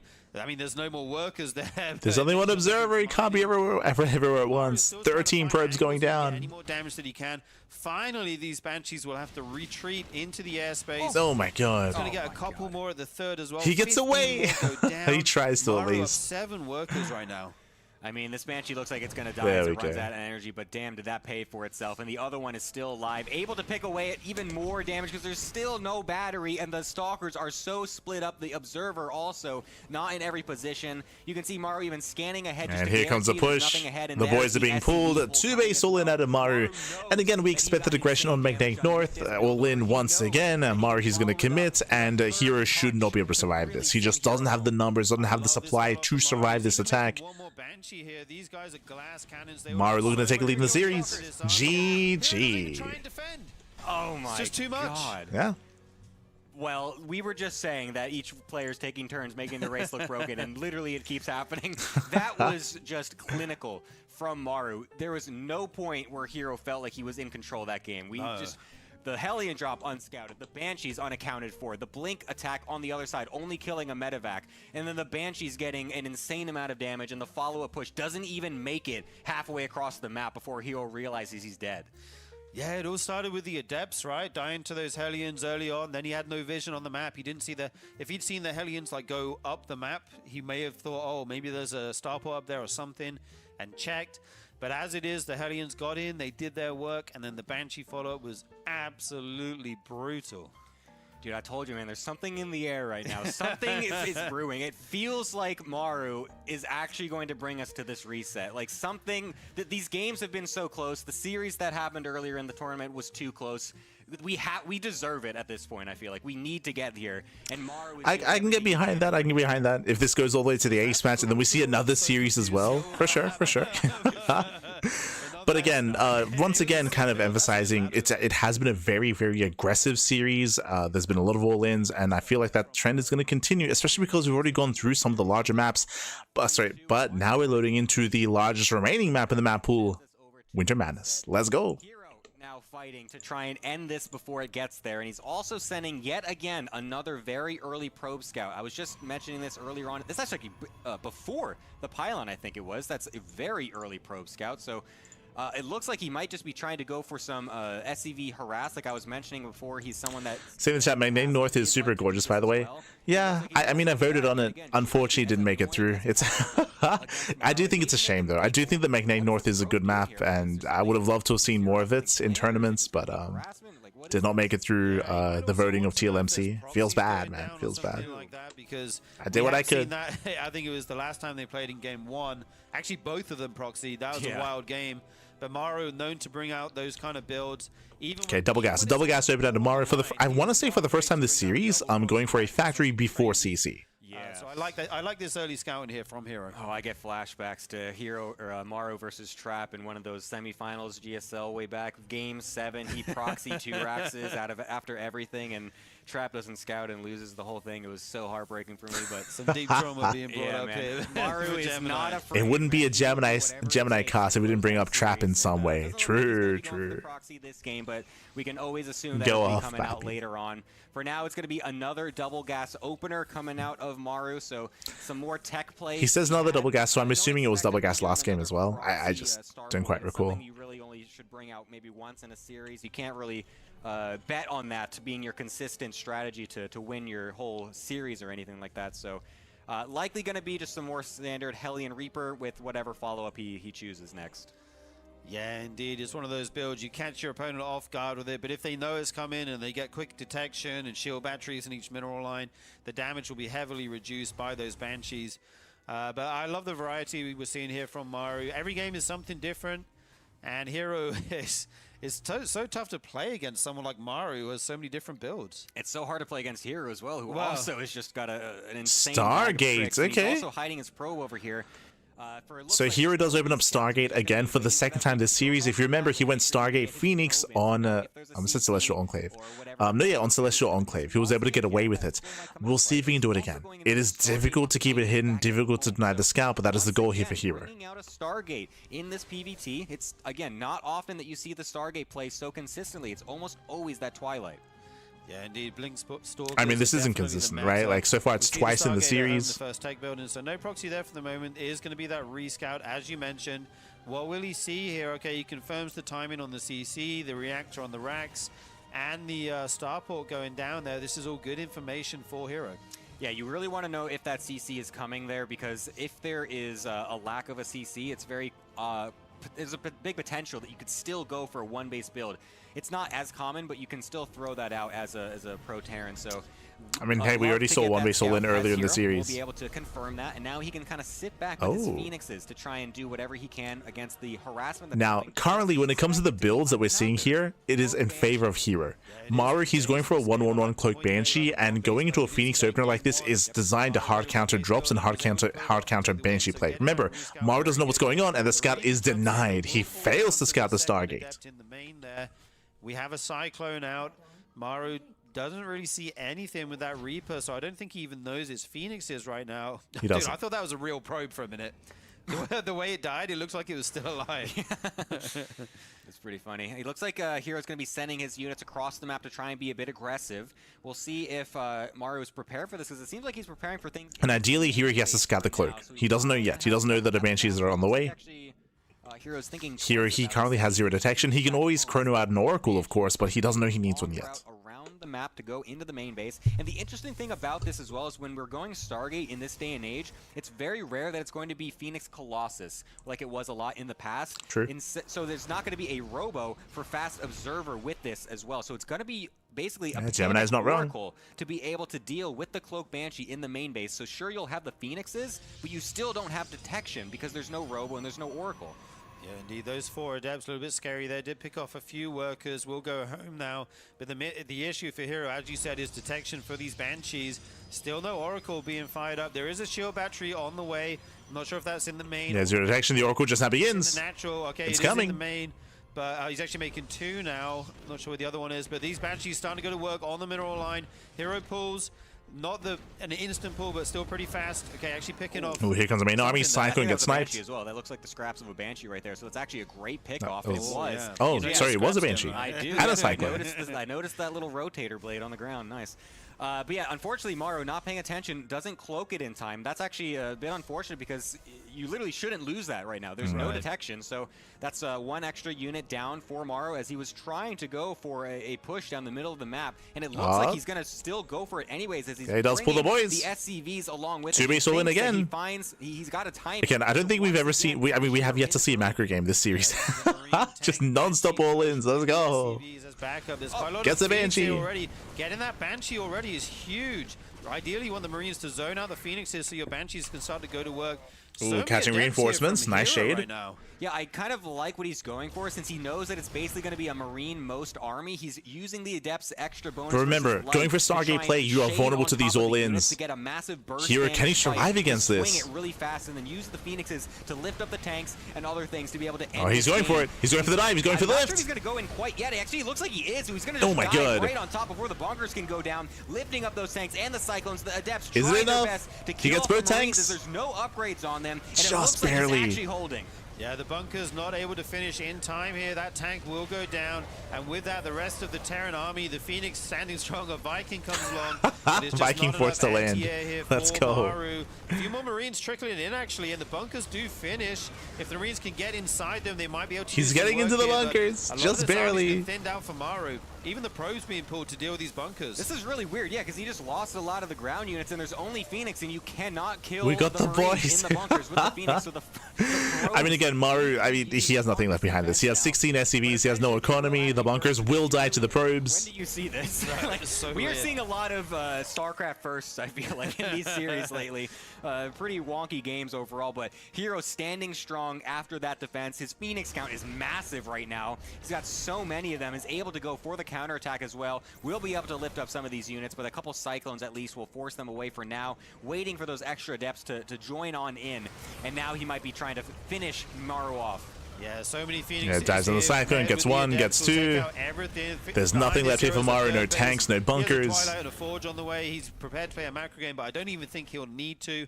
I think he may be able to end this pretty soon. Maru down to 22 SCVs to the 55 probes of herO here. Yeah, this is another Cyclone going down. Oof, this is looking rough for Maru, man. I mean, literally every unit that spawns are just getting lifted up or killed by an Oracle Beam as well. Yeah, herO just came with the production, diving into the actual. There's barely any SCVs to begin with. We have the one herO Banshee getting across the map, but Maru, he's doing what he can, but GG gets called. The one Banshee is not going to be enough, and herO ties up the series. We're going to the ace match. I need it, man. I need that game 7. Come on.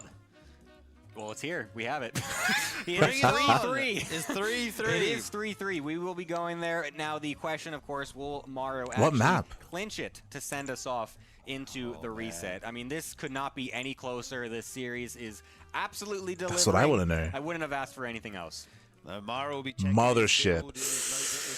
So Mothership is coming up next. Once again, Mothership is, I want to say, favoring Protoss in the late game, so I would not be surprised if Maru goes for another all-in. I'm leaning towards another 2-base all-in at a Maru here on Mothership. We'll see how herO opens up instead. You know, be crowned the Season 3 champion here. Yeah, it's going to be great. There's also some tickets online. No shot, we're cutting to a break. What? Bappy, keep going, keep going. But yes, if you want to tune into the RSL offline finals, that's going to be December 13th and 14th over in Seoul, South Korea. Shout out to the team working on the RSL. They're going to be bringing that together for you, of course. Gemini, Ziggy, Sturgeon, Tasteless, State, and all those working behind the scenes. It's a very ambitious project, of course, so wishing the best when it comes to the offline event. Do what? You want to throw it to the break? Oh, I was just going to say, it's less than a month away now. Oh, It's starting to feel real all of a sudden. Yeah, they cut into a break. God damn it. Give us the finals back. Give us the ace match. So let's head to come to a break to take this time to get some snacks, get some food, get some water, get ready here for the final game of the series, and potentially another series after this. Our game 7 here in this best of 7. Don't go anywhere. More StarCraft coming up.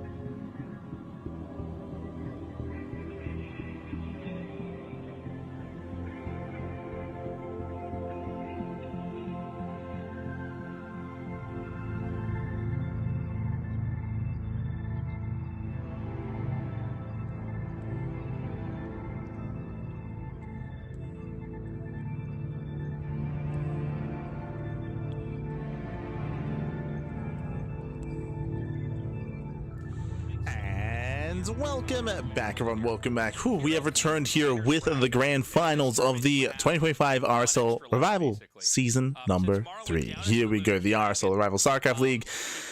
Oh boy, we're currently tied up 3-3. We're tied up 3-3, and whoever wins this next game will win the series. If herO wins this game, then herO is going to be crowned our RSL champion as the third Protoss back-to-back-to-back champion for RSL. Or do we finally get a non-Protoss player champion? Does Maru win this series? Now, as a reminder though, if Maru wins this game, if he wins this best of 7, then Maru has to win again in the revival match, basically in the rematch. Maru, because he's coming in from the lower bracket, he has to win 2 series. He has to win this one and another one. herO does not. herO already beat Maru. That's why. He already beat him earlier, yesterday. So herO, he has the advantage of only having to win 1 series. And here we go. The final game is going to be on Mothership. Just as close as it was when they fought each other yesterday. Now, last time these guys faced off, it was actually herO that won at the very end. herO's the guy that knocked Maru into the losers bracket. And it's been neck and neck so far. It seems like these guys are a very, very even match for each other. We are ready now to go into Game 7 here and decide, does herO become the RSL Season 3 champion, or does Maru win and then cause a reset, which will bring us into a best of 3? In the top right is Maru, in the top left is herO. Indeed, Tasteless, and we are on Mothership, which means you don't know where your opponent starts. And oh my god, herO pylon in the middle of the map right now, Tasteless. Again, this series has been a tale of all-ins. We've seen non-stop all-ins time and time again. The closest we got to a standard game was on Celestial Enclave, which herO was able to break Maru early on as well, in the mid-game to be fair, but that was the closest we got to a macro game. We have not embraced any kind of maxed out economies or any kind of maxed out setups, and that might be the case here as well with the initial proxy out of herO. And he's gonna find Maru. He's gonna find him. Like it's an old 4-player map, you know what I mean? Right. There's always, it's still gonna get there faster no matter what. So this He is confirms. interesting. So he immediately finds this. Even slowing the SCV down for a second, if you can get him to swap SCVs, is huge. Yeah, indeed. You need your units as fast as possible to deal with this early gateway in the middle of the map from herO. We will be seeing the first unit coming out shortly.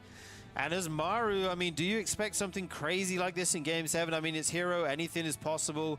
The unexpected is the expected. We see the core going down as well, and a Zealot will be rallied and chronoed across the map here. Yeah, you know, it's funny, Zealots in StarCraft 2... And again, this is an economic open out of Maru. Remember, 1 gas. Single gas guys out of Maru. So he's going for a Rax expand. He's going for a CC. If it's going to be on the low ground, it's going to be vulnerable to the aggression of herO. CC on the high ground, safe location. And it's going to be backed up with a Stalker after that, but there's a Reaper coming out. Now, he doesn't... Ooh, herO's banking. It's not going to be inbound right away. Jesus. It's actually going to be 2 Zealots that are going to be pocketed and then jettisoned out a little bit later on. So we got to see where the Reaper goes. Now, the Zealot is so much slower than the Reaper. The Reaper could end up coming out and killing a lot of probes if he finds the right spot.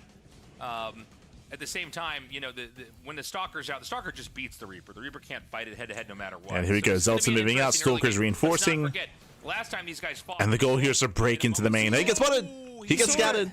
That's an absolutely huge scout by the Reaper. He knows it's coming now. Yeah, there's a cancel. Throws down a bunker. Bunker's on the way. To finish so he can repair Quick it from reaction. The other side. But here come the Zealots. Every second counts. They're going to start to hit this depot.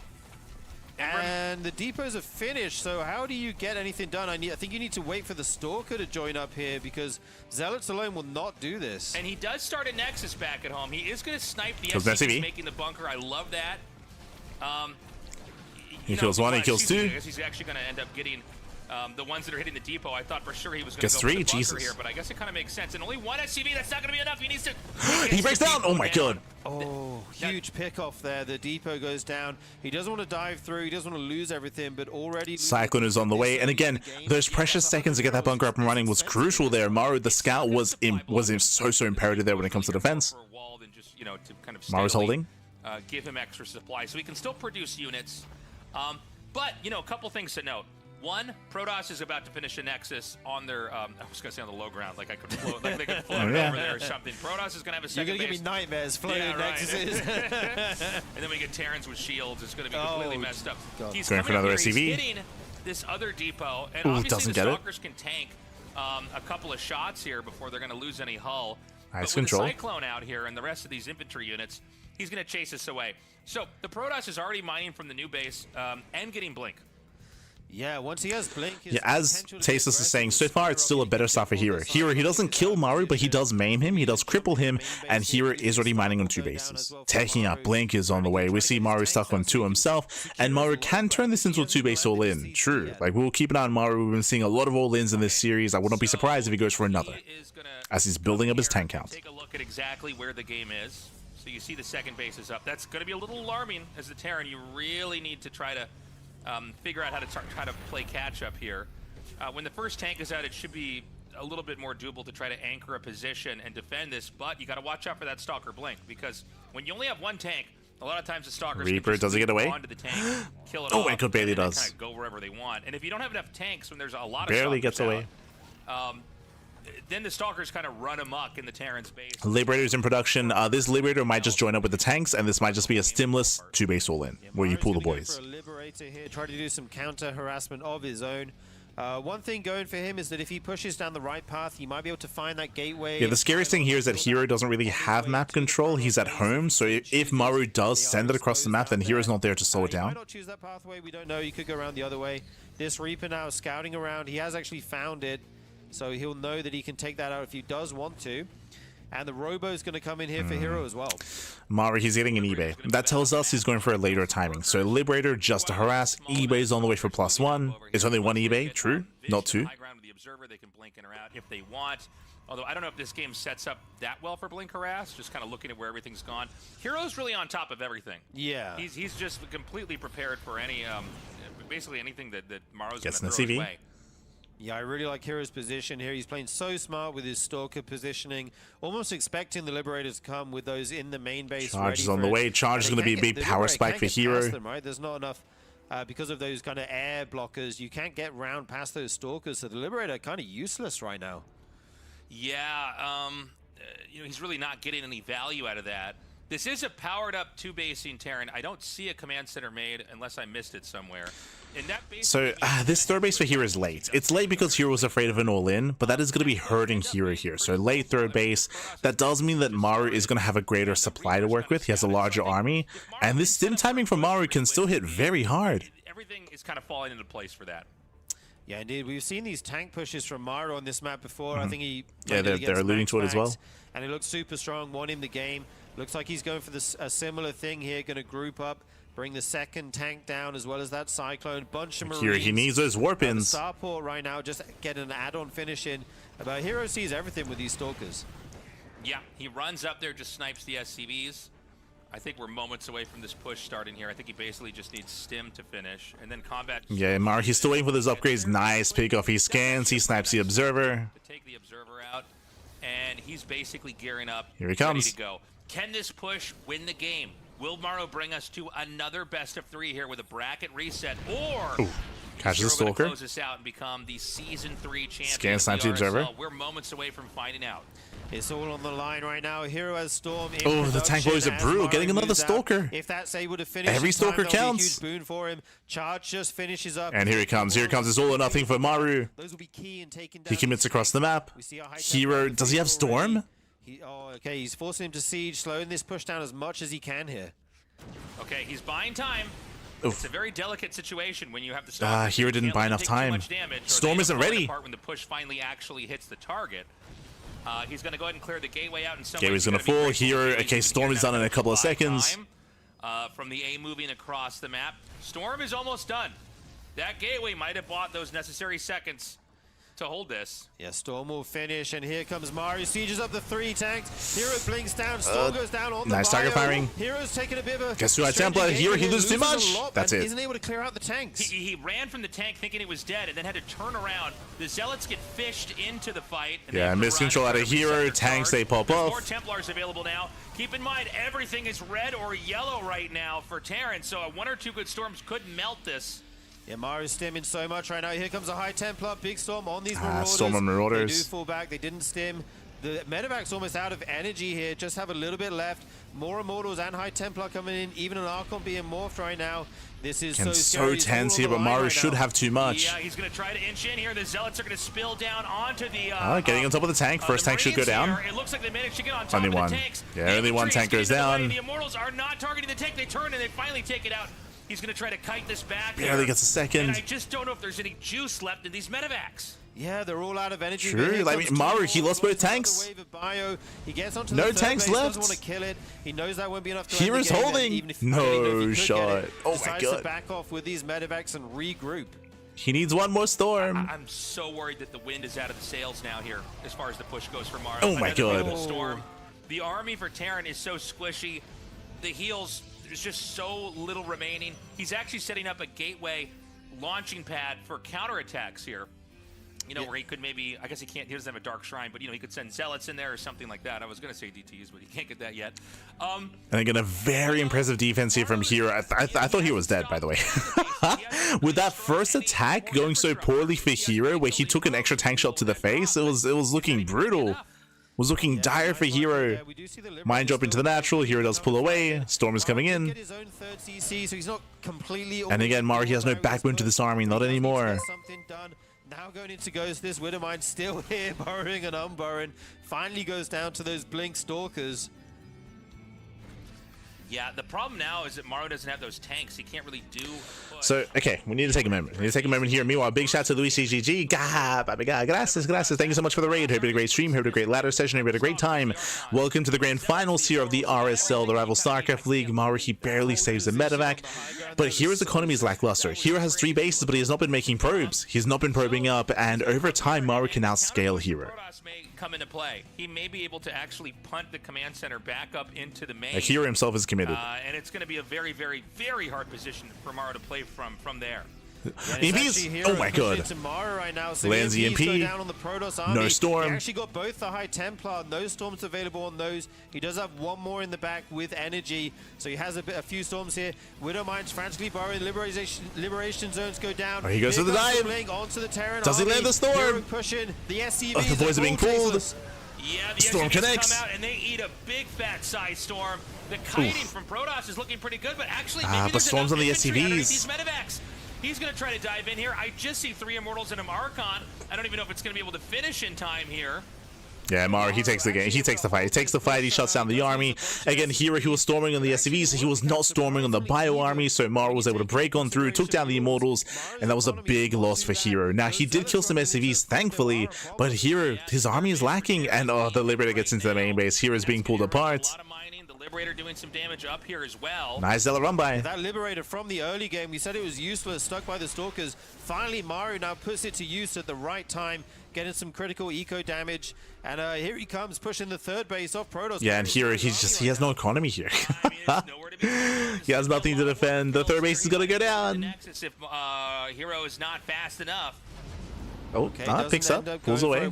Gets 9 probes, Jesus. In these medevacs. Oh, it would be so nice for Maru if he could finally find this proxy gate. These Zealots being such a thorn in his side, being rallied into that 3rd base repeatedly.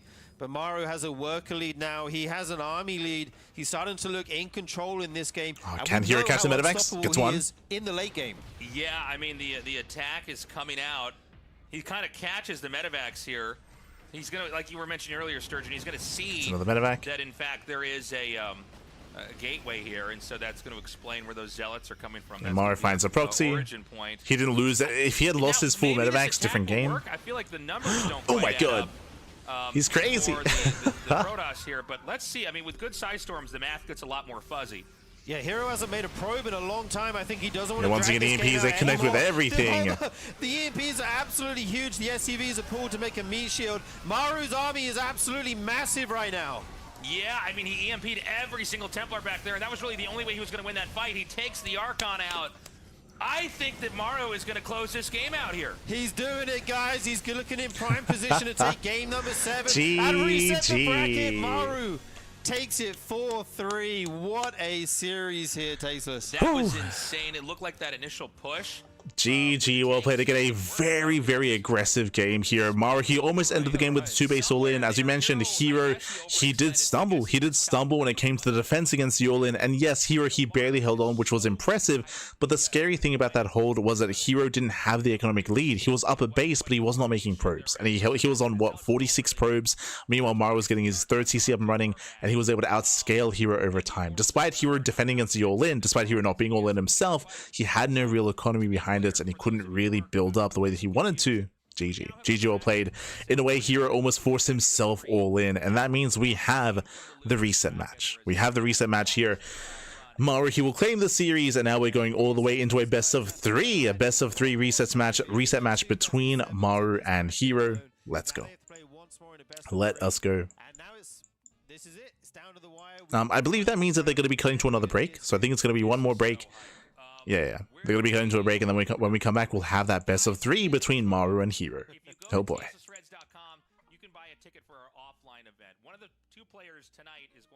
How on earth did he hold? Again, it was an impressive hold, but he lost so much in the process, right? Like, it was one of those things where he survived, but he wasn't really in a better position after the initial defense. GG. We hope you come down. It's going to be the players, the casters, obviously the fans as well. They're in person. You don't want I would Maru to win this one so we get another series. I agree. I like the idea of having us, or of us having another series. And as I mentioned before, I like the idea of having a little bit of diversity when it comes to the offline event.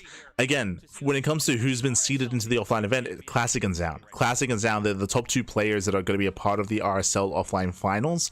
It'd be nice to have a little bit of Terran, a little bit of Zerg there as well, but the pressure is on. We're going to be cutting to a break. When we come back, best of 3 is going to be coming at you. See you soon. Papi. See you soon.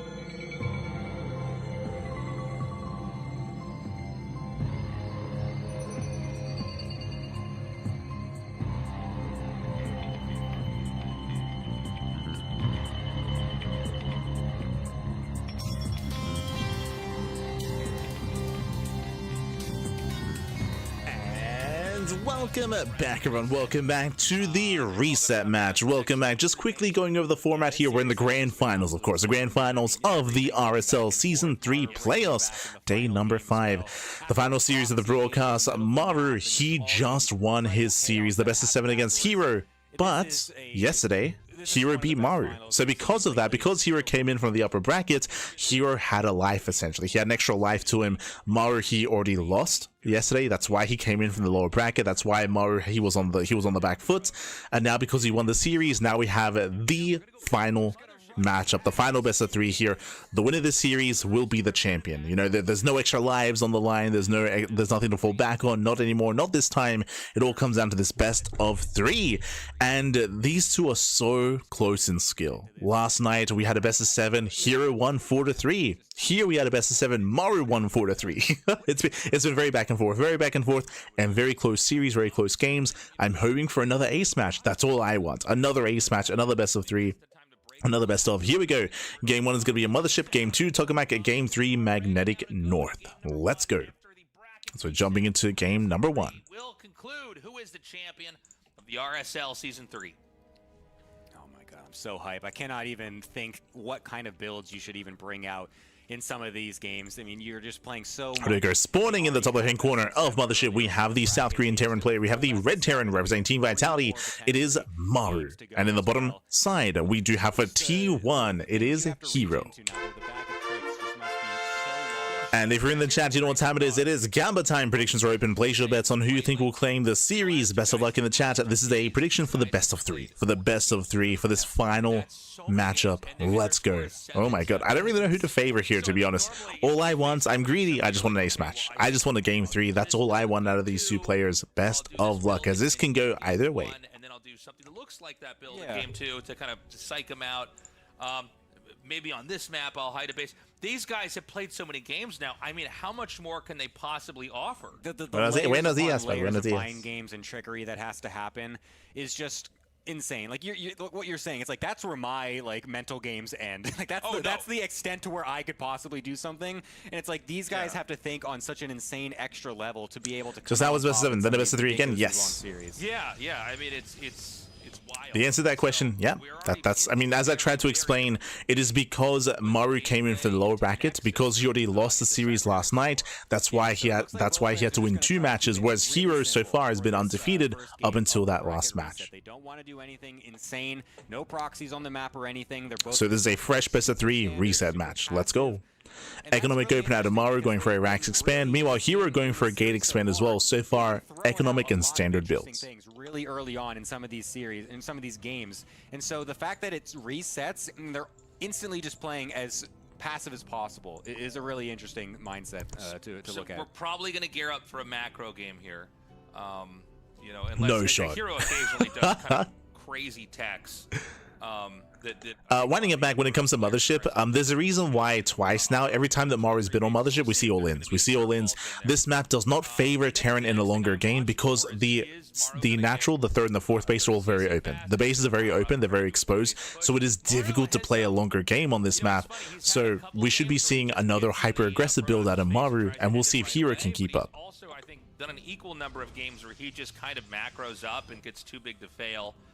And, you know, eventually there's nothing the herO can do. herO, man, you got to look at my wall off guy. That's not the right way to do it. Unfortunately, the Reaper actually does walk on in, so not expecting that. herO didn't have his stuff in position. This is so Luckily, tilting. Doesn't actually lose any probes, though. Very nice micro so far from him. And he snipes the Reaper. Well. Okay. Great crisis managed from herO. Fails to scout. The scout of the Twilight as well. That's actually crazy. He didn't see that. I guess the reality is that if you don't scout anything, you're probably still assuming it's Twilight, right? Yeah. Like Especially because it was a Sentry Stalker opener as well. Right. It's very rare to go into a Stargate after that. All the other building blocks line up to you would have that tech anyways. So a decent start for herO. He denies the scout. Hallucination comes in. He confirms the 1-1-1 opener out of Maru. How did he get that without a Stargate? Confirms there's no Reactor Reaper Hellion, because there's a tech lab on the factory. And of course, no additional Reapers. Just kind of see where exactly the Terran's at. There's nothing surprising here so far. This is really a kind of development-oriented game. And we have 2 more gateways coming. Now, we've seen this with herO where he does this 3-gate kind blink. of very middle of the road build where he does, it's kind of a Goldilocks build, if you will. You know, this forage is just right. He doesn't get, you know, too... Okay, we're rallying everything. We have a tank behind this. We might even go for a Viking as well. We'll keep an eye on Maru as he rallies across the map. So he's going to be pushed, and I'm curious, does 3-gate hold this? Because I've never quite seen this interaction before. Yeah, so we're going to be going in with just this couple Marines and the Cyclone, a couple more units coming in afterwards as well. Forward battery will allow these Stalkers to heal up for now. But it is just a little bit of a poking pressure here for Maru. Unfortunately, unable to get that sentry. That would have been a nice pick off. Yeah, some clean micro out of herO. He got a safety shield battery just in case. So again, just really safe play out of herO going 3-gate blink. He holds, he defends. We also have, I believe it was a double gas at the natural of herO as well. So he might be ramping up into that fast storm play that's been very popular in the last few months. Okay, so obviously that little push was completely shut down. Just to re-emphasize, so he went for a robo, took 2 gases, going for a 3rd base after that, so it doesn't delay his 3rd base by too much. In the scuffle in the middle of the map. He scouts him. He's going for the Templar Archives, and this appears to be the kind of game where Terran is going to be pushing out and trying to basically shut down the Protoss. The Protoss is trying to get all the tools necessary to dismantle this push. So we've got the Templar Archives for Psystorm, Archons too, obviously, and then we also have Zealot Charge. And when you see this setup, you also want to put the Stalkers outside their base like this because you can just sort of slow them down. You can deny scouts. You can chip away at you know, Marines or whatever else, SCVs if they're part of the push as well. You just got to be careful. This is one of these builds where like it's really strong, but if you like aren't paying attention to those 4 Stalkers, they'll die immediately. Yeah, so quickly just adding on to what is being said, there's a very high chance that Maru is going to commit on 2 bases here and go for a 2-base all-in. We do see that herO, he's setting up and he's establishing himself, and he will be able to have a stronger mid-game if he can survive this. We have Storm on the way, Charge on the way, Prism, Gateways, 3rd expansion as well. It's going to be a really tight hold here for herO. It's going to be very tight, and we'll see if he can survive this as Maru is getting ready for his push. Coming basically, so he will have that set up nicely, getting the extra gate. He may pull the boys. Well. He's really pull the boys as well. To make sure 3rd CC, never mind. 3rd CC. That Maru might be going for, but he is still Maru that is going for a 3rd CC, so he's not going to be going for any sort of all-in this time. He doesn't pull the boys. Doing a little bit of forward pressure, most likely with the tank push to see what he can get, and then expanding behind it. Okay, so he is going to unload, maybe for a flank over here. Nope. Yeah, gotta be careful there. He's on the move. These, you know, I love that the tanks are leading, by the way, because you can just repair those later, right? It's a lot of times the Marines that'll get sniped off there. 5 more gateways coming down. Now, I am going to be a little bit concerned for Maru if he is expanding, if he's going to try to macro out of this. I did mention earlier that I do favor the Protoss specifically on Mothership, so it's not going to be easy to macro and to play standard. And this might be the first macro game that we get in this entire series, like including the best of 7 previously. Questionable engagements that you really wouldn't think, and then he actually comes out on top. Stims forward to try and catch those nice blink Stalkers, but herO, very diligent, is paying attention, blinks them away very nicely as he takes this pretty forward 4th base. I'm kind of surprised that he's actually taking such a forward base. He's going to be really right in the face of Maru if he ever tries to attack. Yeah, he's going to make the you know, the weak spot right up there. Now this is not Terran doesn't have to push just yet because there's a 3rd command center, which I actually hadn't seen earlier. Okay, we have 2 more libs on the way as well. 2 bases powering up. So that's a lot of DPS with this army. It's not required of the Terran. It's not like the Terran. Oh, the Flying Storm, Jesus. Beautifully done, and he zaps both of the medevacs. Yeah, actually, pretty good reaction though as well from Maru. He was able to dodge. And here he's committing in. So, he wants those tanks. He's gonna get him. 4 more in the War Prism. Yeah, tanks gonna be going down. Storms on the bio army. Oh my god. From Maru to negate some of that energy, and the rest of the units on the ground for herO. He doesn't have a storm. I cannot believe he attacked in there. Yeah, he didn't have a follow-up storm. One of the general rules of the game is that when Terran is sieged up and has... I mean, tasteless, he's berating herO, but honestly, 1 more storm in that bio army, and that would have been it. Like, look how low the army is. I think he can oh my god. This counter push, and we were just talking about this base. Now, here comes the Zealot. Yeah, he cleans up. He one-shot sold the entire army.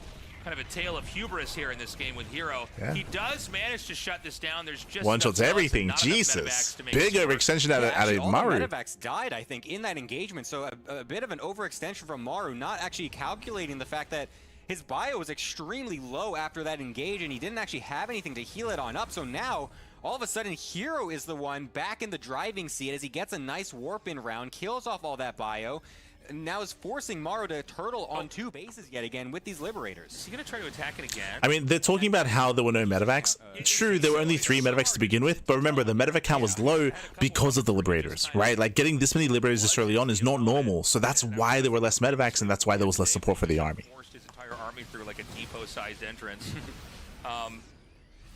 So he's just going to inch back. Now remember, Maru didn't land his 3rd command center, so this is 4 bases. Yeah, Maru's still contained on 2 bases. That's a pretty egregious.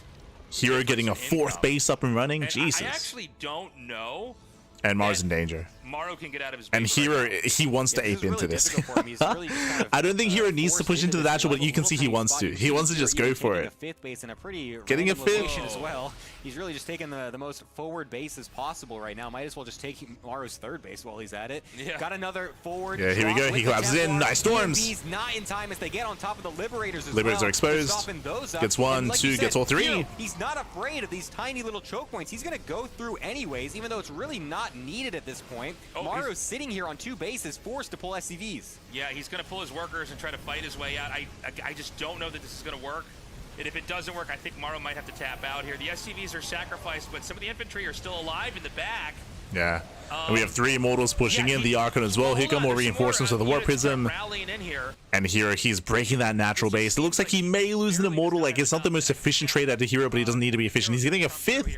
He's up 3 bases. It's crazy. Insane fight. I mean, Maru just constantly sending more and more SCVs into the fray. Even if he was able to hold here, he would be And collapsing in once again. More SCVs are going down. And again, even if Maru holds here, he's losing so much in the process, losing any kind of economy he has. Picked off here as he warps in more with this forward prism as well. Another Templar, I believe, can throw down some feedback energy as well, as there's just so much coming from herO nonstop. Maru dipping And almost nice below snipe. 50 supply. This is looking hopeless for him. Yeah, this is an execution. And GG gets called. herO, very intense game 1. He takes the lead in the series. It's funny, Maru had this moment where he kind of broke free, and it's not shocking that he like went all the way across the map and tried to do counter damage, but I think, you know, now that we see how that game went, he probably should have just stopped there and got a 3rd base. Yeah. And tried to actually build up. I can't say I blame him, because we've seen so many moments where, you know, Maru's on the defense the whole time, and then he has one counter punch and just kills the Protoss. Yeah. But not that game. Yeah, you can tell it's maybe some of the, you know, the length of this series is maybe getting to him a little bit. Maybe, you know, it's been... Maybe. I mean, I would just say it's just Maru misjudging the strength of his army, right? It's like he was heavily overstimmed, his army was weakened up, he had no medevacs. I would just say that he probably just didn't recognize that he had so little support, so he just committed anyway, and that did cost him the game, right? As they're mentioning, I would agree that Maru, he did hold, and he could have just taken a 3rd from there. He had a 3rd CC, could have landed it, and just built up from that point instead, but it's Maru, he wants to be aggressive, he wants to be in your face. We've seen that throughout the entire series, just non-stop 1 base all-ins, 2 base all-ins, 2 base all-ins, so he just wants to be in your face, and this time he was punished for it. He was punished for it with that GG. Now we're leading into game 2, and herO is 1 game away from claiming the series. So we've got herO here in the bottom left, and Maru in the top right. And let's see what they got, man. Dude, what a marathon of games it's been for Maru today. Coming through the lower bracket, now into this grand finals, making it all the way into the reset. We were talking about how, like, you know, you have so many bag of tricks that you can go for. There's only so much that you can bring out in a series this long after already playing a best of 7 versus them earlier as well. But it's like the mental strain now starts to kind of show from the players. They're going to start tripping up a little bit, little mistakes here and there. And now we have Maru Cheeky move out of Maru. into something different. He's going for a proxy barracks, but on his side of the map. He's not going It's to a fake do out. anything insanely aggressive with this. He's trying to mind game herO with this and make him overreact. So what we have to see first is when does herO scout? So, you know, in StarCraft 2, you can hide, excuse me, you can hide buildings almost anywhere. And so a lot of times, instead of checking everywhere on the map... Double gas open out to Maru, so Maru's going for a faster factory. You can see herO checking for proxies on his side of the map, but he does not get across. Right to their base. If you don't see their first couple of buildings, you go, oh, okay, well, somewhere I'm being, you know, there's an ambush about to happen. But he didn't do that. Yeah, no prep so scout. this kind of deceptive play, I don't know if it's going to amount to anything other than Maru's really inconvenienced himself with his building positioning to basically try to throw. Yeah, it's one of those things where Maru, he was trying to force some mind games. He was trying to get into the head of herO, but herO doesn't even scout. So like, there's just nothing to mind game. So this is kind of funny. It's kind of, yeah, it's interesting how these mind games work out sometimes, where it literally doesn't even come to into a factor. And Maru this time, if he had gone for a much more aggressive proxy, perhaps it actually would have worked out for him, considering the fact that herO has not scouted. I love this, though. He's hiding the He went to the blind SCV. spot. Going for the He's gonna bunker? put a bunker in the back. We have not seen this for a very long time. There was a patch that made it so that way it's much more difficult to make this work, but he's actually bringing it out. herO True, we has haven't not seen this since He last does not week. get stuck with the Nexus Vision. This bunker might finish up. Gemini is alluding to the fact that they did change the way salvage works, so that did diminish this build, but we still do see it. We still do see it The next route is to go down onto the low ground from players like Clem, and try to players like set up Bjorn, inside the bunker, and this is going to be a painful surprise here. and the bunker will because the finish. bunker's done, and now he And can again, this is just to deny mining. Just to deny mining at the natural for as long as possible. We have a shield battery on the way. Again, the downside of this, of course, is that now that there's a high chance you will lose the bunker instead of salvaging. As the change is that now when you attack a building, that's salvaging, it will cancel the salvage. It's not like he's going to win with this bunker. What it does is alter the build from herO. He's forced to make an early battery. He's forced to not be able to mine from the natural. That affects the income drastically in this early stage. And if he's also able to get a couple probes with this nice little jump spot. Oh, the force view! Oh my god! To deny them from getting down. Oh my Almost god, kills Jesus, both of them. gets One one. of them is still a nice pickoff and will help to Almost ease two. this defense for herO. That was crazy. Yeah, nice usage of force field there. There are not enough SCVs to repair this to the point where you can fully recover. He does have to micro some of the probes away. Yeah, again, crazy move that a herO. He will deal with this eventually. It looks like he may lose one. He will lose one probe. Dodge these lasers. Oh, did he get another probe there? I think he did. Yeah, he did. Just runs on out. Love that from Maru, but like I said, since he did open for Stalker, it was much better for him. If it was an Adept opener, that would have been much more difficult to actually kill off, because the DPS just really isn't there when you're going for the Adept opener. Okay, so right now we've got Maru making his tanks, throwing a tech lab in. So when it comes to the current game state here, he's getting into his own opener with Blink. Twilight Council is done. Again, it is a disrupted and delayed opener because of the shield battery, because of the denied mining, but herO is going for a third expansion, and Maru, he does scout, does confirm that the probe was getting in position. Back at home, Maru building up early tanks into Banshee play. I believe there's no cloak this time, so Widowmine into tank Banshee is the play for Maru.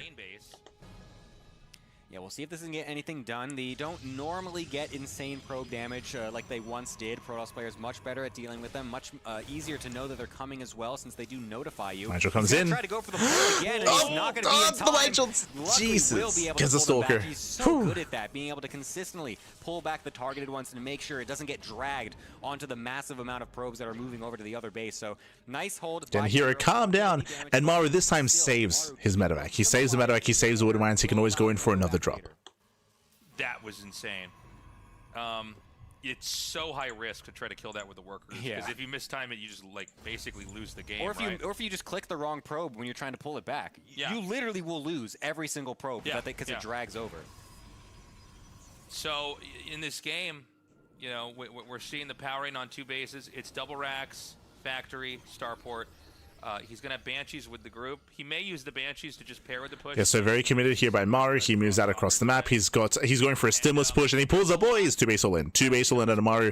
And remember, herO, he's distracted by the drop right now. Like, he doesn't have everything he needs to slow this down. herO's in trouble. Putting all of his bets into this one push. He's going to make a couple SCVs behind it to potentially transition if this goes well enough, but he wants to end the game with this attack. The Banshee getting almost picked off. Nice to micro back. Can repair that up with those SCVs, but forced to siege in the middle of the map. This is slowing. Oh my god, down. massive Exactly shots. What herO needs to do. herO, unfortunately, loses a forward stalker there as well. loses two more stalkers, three stalkers.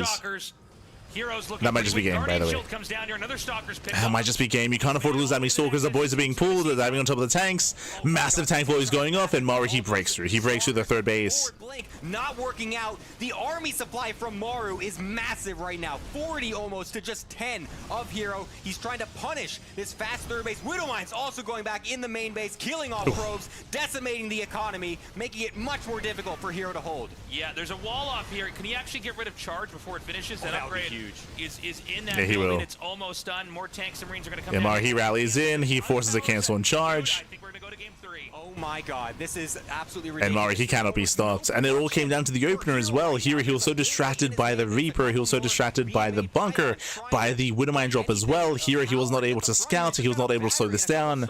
He couldn't stop this. Pull the probes in this. Maru, can he hold? I mean, herO's gonna try to gets 2 lash out and tanks. take this out. Oh It's my a little god. unclear to me what's underneath these Banshees that are fighting. I think, yeah, there's still Marines there. Yeah, there's still Marines, still a got an tank. Oh my god, the Stalkers, they Bunker's can't do almost anything. done. The Banshees and Marines are dealt with totally fine. The tank also in the back still there. Bunkers in the front. herO is grasping at straws to be able to defend against this. Maru might be making this happen. We might be going the full distance. Yeah, We I are. mean, this is crazy. He's gonna take it. Here is down to 17 probes, down to 1 expansion mine, and you can see here going for a counterattack, going for a backstab, but you can see Maru, he re-rallies to his natural to make sure he has an army waiting. You take stalkers like the ones here, and you try to catch the reinforcements and just chip away at them, and then eventually you can kind of surround it and kill it off. But Maru knew that and just went, no, I'm actually not even gonna move. He knows he's got such a game-ending damage. He knows that he can now just go ahead and kill off this third base that he ignored earlier. He can just sit on 2 bases. He didn't send every single SCV with this attack. It was just enough to make it worth it in the actual attack. herO knows it. GG. Maru is sending it to the last game to decide everything. That was so sick. Cinema. That was. This is such a good series. This is the best finals yet, dude. I Yeah. can't even believe that we're getting this. This is... It's so good. Dude, I said it. I was smelling something in the air. It felt like we had to get here, and here we are. We are in the final game of this final. I mean, this is what we all wanted, right? We all wanted go all the way to the ace match in the first series, all the way to the ace match here in the reset series as well, and it all comes down to the final game between Maru and herO. One more win, and we will be crowning our champion, who is going to join Classic, who is going to join Zound at the offline finals in December. Who's it going to be? I'm hoping for some diversity. I want to see at least 1 Terran player at the event instead of triple Protoss, but we'll see. Let's go. Game 3, Magnetic North. No, we're not. We're gonna go right into game 3. Okay. Thank God. All right. No breaks on this train, Tasteless. We are breaks. sending it all the way. Magnetic North going to be the last that Protec map or Gemini? of the tournament to decide who takes everything. Is it herO? Are we going to have a third Protoss in the offline finals, or is Maru actually going to make it? He's going to come all the way through the lower bracket and actually make this work.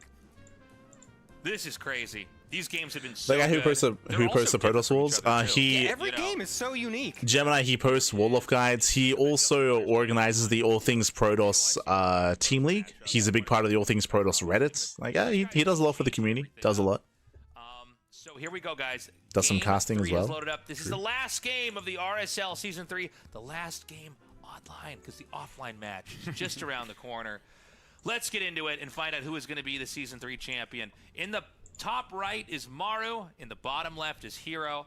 And real quickly, this was one of the maps that Maru was doing that 1-base build on, right? He did the proxy Hellion drop on this map. Oh, okay, he that's proxied right. the starport and did a Hellion drop that did pretty good damage, and then he followed up with a cloaked Banshee follow-up as well that did just insane Gemini damage. And remembers. Maru, herO just left Look the at him game go. before the attack even made its way. So, yeah, that was what happened earlier on in this best of 7 on this map. And look again where this SCV is going. He's doing it again. He realized last game that he didn't actually get a benefit from this proxy. He Okay, knew that going for herO the did fake not scout, proxy so Rex, he's and like, this time okay, herO I'm scouting. gonna do it again. I didn't actually find the He's value going I for the was mind looking for. game. Sure, I got the Reaper in the bunker, but now I can play it again. Oh, by the way- let's go! Oh my God. Dude, how can it get Let's this good? go, This is big. Papi, let's go. Okay, so there's a lot It's to the unpack here. herO. We don't have a lot of time, so let me get into it.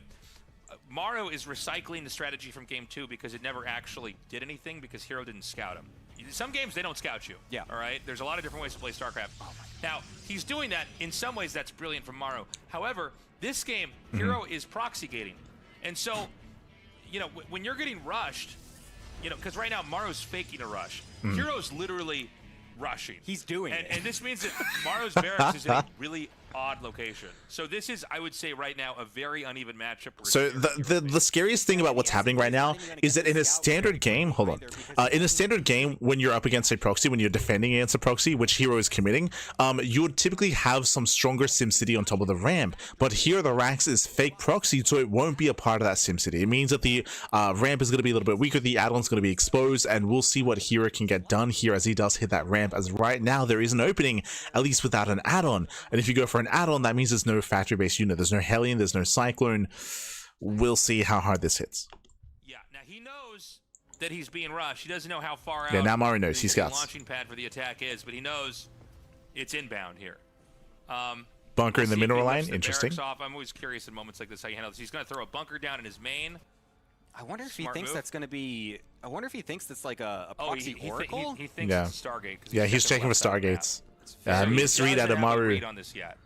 So Maru believes the Stargates. That's why he's checking on the top side of the map. That's why he went for the bunker. On the right-hand side, so he should know that the gateway is what is proxied in. Now he is knows. over on the right, so he kind of has put. But the these bunker's not pieces gonna together. help. He's also feeling safe now to throw his command center down in his main base as well, and then use the Cyclone to defend.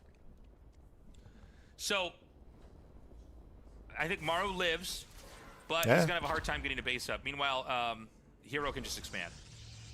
Yeah, they're just going to both play it safe. Yeah, so from here, Hero is going to be expanding. As was mentioned, Maru is stuck on one base, and we'll see when Maru can finally expand and get his natural, as Hero should be able to contain. Crazy stuff or anything like that. The Reaper will eventually Ah! get chased down and killed. Eventually, there we go. eventually. Yeah, tries to get away. Thought for a second it might actually sneak past there, but it does get the scout on the follow-up Twilight, which is very important, because normally Twilight is very normal, but in a game like this where there is a proxy gate, you really kind of can't expect what the follow-up might be. It might be another Stargate. It might be a Stargate on the map or something like that. You really can't know after how many games these guys have played against each other recently. Yeah. Charge. Okay. So Going for charge instead of blink tells us one of two things. One, if Maru goes for a 2-base all-in, then Hero's going to have a much stronger defense. On top of that, Hero can have a much stronger defense. On top of that, Hero can turn that defense into an offense. I don't like the idea of Hero going for a charge timing up into the natural, but, I mean, Maru's been going for non-stop 2-base all-ins this series, right? Like, we've gotten, like, one kind of macro game on Celestial Enclave. Outside of that, Maru's been hyper-aggressive, so I think this is a really good read here from Hero. It's a good way to approach Maru. when you scout the Twilight, you're thinking Blink. Okay, now Blink and Charge are extremely different. And Charge, you know, the Zealots will overwhelm, you know, whoever's down there. And he's going to take out the gets the tech tech lab. lab. So this is pretty crazy. That will delay the second tank. Remember, like, well, he's going to have to obviously remake that somewhere, but that's going to be less tanks. Yeah, that's going to really slow down any sort of push that maybe Maru was trying to do. It's also going to make it much more difficult to defend if Hero decides to just go full on with this charge upgrade early. He might just try to send it and just make sure that Maru can never take this natural.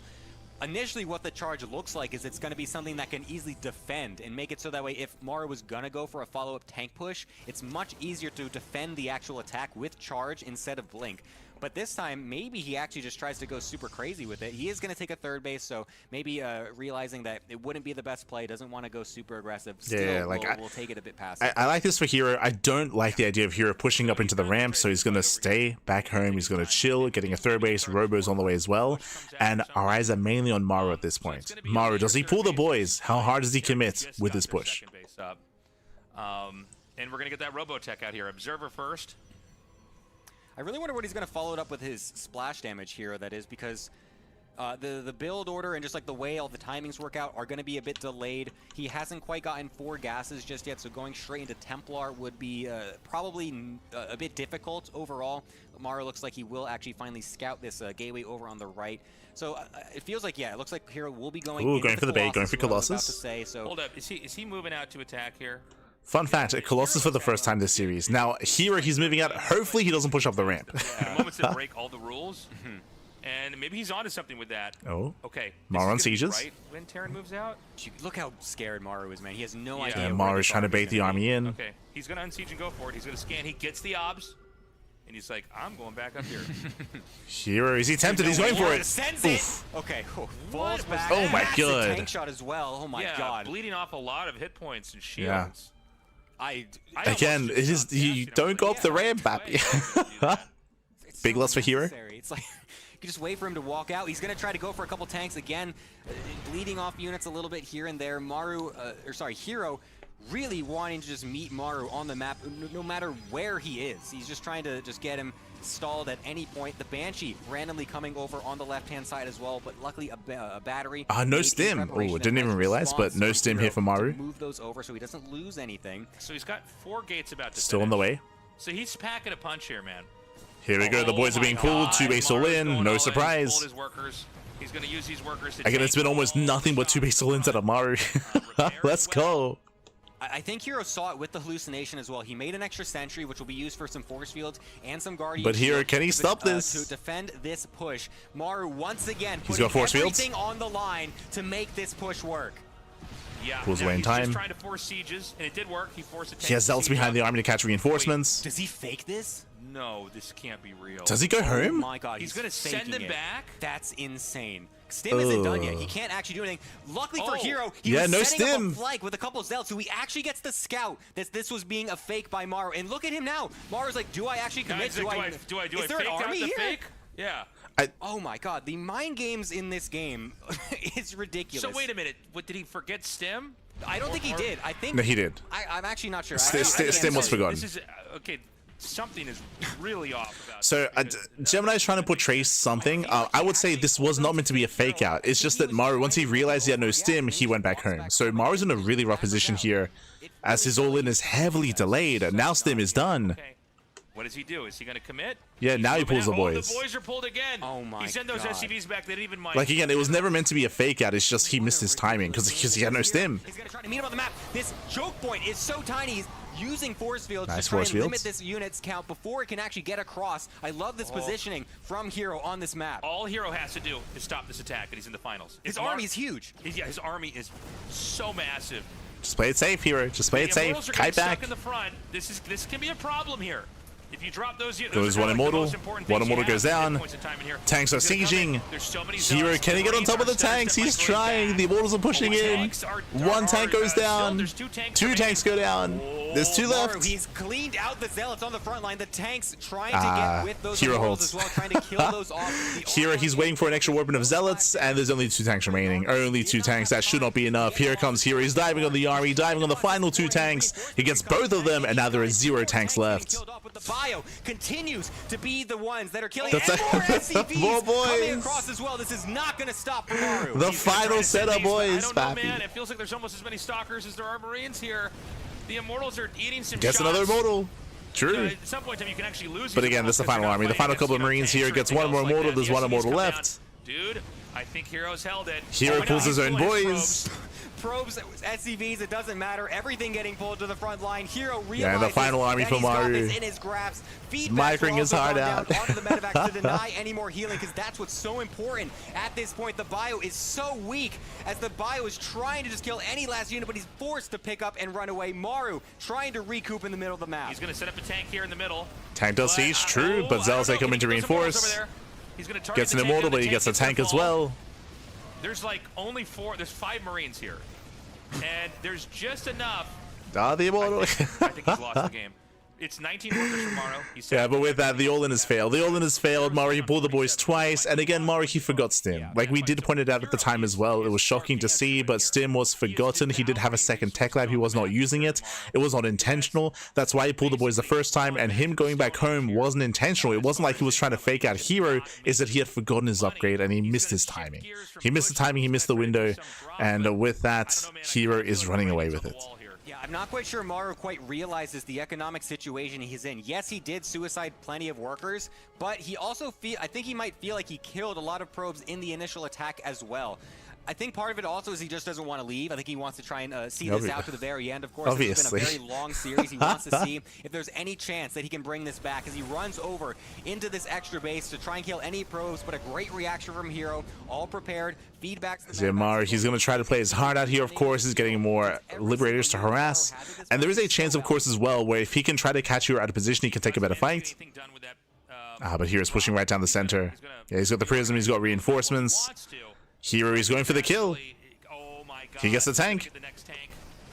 Yeah, Oh, for the third time, the boys, let's go. Maru realizes there's nothing left for him in this game. Units Brings falling them in. left and right. I think herO's done it. I think he's done it. He's going to push it all the way back home, and then he's going to be able to kill him there. GG. herO is your season Triple 3 Protoss. champion. What an insane series. I can't even believe that we got And the that crowd many goes wild. games. Oh my god. Another Protoss. True. That's all we ever wanted was 3 Protosses in the final 4. Oh my finals. What a game, man. What a series. What a way to end it. Just non-stop SCV and pro pulls. GG well played. A hyper-aggressive series here out of Maru. Again, we had a little more macro in last night. If you missed it, I do recommend it. We had a little more macro, a little more late game out of Maru, and it was very impressive. That was in last night's best of 7. But this time in the rematch, we had some hyper-aggression. 1 base all-ins, 2 base all-ins, hyper-aggression from both sides as well. The closest we got to a macro game was Celestial Enclave, but even then, herO ended the game early before Maru could really set up on 3 bases. So again, just a very aggressive series overall, even 2 series with the best of 3 thereafter, but it was very close, very clutch, very exciting. A lot of variety, I should say, when it comes to the games itself. GG well played. Congratulations to herO, and now we have our 3 players confirmed for the offline finals. Who's it going to be? Classic, Zan, and herO. Triple Protoss. 3 Protoss players do advance on into the offline finals. I was hoping we could get a little bit of diversity, and there's still a chance. There's still a chance that we might get a Terran or a Zerg player in the offline finals via the qualifier. Remember, there is an offline qualifier on the 13th of December to have 1 extra player join the 3 Protosses. Whether it's Maru, whether it's Raynor, whether it's one of the other players like SHIN or I almost said Classic, but Classic he's already invited, like SHIN or Solar or Nightmare. True, we could get another person. Oh, Nightmare instead. We'll see, we'll find out. But again, the qualifier is going to be on the 13th, and the main event is going to be on the 14th. So back-to-back qualifier into main event. And again, congratulations to herO. I don't want to take away from the fact that he is our season champion.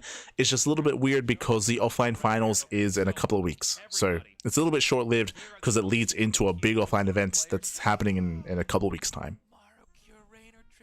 SHIN Creator, Solar, Gerald, Jummy, Nightmare, SOS, Percival. Yeah, in case you thought I couldn't read all those words, I can. Guys, that is going to be... It says here, closed qualifier confirmed players, Maru, Kyor, Raynor, Trigger, Trigger, he's also in Korea, true, almost forgot.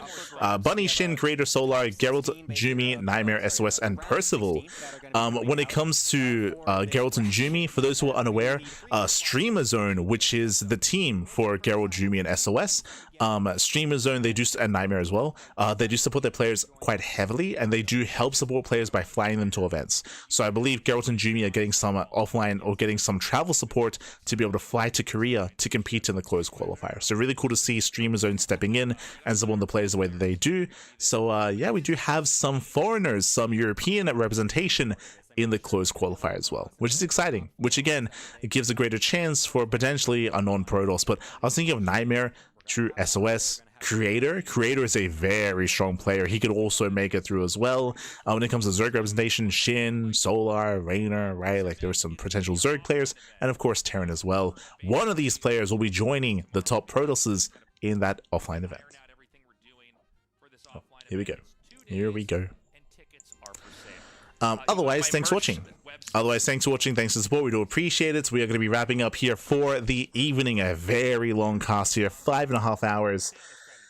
Whew, gonna head off and Jesus, we're gonna be live once again in around 10 hours time. When it comes to our weekly schedule, bam, you can see it here. Actually, this is for the current week schedule. We just wrapped up with a Sunday cast, but tomorrow morning at 10 a.m. AEST, that's gonna be in 10 hours time. We're gonna be live with the OSC Rising Star tournament. We've got a lot of matches here. It's gonna be a back-to-back broadcast, 2 casts tomorrow of OSC. So be sure to be a part of that for day 4 of Rising Star number 17. We're going to be featuring players like Jumi, Baby Marine, Young Yakov, Percival, Foxer, Mute, Sebestes, and many others. So again, we have a lot of content, a lot of StarCraft throughout the week, a lot of StarCraft going on when it comes to Kung Fu Cup as well, Kung Fu Cup, War DTV Mondays, Pigstar Cups, and our own tournaments, the Tuna Cup as well. If you want to support us, you can do so by following us. You can see the command in the chat. Socials, we do upload on YouTube on a daily basis. So we have YouTube, we have Twitter, Facebook, Instagram, all things CranKy Ducklings. We upload on YouTube every single day. We stream on YouTube as well. And if you want to support us in another way, you can do so via Patreon. !Patreon in the chat. We have our own Patreon page that helps us fund our tournaments. You can help us grow our tournaments as well. Or you can help the RSL with the !RSL command. As there's also a Patreon for RSL as well. So again, a lot of crowdfunding, a lot of support to be had. Otherwise, thanks so much for watching. And again, congratulations to herO for becoming our champion. Congratulations to herO. Again, a really fun, really intense series against Maru. They're both very well matched. They're very close in skill, and this time herO comes out on top. But you can see how close it was and how easily, say, Maru could have taken the series as well. Very back and forth. Very back and forth. Exciting finals. Exciting semis as well. GG. GG well played. With that, we're going to be heading off. Thank you so much for watching, and we'll be back in 10 hours with our next cast, or in just under 24 hours for the cast after that as well. Two cast tomorrow. Otherwise, thanks for watching, and we'll see you guys next time. Stick around. We'll be giving another StarCraft streamer a raid. I see that Sort of is live at the moment, so we'll give Sort of some love. Give him some love. Give him some support. Sort of. We'll see you then. Until then, ciao, papi, ciao. See you next time. Hasta luego.